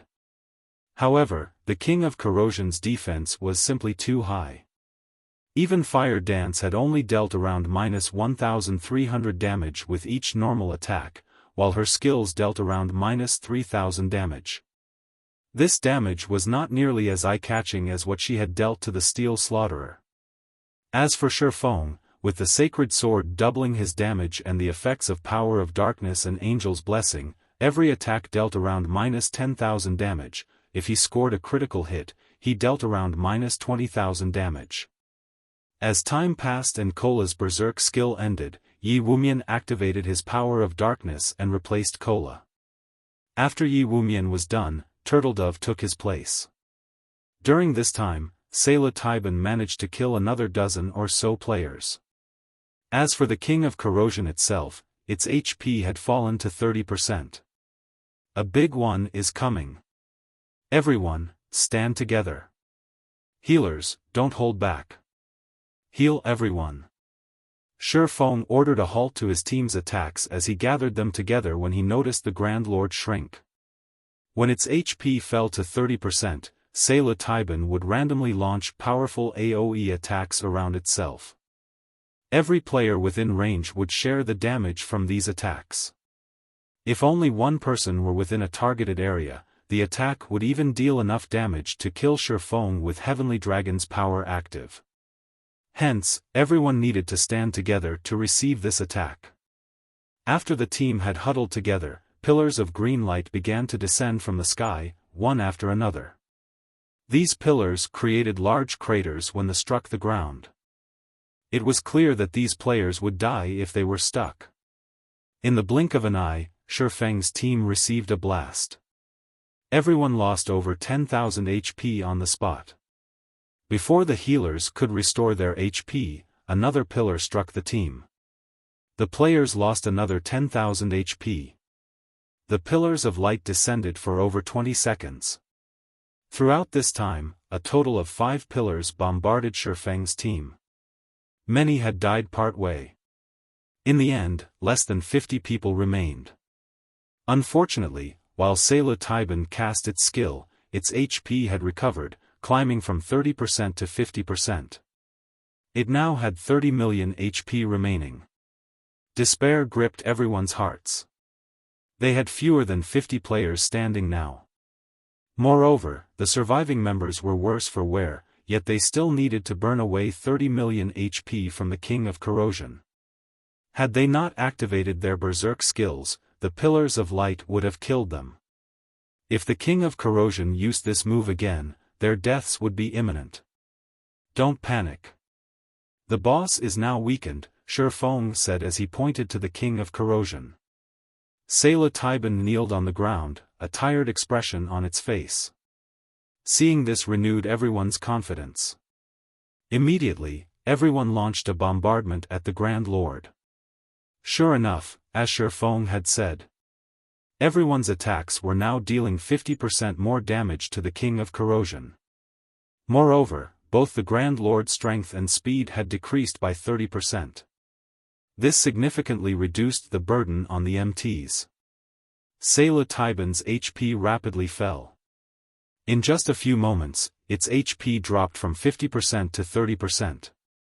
Soon, it fell from 30% to 10%. However, as time passed, the King of Corrosion slowly regained its vigor. Don't hold back. Throw everything you have at it. Xiaofan anxiously shouted. The King of Corrosion was too difficult to deal with. By the time Sayla Taiban had 6% HP remaining, it had recovered from its weakened state.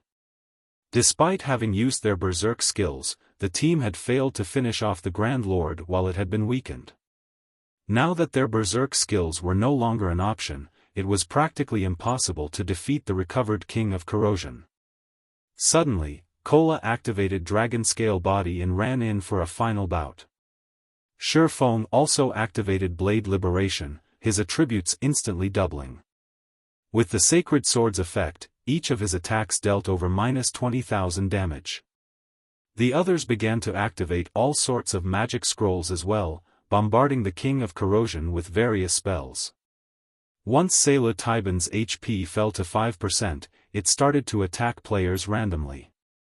To make things worse, none of their aggro-pulling skills were effective. As a result, the team rapidly lost players. When there were only 20 or so players remaining, Sayla Taiban's HP finally reached 1%. Die. Watching their teammates die, one after another, the survivors grew anxious. However, although everyone used every skill they had against the King of Corrosion, the effects were minimal. They had long since exhausted their options, so their damage was now limited. When there were only 14 players standing, Xiaofang's flame burst finished its cooldown. Using silent steps, he arrived behind Sayla Taiban's neck. He then began brandishing Killing Ray. 15 dazzling white lights flared. The King of Corrosion's final 300,000 HP vanished instantly, its massive frame crashing before the team.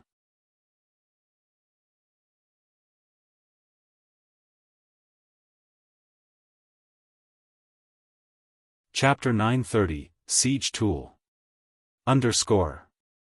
Seeing the King of Corrosion fall to the ground, the survivors released a sigh of relief. A moment later, everyone burst into cheers. Sayla Taiban's death allowed the survivors' levels to increase rapidly. For example, Fire Dance and Aqua Rose, who were level 40, reached level 42.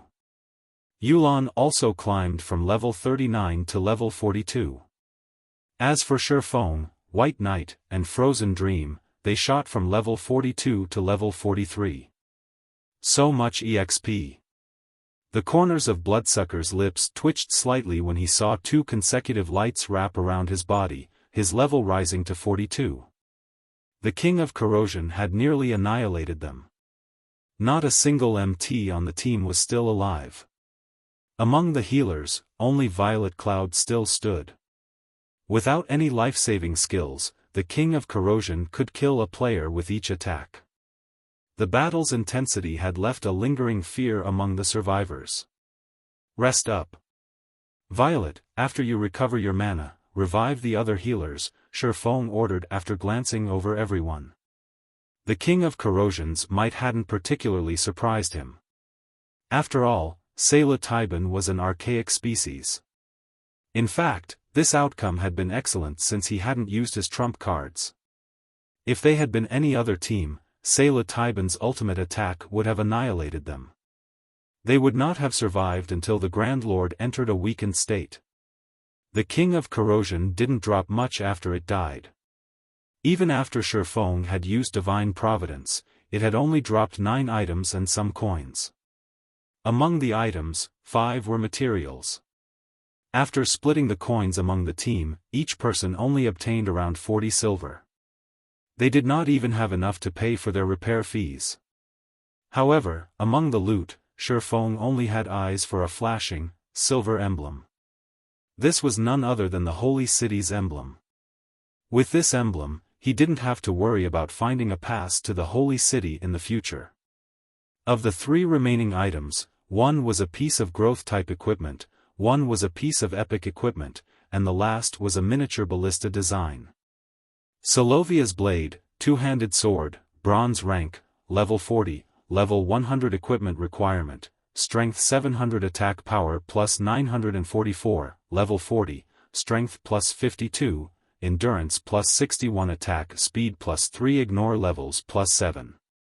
When attacking, 20% chance to deal 2/1 times damage and inflict the bleeding debuff on target for 12 seconds. Additional passive skill, monstrous strength. When attacking, there is a chance to increase strength by 60% for 5 seconds. Additional active skill, Blood of Fury. The lower the wielder's HP is, the higher their damage and attack speed become to a maximum of 70% for 1 minute. Cooldown, 5 hours. This sword belonged to Titan's Grand Marshal Solovia. However, due to contamination by the power of darkness, purifying the item will require a large number of magic crystals and EXP. First purification requires 200 magic crystals and 400 million EXP. This sword, which had once been used by a Grand Marshal of Titan City, caused the team's berserkers to drool. The weapon even tempted Bloodsucker. Although his current weapon was epic rank, when comparing additional skills, Solovia's blade was much suited for berserkers. Solovia's blade was almost tailor-made for the class. Unfortunately, purifying the weapon 5 times would require a lot of magic crystals and EXP. The other epic item also left everyone speechless. Ring of Corrosion, Ring, epic rank, level 40, level 90 equipment requirement, agility 400, intelligence 200 strength plus 38, agility plus 42, endurance plus 26, intelligence plus 31, level 40, ignore levels plus 10. When equipped, increase all attributes by 10%. Poison resistance plus 20 magic resistance plus 10. Additional passive skill, Corrosion, allows wielders' attacks to weaken opponents' defense and magic resistance by 50% and inflicts a poison debuff, causing damage every 2 seconds for 10 seconds. Debuff can stack up to 5 times. Additional active skill, Poisonous Miasma, release a poisonous mist in a radius of 20 yards, causing damage equal to 500% of wielder's main attribute every second. Enemies within this poisonous mist suffer a 10% defense and magic resistance decrease for 10 seconds. Cooldown, 30 minutes. Ornaments were already extremely rare in God's domain, much less an epic ranked ring. A ring that improved a player's DPS was even rarer. Overall, the Ring of Corrosion was even more valuable than Solovia's blade. The instant Xiaofan revealed the Ring of Corrosion's information, the players gasped. After everyone had revived, Xiaofan looked to Yulan and asked, "I choose the Holy City's emblem. Which item will you choose?" Overwhelming smiles. Members wished they could walk away with it all.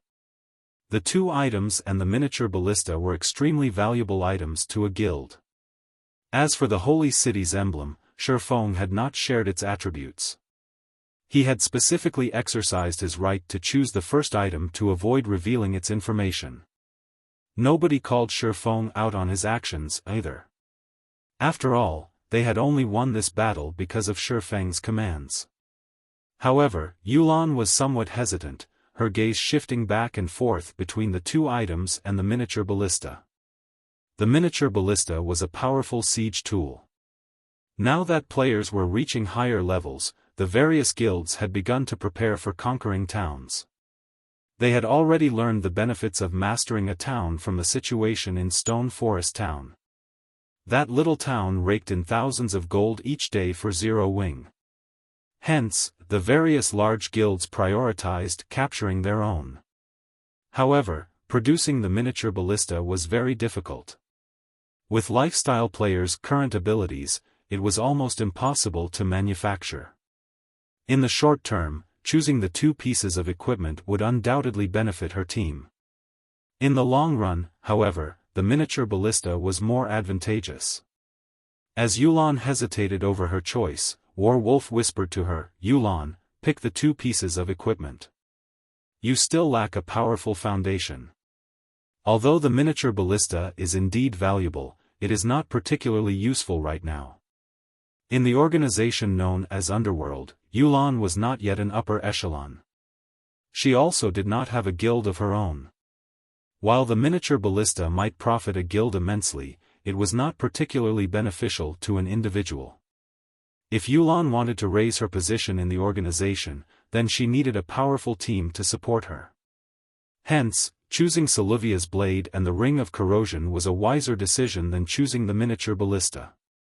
Moreover, if not for Xiaofang's help in the trial, they wouldn't have any of these items. "I'll pick the Ring of Corrosion." Yulan felt that Wolf's opinion was quite reasonable. Although Underworld might be an organization, not everyone within the organization was of a single heart. While she might temporarily raise her position if she presented the miniature ballista, others could replace her at any time. "I'll pick the miniature ballista design, then," Xiaofan said without hesitation. He had plenty of methods to obtain top-tier weapons and equipment. Although he lacked epic weapons and equipment right now, as players reached higher levels, obtaining them would become easier.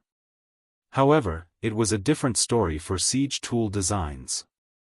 These designs would also be difficult to find. They couldn't be obtained by simply killing a few powerful bosses. If he missed on this opportunity, he would definitely regret it. Moreover, Xiaofan now had the Holy City's emblem. He no longer worried about nurturing advanced engineers.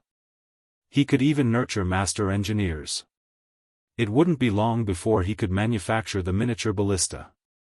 The thought of using the miniature ballista to capture a town excited Xiaofan.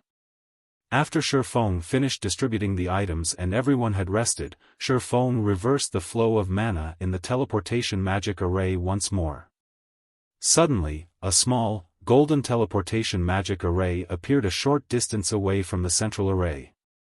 The small teleportation array's golden glow scattered the surrounding corrosive beasts and corrosive beast kings.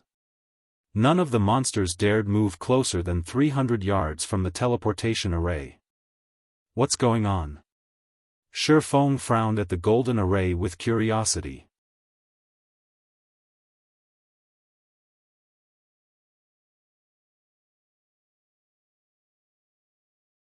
Chapter 931, Titan Library. As far as Xiaofan knew, there should have only been one exit leading to the entrance trial's third stage. The golden teleportation array that had suddenly appeared was much stronger than the array in the center of the plaza. The mana density around each teleportation array made that obvious. With this new development, the team turned to Xiaofan and asked, "Leader, should we go over and take a look?" Previously, they had watched Peerless's team use the central teleportation array to leave the plaza. Now that another had appeared, they didn't know whether or not that teleportation array was a trap. After all, this was their first time here. Could it be a special reward for the first kill? Xiaofan felt that it was highly possible. When he had killed the King of Corrosion in the past, no such phenomenon had occurred. Of course, when he had killed Selu Taiban back then, other teams had raided the Grand Lord many times before. As for the golden teleportation array being a trap, it was unlikely. After all, revealing a trap after players had defeated the stage boss would be too fraudulent. The teleportation array was most likely a reward of some kind. Let's head over to investigate. In the end, Xiaofan decided to examine it. Under Xiaofang's command, the team approached the golden teleportation array. As no monsters dared move near to the array, they had an easy time reaching it. The instant Xiaofan stepped into the teleportation array, his mind felt clearer than ever before. Moreover, a brimming with energy buff had appeared in his status window. The sound of a system notification suddenly reached his ears. System, you have discovered the teleportation magic array to Titan Library. Sure enough, it's the first kill reward. Xiaofan was ecstatic when he heard the system notification. There were two main benefits to visiting Titan City. The first was that lifestyle players could use the Titan workshops to improve their skills. The other was the Titan Library, which all players dreamed of exploring.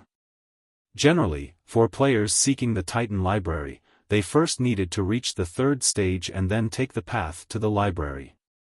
However, while that path would also eventually lead players to Titan City, it was significantly more difficult than the path that led to Titan City directly. Players usually chose the latter option to ensure their Titan City entrance slots. Xiaofan had never imagined that obtaining the King of Corrosion's first kill would garner such a benefit as well. Following which, Xiaofan walked towards the teleportation array center and activated it. Everyone instantly transformed into streaks of golden light and vanished. After the team disappeared, the golden teleportation array faded as well, silence returning to the spacious plaza. The entrance trial's third stage consisted of narrow pathways. Barely 3 people could walk, side by side, down the pathways.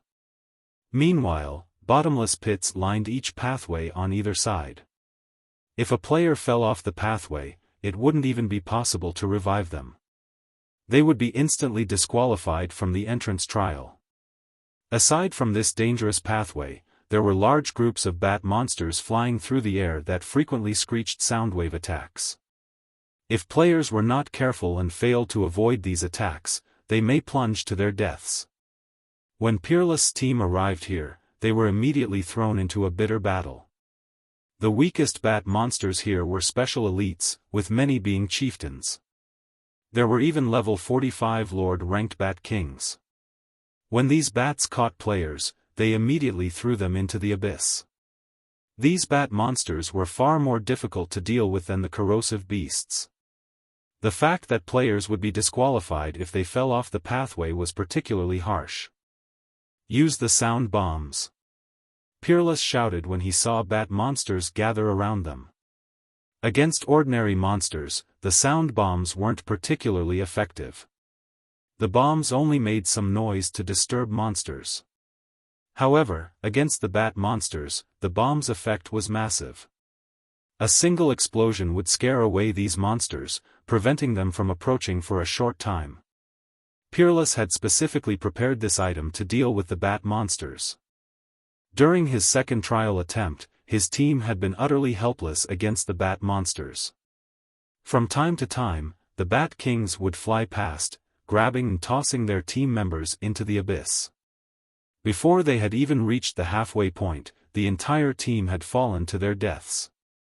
Under Peerless' command, the team members took out their sound bombs and threw them at the clumped bat monsters. The explosion scared the incoming bats away. Move faster. Use the sound bombs sparingly. Peerless shouted hurriedly. Although the sound bombs were impressively effective, they were extremely rare. Even utilizing their guild strength, they had only managed to procure a small stock. If they did not conserve their bombs, they wouldn't make it through this tortuous abyss. Meanwhile, on the other path leading to Titan City, Xiaofan and the others suddenly appeared before an ancient, towering fortress. The ancient fortress loomed over 1,000 meters high. The building itself looked like a mountain. Level 200 NPC guards stood before the fortress's iron gates. These 2 NPCs were over 10 meters tall. When these NPCs saw Xiaofan and the others, they blocked the gates with their spears. This is the Great Titan Library. Outsiders are not allowed to enter, one of the NPC guards coldly informed the players as he swept a glance over Xiaofan and the others. "If you wish to enter, you need to pass our test." The team members were shocked and they saw the Titan library. It was, by far, the largest library they had ever seen in God's domain.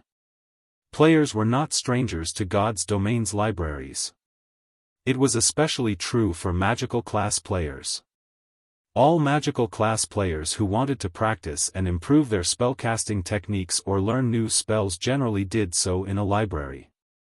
However, gaining entrance into NPC cities' libraries was a difficult feat. One typically needed to be a noble or a friend of the city's NPC nobles to gain access. Aside from allowing players to learn spells, libraries' greatest purpose was information gathering. In truth, players could find information on many quests in God's domain in libraries. For example, the information Yulan had regarding the holy city of Titan was available in libraries in NPC cities. However, the libraries in God's domain varied in size. Each library also contained different information. Hence, the various large guilds usually created their own intelligence departments specifically to gather information from various libraries and compile their own information databases. This made it easier for their guild members to find information on their quests. As for Xiaofan, who had the Demon Hunter title, he was considered a world noble in God's domain. Hence, utilizing his privilege as a world noble, he had led Zero Wings members into God's domain's various libraries. Unfortunately, the Demon Hunter title only gave him access to libraries in ordinary NPC cities. It did not give him access to kingdoms and imperial capitals' libraries. Players had to rely on their own capabilities to gain entrance. Even so, the information Zero Wing had collected was even more comprehensive than first-rate guilds. "We will accept the test," Xiaofan announced as he stepped forward. "Very well. You only have one chance. If you pass the test, you may learn from our library."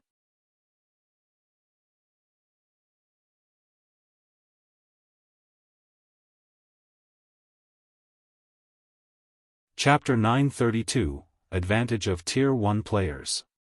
_ When the team heard that they could enter the Titan library if they passed the test, elation colored their expressions. The team's magical classes were particularly eager, their eyes alight as they hungered to enter the library as soon as possible. "Everyone, rest up. Make sure you are in peak condition before you challenge the test," Xiaofan instructed his team. Each person only had one chance to pass the test. If they failed, they would not gain access to the library, they would only find another chance to take the test when they came through the trial again. However, it would be far more difficult to reach the Titan library next time. While Xiaofan was confident in leading everyone to Titan City, the same could not be said for the Titan library. In the past, many independent players had chosen to take the library's test whenever they got their hands on a pass. However, since reaching the Titan library was more difficult than the direct path to Titan City, very few players had passed the test. Even so, everyone wanted to try. This was all because players could learn extremely rare skills in the Titan library. These rare skills could improve a player's combat power significantly. For example, Xiaofang's Flame Burst was one such rare skill. Moreover, these skills generally did not require proficiency to level, only EXP. Hence, a player could dump a large sum of EXP into leveling these skills during a crucial moment with the hope of turning the situation around. Your test is simple. Because you are all Tier 1 classes, you just need to kill a chieftain of the same level within a certain time. If you fail to defeat your opponent within the given time, you fail the test. After the Titan NPC finished explaining, the spear in his hand trembled. Suddenly, a golden magic array with a 5-yard radius appeared a short distance away. That is your arena.